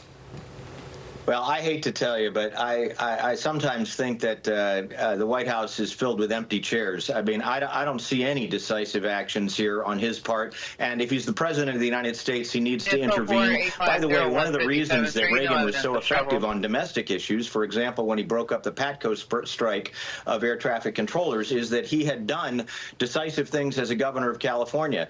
Joe Biden is AWOL, frankly, and it's discouraging, but it's not unexpected. And I think that what Americans need to do is recognize that a big burden is now falling on governors and mayors and the administrators of universities, and they in turn have to be happy to work closely with law enforcement, respect law enforcement, and ultimately, I'm going to come back to right where we started. Civil disobedience is not protected free speech, and these are criminals now, okay? They are out there, they are committing criminal acts, and if they're not shut down now, they will have to be shut down later with greater force. Yeah, well, President Biden certainly trying to appease both sides, and when you try and make both sides happy, no side is. Robert Charles, thank you so much for joining us. We appreciate it.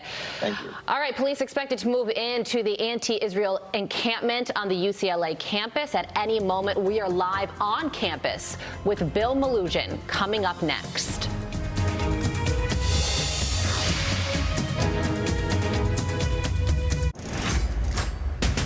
You better start being real careful. This is no ordinary kind of marshal. The guilty shall be punished. Open that safe.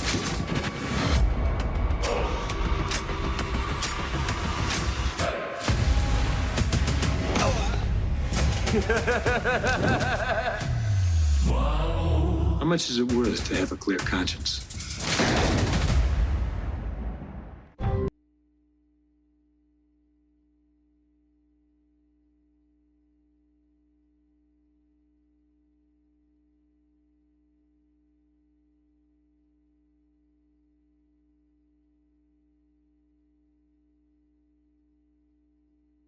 Unit 211, such as left 7020, Beverly Boulevard, code 20737, 9727.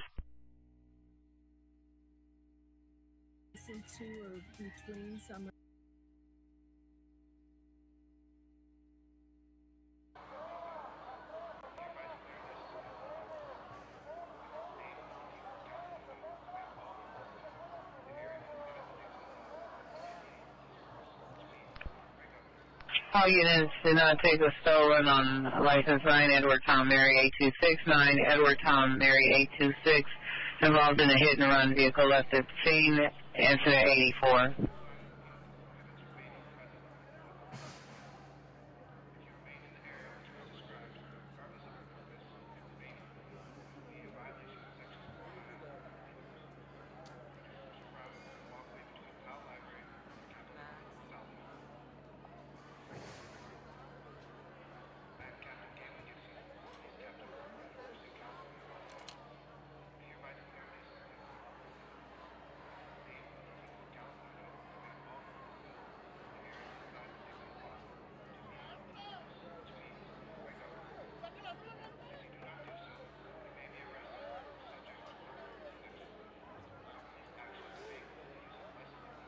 Banging on the gate over there. Sorry if that's a shot.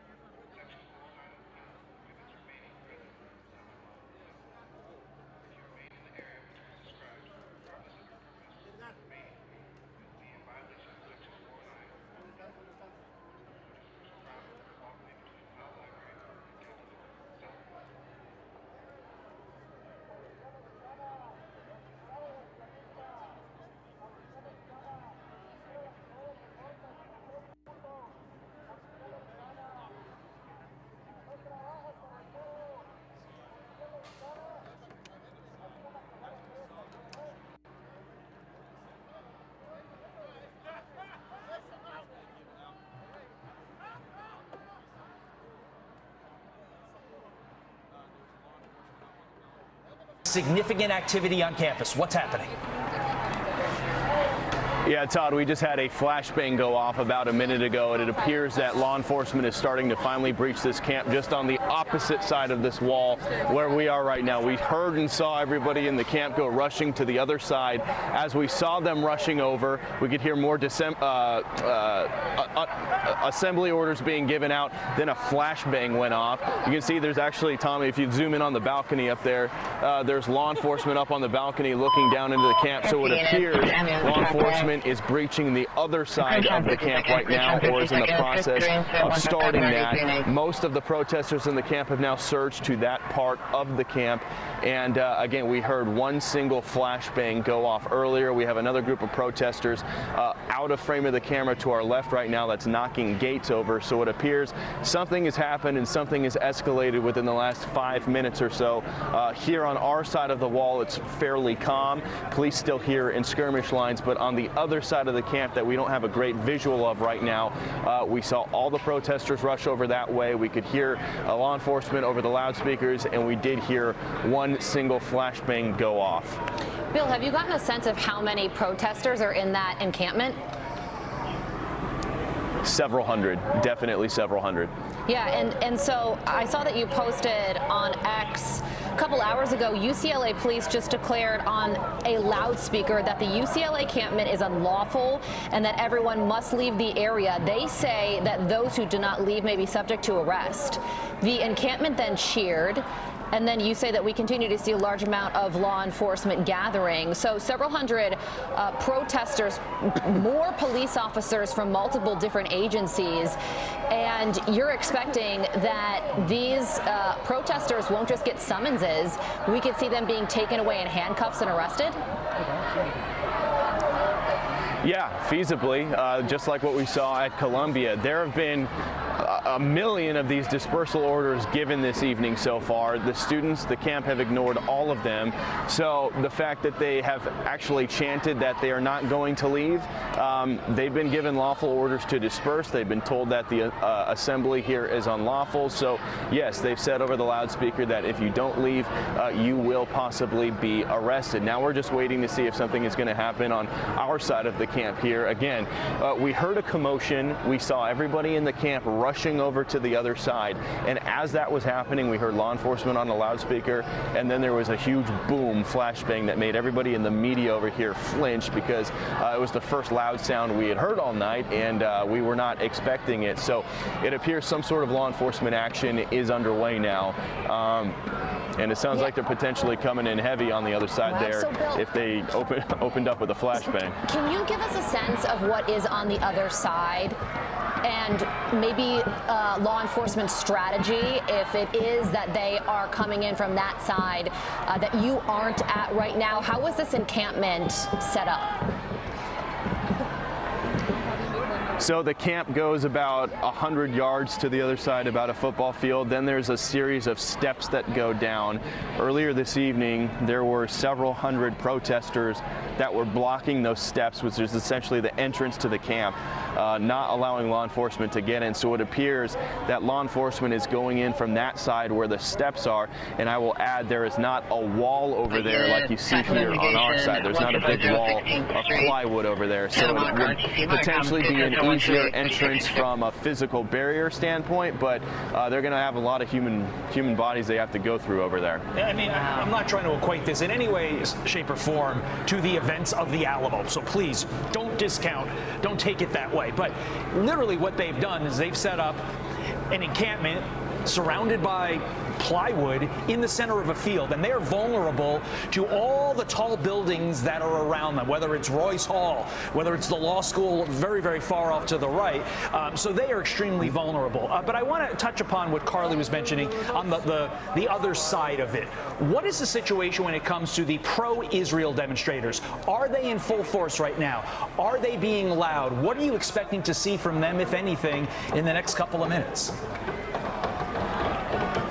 We're not really seeing any pro-Israel counter-protesters tonight. We saw a handful of them earlier, maybe 5 or 6. Some of them had Israel flags, but as of right now, we're not seeing any of those counter-protesters the way we were seeing last night when there were a couple hundred of them and fights broke out. Right now, tonight, it's basically just these pro-Palestinian protesters, hundreds of them, potentially thousands of them, and then many hundreds of law enforcement officers from different police agencies, LAPD, LA Sheriff's Department, and California Highway Patrol.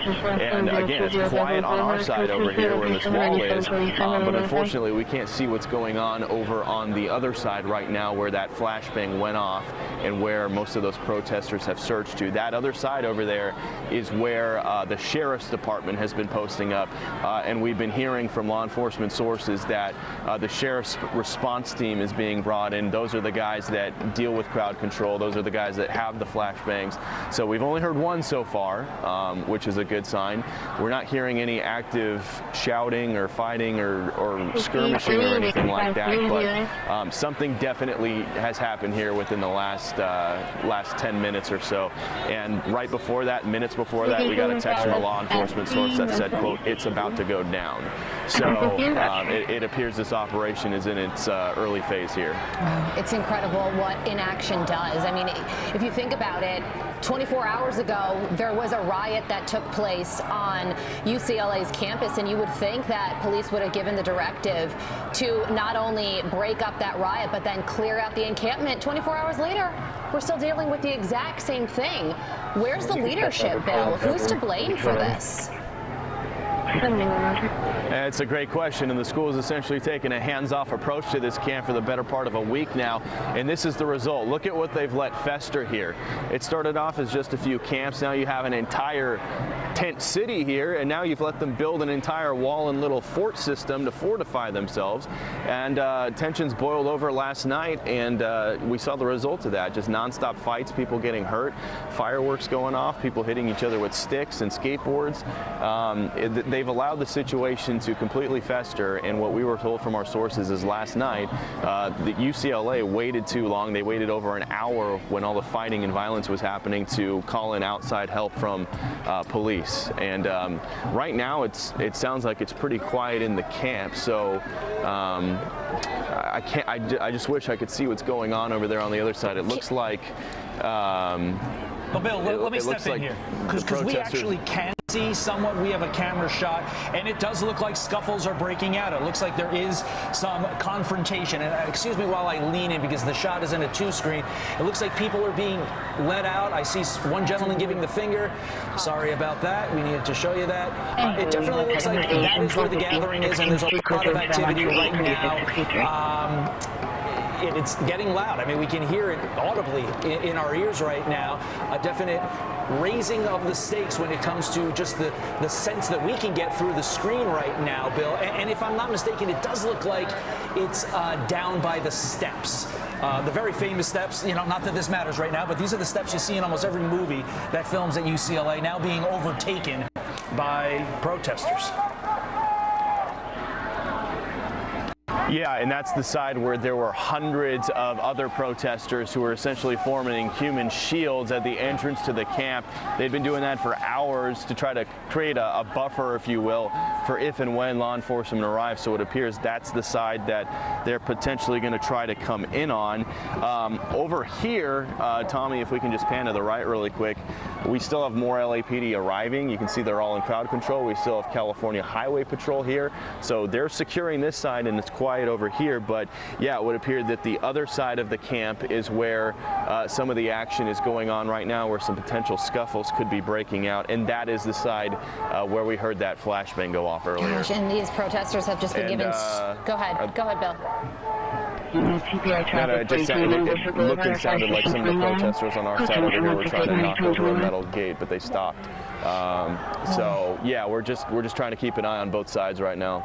Okay, Bill, we're going to check back in with you as the situation develops. If it develops or escalates any further, we'll break in and get your coverage, your video as it's unfolding. Thank you so much for bringing us what is happening right now, and we're going to see where all of this goes. Let's bring in Jim Hansen, who served as U.S. Army Special Forces. He joins us now. Jim, what do you think about all of this going on across the country right now? Ground Zero appears to be UCLA's campus. It hit Columbia as well. UCLA in particular, man, are they waiting so long to clear out this encampment? And as a result, the escalation, the hostility, the situation where people could get injured continues to increase. Yeah, I mean, they're facing a motley crew of actual supporters of Hamas who think they did the right thing on October 7th, and then a collection of radical activists, many of them paid by outside and even foreign organizations who've gathered from all over the country, and even a bunch of wannabe revolutionaries who think they're reenacting a campus version of Les Miserables at the barricades, all of whom are going to cause problems when the police have to clear them out. I think the delay is most likely political. It could be, you know, coordination, but all in all, the cops are ready for this. They have a plan, and when they get the go-ahead, they will move these people out, and I think it will be an ugly scene, but a necessary one. Yeah, on the right-hand side of your screen, you definitely see a wall of protesters, and across the, let's call it the mead there from them, is a number of police officers and we're just waiting for something. It's almost like when you see two sides in a standoff and you're waiting for one to break. But I'm glad you mentioned the money aspect of this, Jim, because the government goes after you if you fund terror, if you foment unrest. This is basically terror on college campuses, right? So why isn't the government cutting off the funding to these groups? We all know they have the technology, Jim. Remember, they were able to target conservatives who went to Dick's Sporting Goods. Why can't we stop this?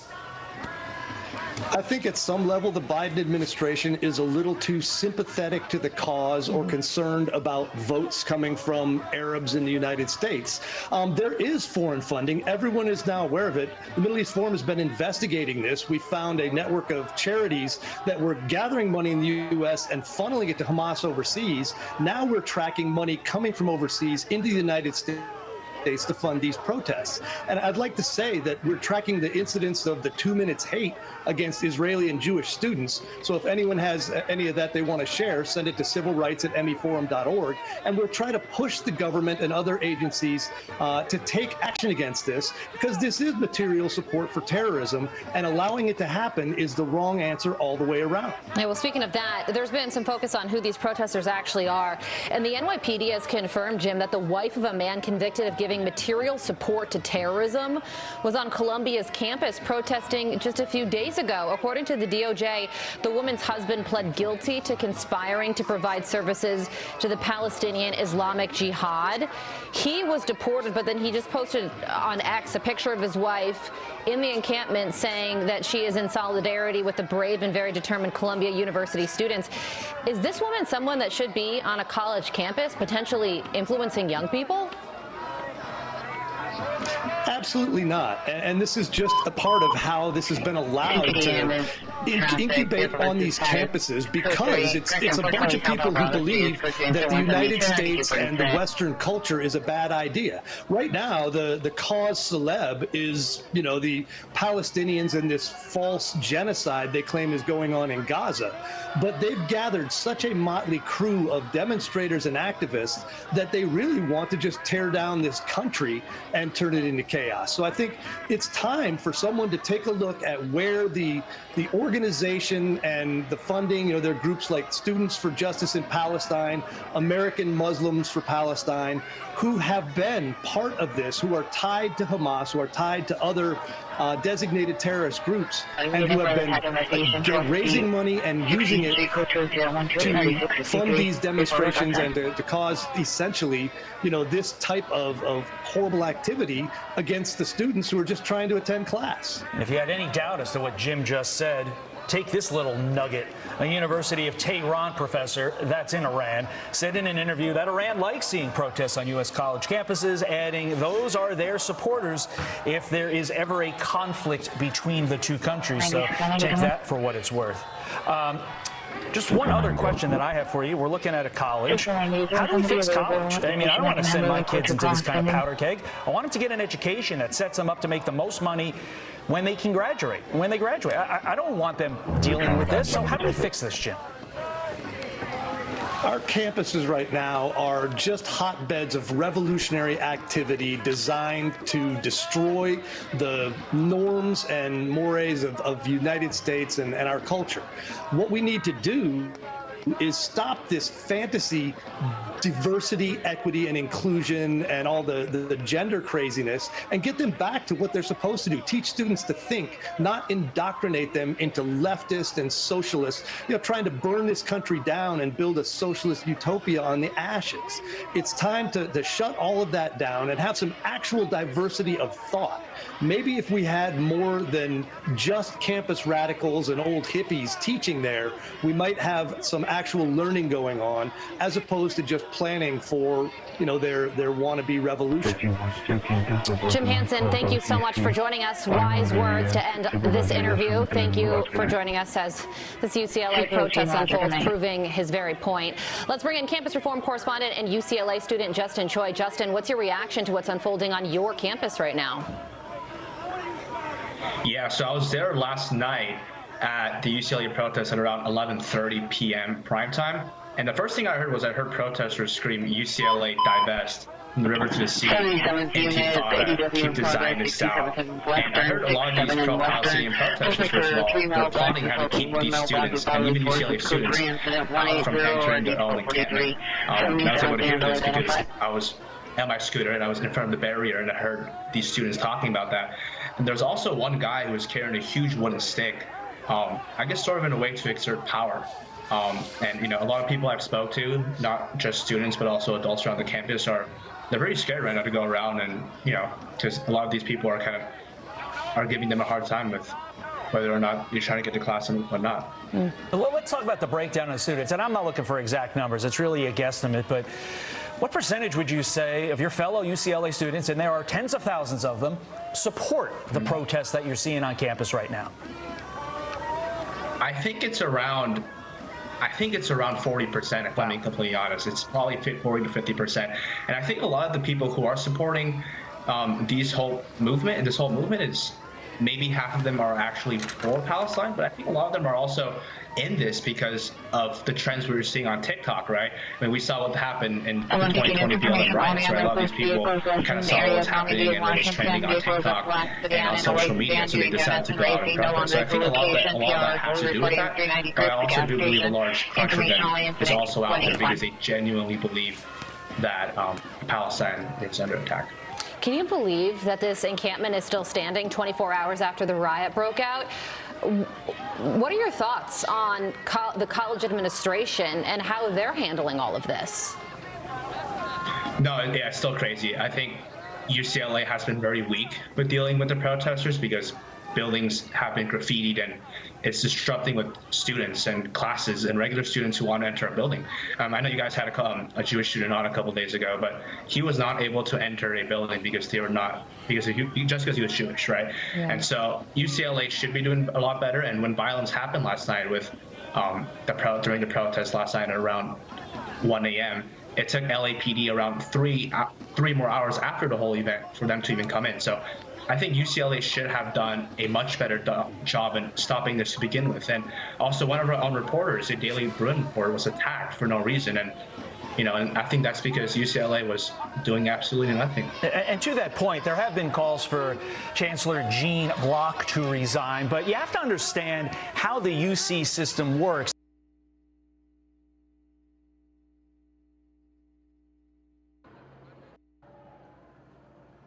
Can you show me what's saying for 39? 20, Roger.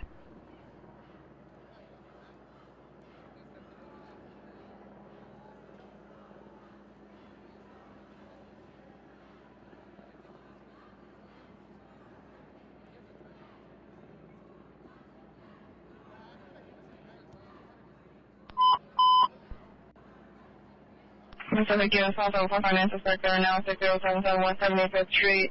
On the front porch, the suspect male trying the PR's front door. The PR's home alone, summary for additional incident 184 1467. Yes. Units 246 is responding code 3 from Rampart Station to 420 South Alvarado Street.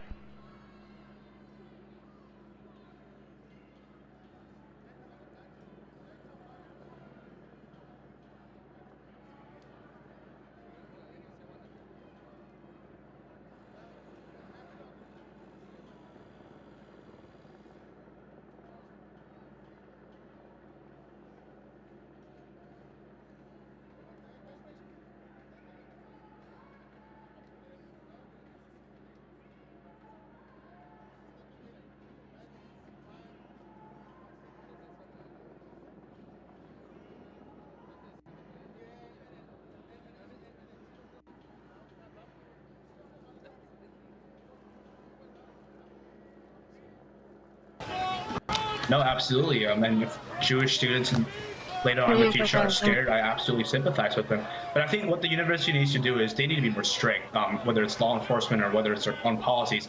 UCLA needs to be strict in terms of how they deal with these people.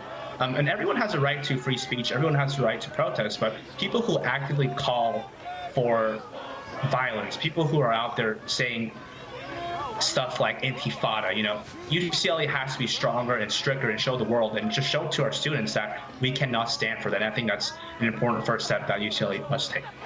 And just to get a sense of what these protesters believe in, what they want, they've released a list of demands. Their demands include divestment, withdrawal all UC-wide and UCLA Foundation funds from companies and institutions that are complicit in the Israeli occupation. Those are their words. Disclose, provide full transparency to all about investments, donations, and grants. And then their last demand, Justin, is abolish policing, end the targeted repression and policing of pro-Palestinian advocacy on campus. So yesterday, this is according to Bill Malusian, our reporter who's down there among the protesters right now. He said the anti-Israel protesters at UCLA just held a press conference where they said that they were victims of a life-threatening assault at the hands of Zionists last night. They complained that police didn't do enough to intervene. However, their demands include abolishing police. What's your reaction to that? Yeah, I was just talking about it with some people around me. But earlier today in the afternoon, actually, the pro-Palestinian protesters held a press conference asking why there weren't enough police presence and that the police should have done more to ensure violence did not occur. But that's kind of funny because it contradicts their previous demand, like you guys said, of defunding the police and their chance of ACAB, which I probably won't say on live television, right? All cops are, you know, and I won't have to say that last part. So it's kind of funny because that literally contradicts their previous demands of defunding the police and abolishing the police. So it's funny, and it's crazy if you want to know the truth. Justin, I'm sorry you have to deal with this. Unfortunately, this isn't like one of those schools like Columbia where they're going to get graduation in a couple of days to basically end all this. You're on the trimester. You got to deal with weeks more of this. You guys don't graduate until June, so I'm sorry you have to deal with this. It looks like there's no end in sight, at least for a while. Justin Choi, best of luck. Stay safe. Let's check back in with Bill Malusian for an update on what is happening on the ground. Bill has been with us for the first 45 minutes of our show. Bill, how has the scene changed? Yeah, so what's happening is law enforcement, primarily LAPD, is starting to move into the other side of the camp. You guys have been showing a live shot of an LAPD skirmish line as these pro-Palestinian protesters are lining up across from them, some with shields, getting ready to defend their area. That is LAPD moving up those steps I was talking about earlier that are at the entrance of the encampment. That is the same area where we heard a loud bang, a flashbang, about 20 minutes ago. As it appears they are moving into that